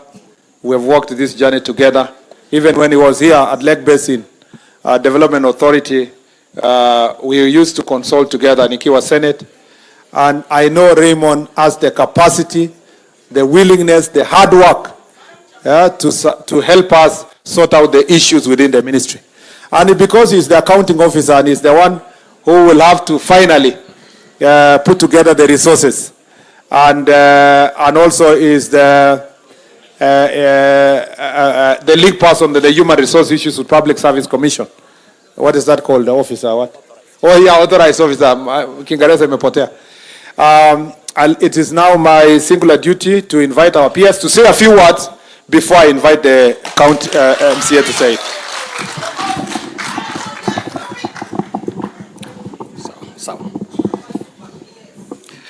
Thank you, Waziri.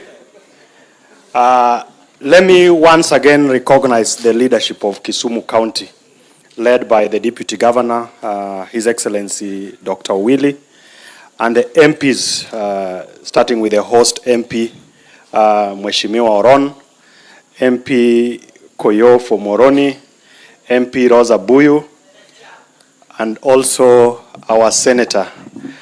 The Minister was just whispering to me that she's in charge of the elections of the dominant party, ODM, and that is why there was a bit of pandemonium when she arrived, to make sure that she's properly seated. Professor. Now, and also the MCAs who are all here, and the rest of the leadership, particularly, who work with us within the ministry. Na wananchi wote wa Kisumu. Amoso uno imoreuru. Let me appreciate all of you, because it's not every other day that you find that you sit the whole day to talk to us and also to listen to your colleagues. And we've taken a lot of valuable lessons from the engagements and the feedback that we have had. And because time is long gone and spent, I just want to speak to 3 issues before I invite the speaker, who will acknowledge the members of the county assembly who are here, and he hands over to the area MP. So number one is just to acknowledge and appreciate the leadership of Kisumu County. And I always say this, it's not a mistake that we have the leaders that we have. It is not a mistake that we have the MCAs here. It's not a mistake that we have our members of parliament, as well as senators, and also the governor and the rest of the leadership. And it is our responsibility as citizens to give all our elected leaders the support that we have to give them for them to deliver and to allow us to work for the people of Kisumu and also the people of this country. And just by their presence here, as people work in the executive, we do not take it for granted. And we will continue to work with them to support all of us. Number two is that as officers of government, we have a responsibility to understand what the government programs are, so that when you sit in your baraza, when you attend a funeral, or when you go to a wedding ceremony, you will always be given an opportunity to greet people. Kazi yako sio kuamka na kusalimiana na unarudi unaketi. You must go beyond that. You must be able to explain what the government is doing on matters to do with security, what the government is doing on matters education, what the government is doing on matters health. And you don't have to struggle to know what the government is doing. All you need to do, like today, is just to listen to my minister, and you will know what the government is doing. All you need to do is to listen to what the president says when he stands to speak, wherever he is, and all the other senior officials of government. Today, because of all these engagements that the minister has been leading across the country, one of the most difficult areas, which is in the North Rift, where we have been struggling with issues of banditry, today alone, more than 40 guns have been surrendered. And this is because of the close working collaboration that we have with the public, and also that is being spearheaded by the leaders of government. And also the dedication that His Excellency the President has given in addressing matter security and the amount of support and investment that has been put in. Issue number 3 is on alcohol and drug abuse. And I think here we really have to work very closely with the counties. There is a law that we have amended. We are waiting to table it in Parliament so that we are better powered to regulate that space. But looking back when we were growing, because I grew up in this town, it was very obvious if you wanted to go out to drink, you'll go to town and do what you need to do, and then you go back home. Today, in every corner in our estates, outside our school compounds, there are liquor stores all over, there are bars all over. And I think we must have a candid conversation and make a candid and sober decision that we designate places where adults can go and drink, where adults can go and have whatever they need to have, and that has to be well regulated so that we protect the minors. Just like the conversation on boda and matatu business, we must organize ourselves. And working together with all of you and the county governments, it is something that we must do. Lastly, is the issue of violence. There are issues of gangs, criminalities all over. We must agree as a start that violence cannot be used as a currency in transacting our politics. So that there is not going to be any exceptions to this. So if we are politicians, if we are looking for leadership, we must be able to converse and persuade people. And if people don't agree with us, we will not tolerate use of criminal gangs to be able to settle scores. And as we address the challenge of unemployment amongst our youths, crime is not going to be the alternative. We are working on creating opportunities for employment, whether it's through the affordable housing program, whether it's through the digital program. And for those who still don't have jobs, let's work together to find something that will support the livelihoods of all of us. And because we were accompanied by the Deputy Inspector General of Police, Mr. Masengeli. I would just ask him to stand and greet us before we have the speaker speak. Thank you so much, sir, and thank you for the opportunity. This is a true testament kwamba mwananchi ndio mwenye nchi, si ndio? The leaders here, waheshimiwa, the deputy governor, the MCS, afande OCS, afande chief, afande waheshimiwa wote, the comrades power, is a true testament kwamba tumekutana hapo kwa sababu ya mwananchi, si ndio? I just want us to remind ourselves one thing. We as the National Police Service, we are striving to ensure that police stations become the center of excellence in policing operations. And this is a calling whereby we have to remind ourselves that security is not a contest of the mighty, but it is a covenant of trust between the mwananchi and all citizens, that security belongs to all of us. It is not the monopoly of the police, but it should be a responsibility that we unite together, we face the security challenges and insecurity together. Lastly, peace should not only be our mission, but it should be our legacy that we pass on to the champions of tomorrow. Wewe angalia mwenzako, mwambie wewe ni wa maana sana. Mwambie Mungu anakupenda. Afande, as you've just alluded, security is our priority and safety is our responsibility. I submit, sir.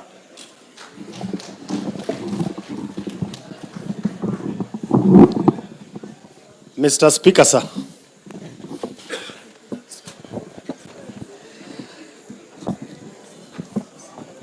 Thank you so much. Thank you so much. Allow me to ride on the protocol that has already been set. Okay.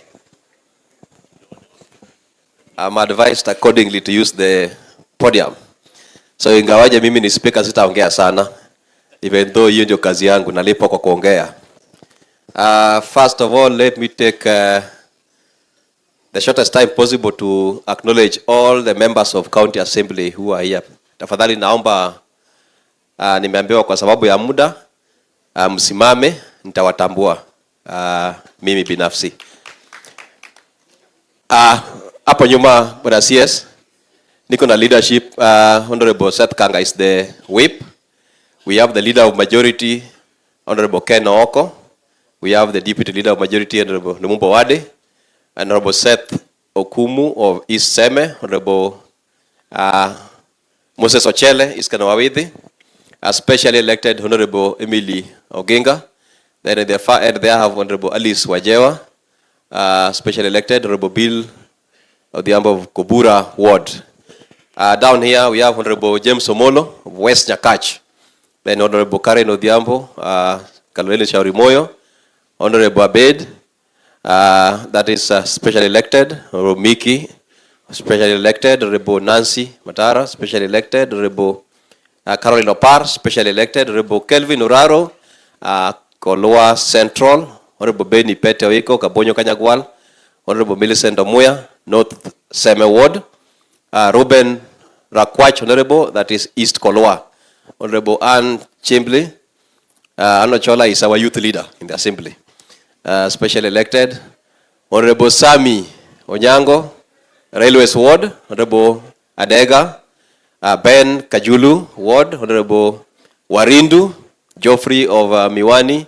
Honorable Dorijo Dari, that is Chemelil Tamu. Honorable James Were, Nyalenda B.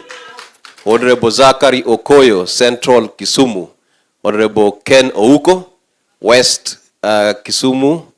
Honorable George Abaja Otutu, as a commissioner, that's a member of the County Assembly Service Board, that's West Seme Ward. In the far end, we have Honorable Nyaoke, that is North Nyakach Ward. Honorable Mildred Ajumbo, Central Seme Ward. Honorable Peter Obaso is specially elected. Oh, back there we have Honorable Habil Umodinya Sona, Masogo Nyangoma ward. I saw Onditi next to you. I don't know where he has gone. Onditi's Ombei ward. So almost all the MCS are here. On behalf of the MCS, we welcome you. And allow me just to say two things. One, on the issue of alcohol and its licensing. That's a responsibility of the county, and I'm happy that all the MCS are here.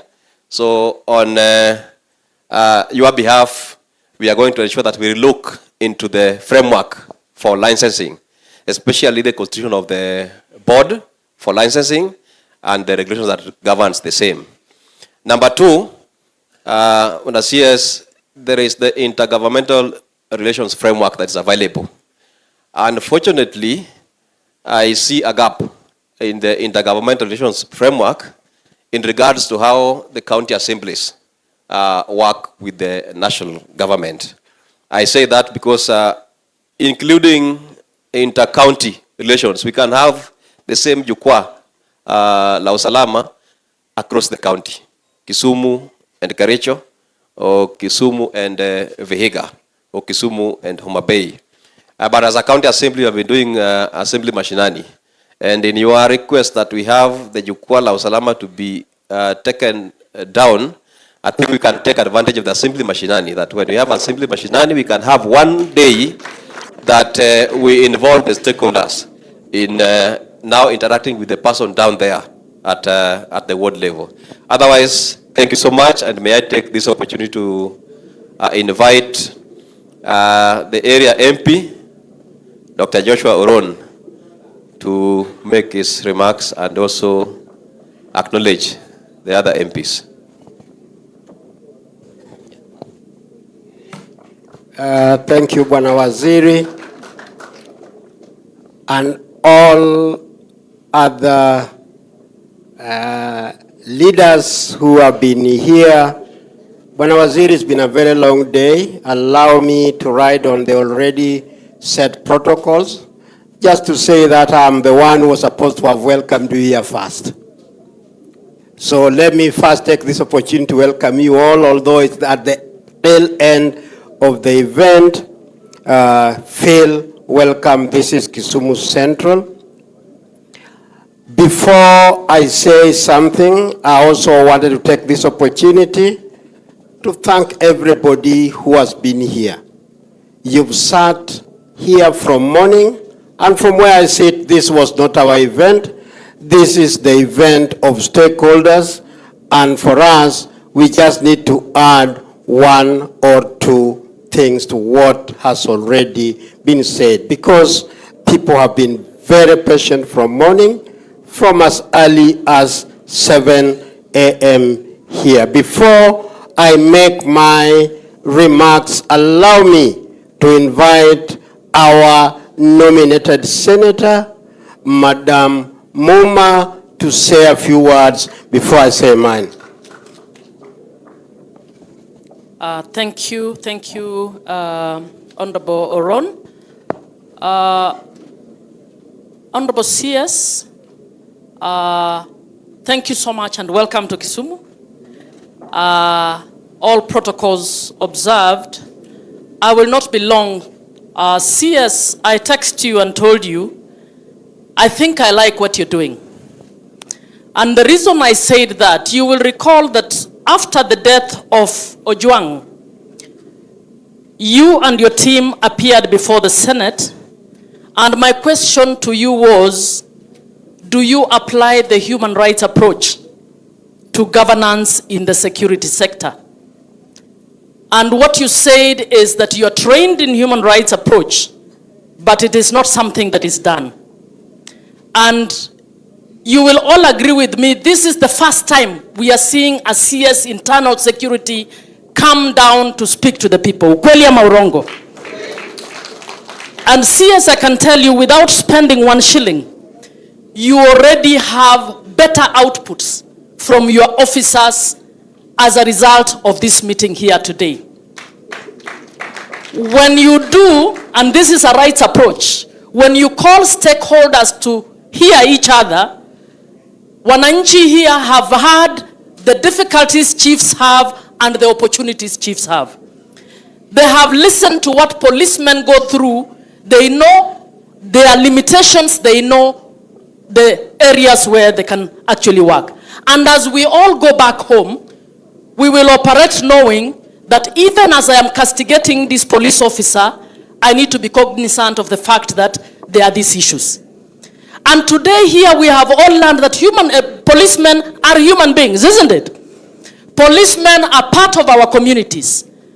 And the police have also understood wananchi are part of the system that we have. So I want to thank you. This is actually an accountability forum, transparent, and it has brought everyone together. Secondly, in my view, the weakest link in the implementation of the Constitution of Kenya 2010 is the intergovernmental relations. We operate as if national government is competing with county governments. We rarely come together to actually do what is right. This has demonstrated, as Speaker says, when we hear each other across the different governments, we are able to deliver services better, both as county and national government. And you are a consultant on devolution. I remember that. I was in CIC. You helped draft the devolution laws. I think while you are in that office, let us strengthen Article 6 on collaboration and cooperation between the two counties. Finally, I want to speak about GBV. I actually rushed so that CS, one of the things I think we need to entrench in your office as a policy, written policy, black and white, is to recognize that GBV is a security and safety issue, and therefore we should not look at it as a matter for the Ministry of Gender. The Ministry of Gender has no security tools. It is you who has the security tools. We have high teen pregnancies in Kenya, third in the world. Nyakach, where I come from, had 3,816 teen pregnancies in 2023. Teen pregnancies is actually not pregnancies, it's defilement. You're a lawyer. You know those are crimes. Now, I would want you to ask your people in Nyakach, do we have 3,816 prosecutions for the defilements? The answer is no. Why? Because we are actually facilitating child marriage by allowing to negotiate instead of arresting those who defile. And those who defile don't come from elsewhere, they come from the community. Relatives in those families, within our schools, within the churches, and so on.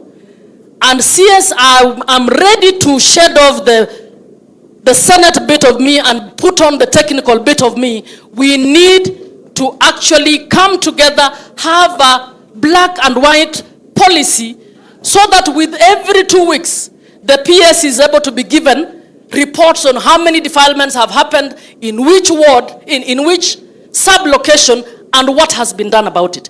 If we do that, we are actually going to stop this. And we must also recognize security is not just about you. Security is also about us. So even as we move on, we are willing, as women MPs from this area and others, we are willing to come before you so that we can collaborate and see how we can do this. I will give chances to others. Thank you very much. Thank you very much. Before I invite the next speaker, allow me to bring the apologies of Honorable Shakil Shabir, the MP of Kisumu East, who because of health reasons could not be here with us. Accept his apologies. The second apologies I'm bringing is for Honorable Ruth Adhiambo-Dinga, who has brought in a memorandum that will be handed over to you at some stage so that you can go through it. That is a second apology from my colleagues. Kindly accept the memorandum. Allow me to invite my colleague, Honorable Rosa Buyu, MP for Kisumu West. Thank you.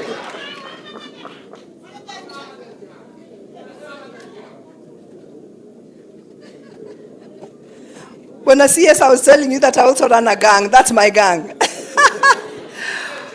to our CS, Honorable Senator Murkomen, our PS, Raymond Omolo, our organs of security in this county, our organs of administration, ladies and gentlemen, Bwana CS, with your permission.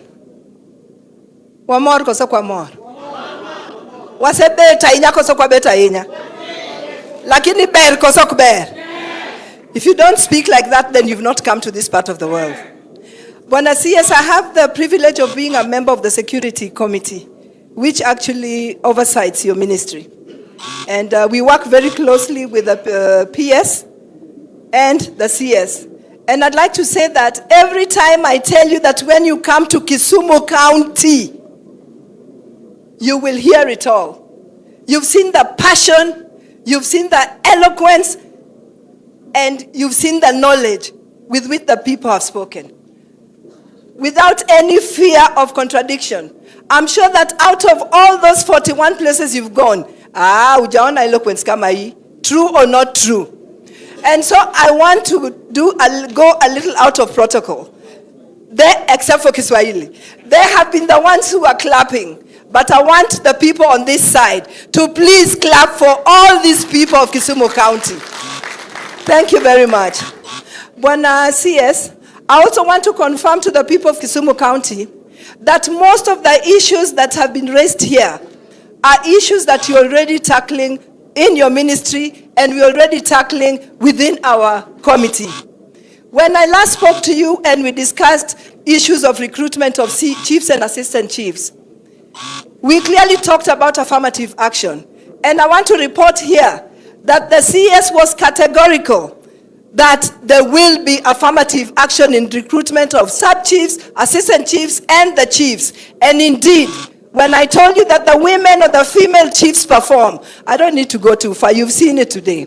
So affirmative action is something we have to do, so that when we stand up or we have 256 chiefs and assistant chiefs in this county, you can clearly see that 1/3 is of the other gender. That would be a good point to start. Again, because you come from a human rights background. So that is something we must achieve.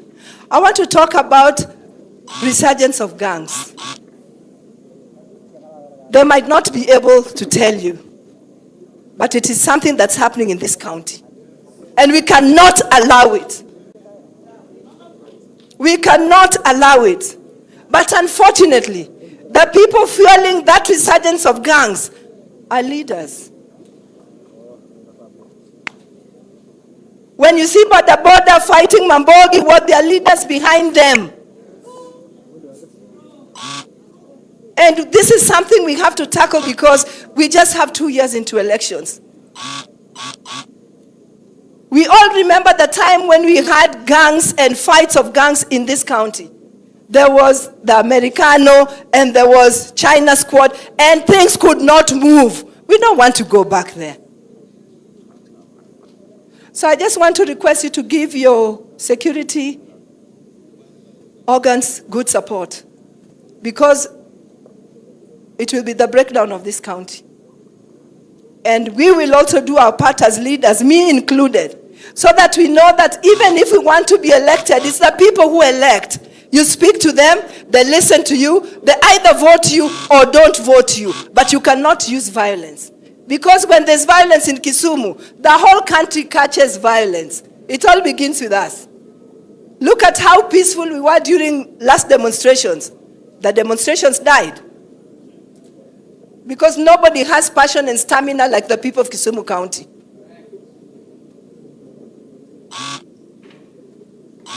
Bwana PS, we've talked about that with you. And I know you've said you've got an outline of what you're going to do, just so that we don't see any violence coming up again. I want to talk about these chiefs. I was in the Legale Commission, and I traversed the whole country. And despite the fact that I am a strong believer of the Constitution, the one part that I didn't agree with was that we must do away with provincial administration. I'm telling you, this is the government, what you see here. This is the government. There are parts of this country where they don't know any government and they don't see any government except the assistant chief and chief. So we must look after these people. And when they tell you that sometimes they risk their lives at night and go to the changa dens and arrest the people with their changa and take them to the police station because they don't have anywhere where they can hold the changa people, the brewers, and the brew itself.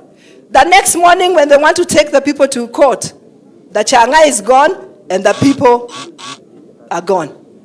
And that is why it is so important that the police and the chiefs work close together. Otherwise, this menace of changa will not be defeated. The chiefs can do their jobs, but like they say, they don't have any other thing apart from taking the changa brewer to the police. But if we let them scot-free, then what is happening? We are not going to do anything. So we must work together. I want to also report that the members of parliament in Kisumu County are really working hand in hand with your ministry, because the mandate of members of parliament is within education and security sector. In my constituency, for example, we've got very many chiefs' offices built. And when I talk about offices, I'm not talking about single rooms that don't give you dignity. I'm talking about offices. In our constituency, we've also done a police headquarters, sub-county headquarters, which is complete. And I will request you through the PS that could we kindly have it opened so that all the police departments can actually be housed there. The reason why we do this is to enhance security. But when a PS, my last point is, we have always talked about following the policy that no police officer should stay in a station serving for more than 3 years. But we did not mean that you post a sub-county commandant as is coming up with strategy to enhance security in an area. Within 3 weeks, he's already transferred. I mean, that doesn't make sense. I have a case in point in my constituency, and I'm sure in other constituencies the same thing is happening, where the transfers are now just like this, and between an old or the old officer who is leaving and the new one, there's then the criminals take a lot of advantage, and there's a lot of crime that's enhanced. So let's just look at that policy so that at least when you have an officer dealing with security issues in a particular constituency, they are given opportunity to act and to see the results of their action before you can transfer them and bring somebody else. Otherwise, I want to thank you. And like Mheshimiwa Catherine has said, what you've done today, or this idea you've come up with, this is what the country needs. Because you are bridging and you are killing and demystifying that thinking that police is for beating people and security is supposed to be secret, because now you are talking to the people. And I'm telling you, these people are going to work hard, not because they are waiting for salary, but they'll begin to feel like they're working for Murkomen. I'm telling you that.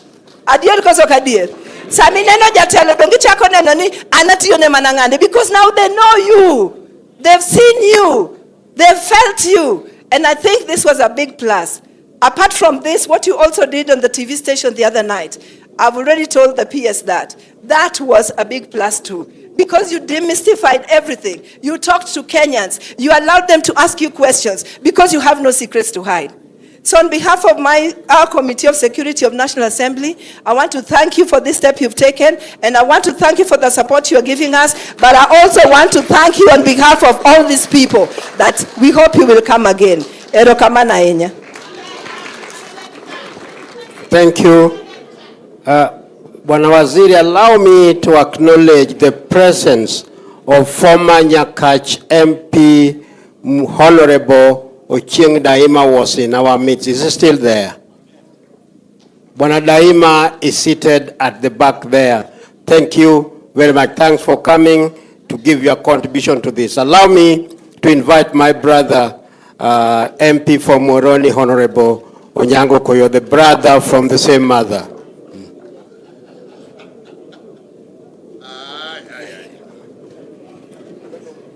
Thank you so very much, Waziri. The day has been long. I'm very happy that the day was meant for the stakeholders, the sub-county security, various sub-county security teams, and you have been equal to the task. We have dedicated the day to them. The deliberations here have gone on very well, and I'm happy that everything came out and you have responded to them seriously. I want to thank you for that. I only want to remind you that most of the things that came out here, more so about this sub-county, were things to do with Muhoroni. You remember very well, there was a very tribulating moment. I had spent 2 nights without sleep at the Bomas of Kenya waiting for the results. He had done so. I think he was doing his 3rd night. Then we met. There were mixed reports coming, false reports. He was excited. I was excited. Then he told me, Koyo, the way you are excited like this, I think Arab Ruto is winning.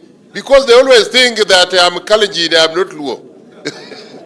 So I want to thank you very much and to tell you that most of the things that came, the reasons that came out of this meeting were true. You are a modern administrator. When you go back, study them properly, make sure that those that are implementable, you implement them. These people may not know, I want to remind them today, that the government is like a stool with 3 legs. During the colonial government, there was the colonial governor, then there were the provincial administrators. And these are the ministries, health, education, they were subcontracted, most to the missionaries. But there are a few areas the government cannot subcontract. It is security, it is justice and finance. Those departments belong to the president and he gives them to the people he trusts most.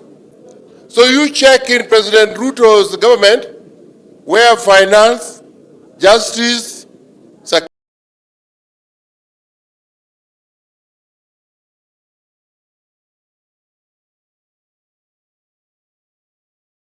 security, where they are. And then you know who are his most trusted workers.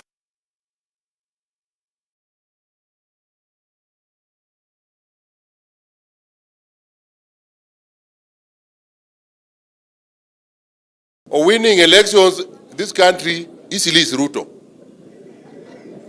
And he has worked out one. Don't doubt this one, 2027, Ian is how we are looking. That's why the people are fighting him. Because he will determine who will succeed him. And he will be a Kenyan. We will put an enabling infrastructure that will bring any Kenyan. It can be a Turkana, it can be anybody. And you must support him. We must support him. When you go back, remember that is a sub-county that has not been actualized. It's in Muhoroni. And those other few divisions and whatever. Go and do your best. You know, between you and me, I can't report you to President Ruto. He will tell me you can't report your brother to me. Go and fight him. So when you go back, you go and do your best. In Kisumu sub-county, we are working very well. More so after the president he agreed to work with his brother Raila Odinga. We have no quarrel. Because we are followers of Raila Odinga, and Raila Odinga is working with the younger brother who helped him some other time. And we also always owed Ruto something, which I think we will pay through thick or thin. So I want to welcome you and to tell you to come back again.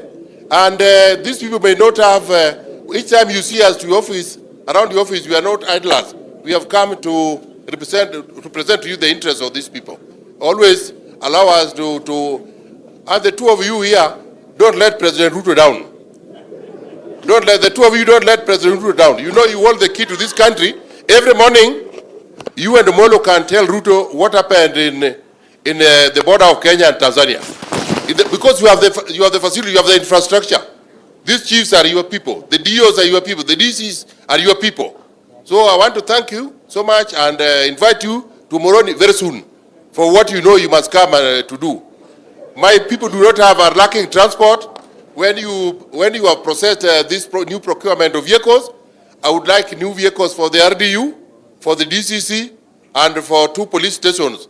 At this time, I don't want to have an experience I had last time during MATIANG'I. He pledged to give me vehicles. He gave me one very good Land Cruiser, but it came through the RC. When it reached here, the RC retained it and gave one to Moroni, one that was not serviceable, the one that he had always been using. So this time I want one marked for Moroni, and it comes to Moroni a new one. Thank you very much. Thank you, Honorable Koyo. Bwana Waziri, a lot has been said. I don't want to say a lot more, but I only have 2 or 3 points that I wanted to raise. One, majority of the people here have talked about the insecurity. They have talked about the youths and the young people. What I've not heard is the root cause of some of those insecurity. It's like wanting to cure a disease that you don't know what is causing that disease. Majority of our crime here, majority of the youths involved in the petty crimes is as a result of unemployment. Bwana Waziri, we are now in broad-based government. We've seen affirmative action in projects, roads, health, and other things. It's my request that we have affirmative action in employment within the security sector for these young people. Bwana Waziri, the army recruitment is coming, police recruitment will be coming. Our people here have lagged behind for many, many years. This is an opportunity for you to rise above and give these people some of those opportunities without limiting it to the numbers that are given across nationally, but giving them additional more, especially in Kisumu Central, where we have the majority of the unemployment of the youths. By the way, majority of the counties of Luo Nyanza recruit informal security and youth from Kisumu Central in particular. This is something that I would want you to take back and to look at. Secondly, you spoke about originally about operationalization of some of the administrative units because of resources. Kisumu Central in particular is overpopulated. We have the fewest number of sub-chiefs and chiefs in this sub-county. We have 2 locations which were gazetted in 2017. To date, they have not been operationalized. We have 4 sub-locations which were gazetted in 2017. They have not been operationalized. It's my humble request that as you are waiting for the national operationalization, kindly consider Kisumu Central first so that they can have this operationalized, please. My last point is about the village elders. Bwana Waziri, we've done it in health. I sit in the health committee. We've done it in health with CHPs by ensuring that CHPs have a stipend. The lowest unit of security are the village elders in this country. I also heard the sub-chiefs and chiefs talking about the AIE, that they have 30 and 15,000. Bwana Waziri, it's my humble request that before even you reach the stage of getting the CAB memo, before the bill for the village elders go through, kindly consider looking into the increase of AIE for the chiefs and sub-chiefs so that they can look after the village elders. These people don't even have torches. These people don't even have batteries. Is that correct? They don't even have those. And small increase into the chiefs and the sub-chiefs AIE will enable them to enable our support system, which is the village elders, to run and support what they are doing, because they are the first call. generally they are the first call, they are the first security, whether in the middle of the night or during the day. My last point,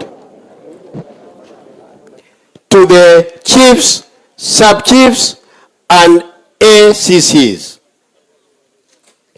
We have a role to play in ensuring that we increase the number of people who are registered and have IDs. I want to encourage you to start the drive and have a drive to increase the number of people who don't have IDs so that they can have IDs, because we are going into electioneering year where that ID will be very vital for registration as a voter. And you know what we want, don't you? Don't you know what we want? Don't you know what we want? Otherwise, take our salam to His Excellency the President and tell him that these people are happy with him. And I said the other day that for me, I review the 3 years of His Excellency the President by what is going on in Kisumu County, what is going on in Homa Bay, what is going on in Siaya, and what is going on in Migori. And it's different from other government that we've ever seen. Jotura Untie, kindly look after our brothers and sisters who are in President William Ruto's government. Thank you. Allow me to invite the DG of the great county of Kisumu, my uncle, Honorable Owili. Thank you. Let's give him another round of applause, ladies and gentlemen. CS Interior, the Honorable Onesmus Kipchumba Murkomen, our brother, the PS Interior, Dr. Raymond Omolo. Allow me to recognize the presence here of the leadership of the national government and the county governments. And to greet you, I know it's been long here, good evening. We had a session with the CS this morning with the governor, and so we were able to consult at that point, so I will not be long. But allow me to make 2 observations, CS. One is that the idea of this kind of engagement all over the country is noble. You get to sit, and you've been very patient to listen to your people. Here in Kisumu, the speaker did say that we have Bunge Mashinani, Assembly Mashinani, and we also have Huduma Mashinani. And so we know what it means for this kind of engagement. The second one is to note that this team, CS, are doing a good job. Right from the regional commissioner all the way to the assistant chief and any other level that they have at that point. That we have to recognize as the county leadership of Kisumu. Now, you have listened to them, CS. They have been very candid with you in terms of what needs to be done to ensure that service delivery is enhanced. On behalf of the county and on behalf of the governor, please listen to them. If there's anything you can do to make their environment and their space better so that they can deliver kind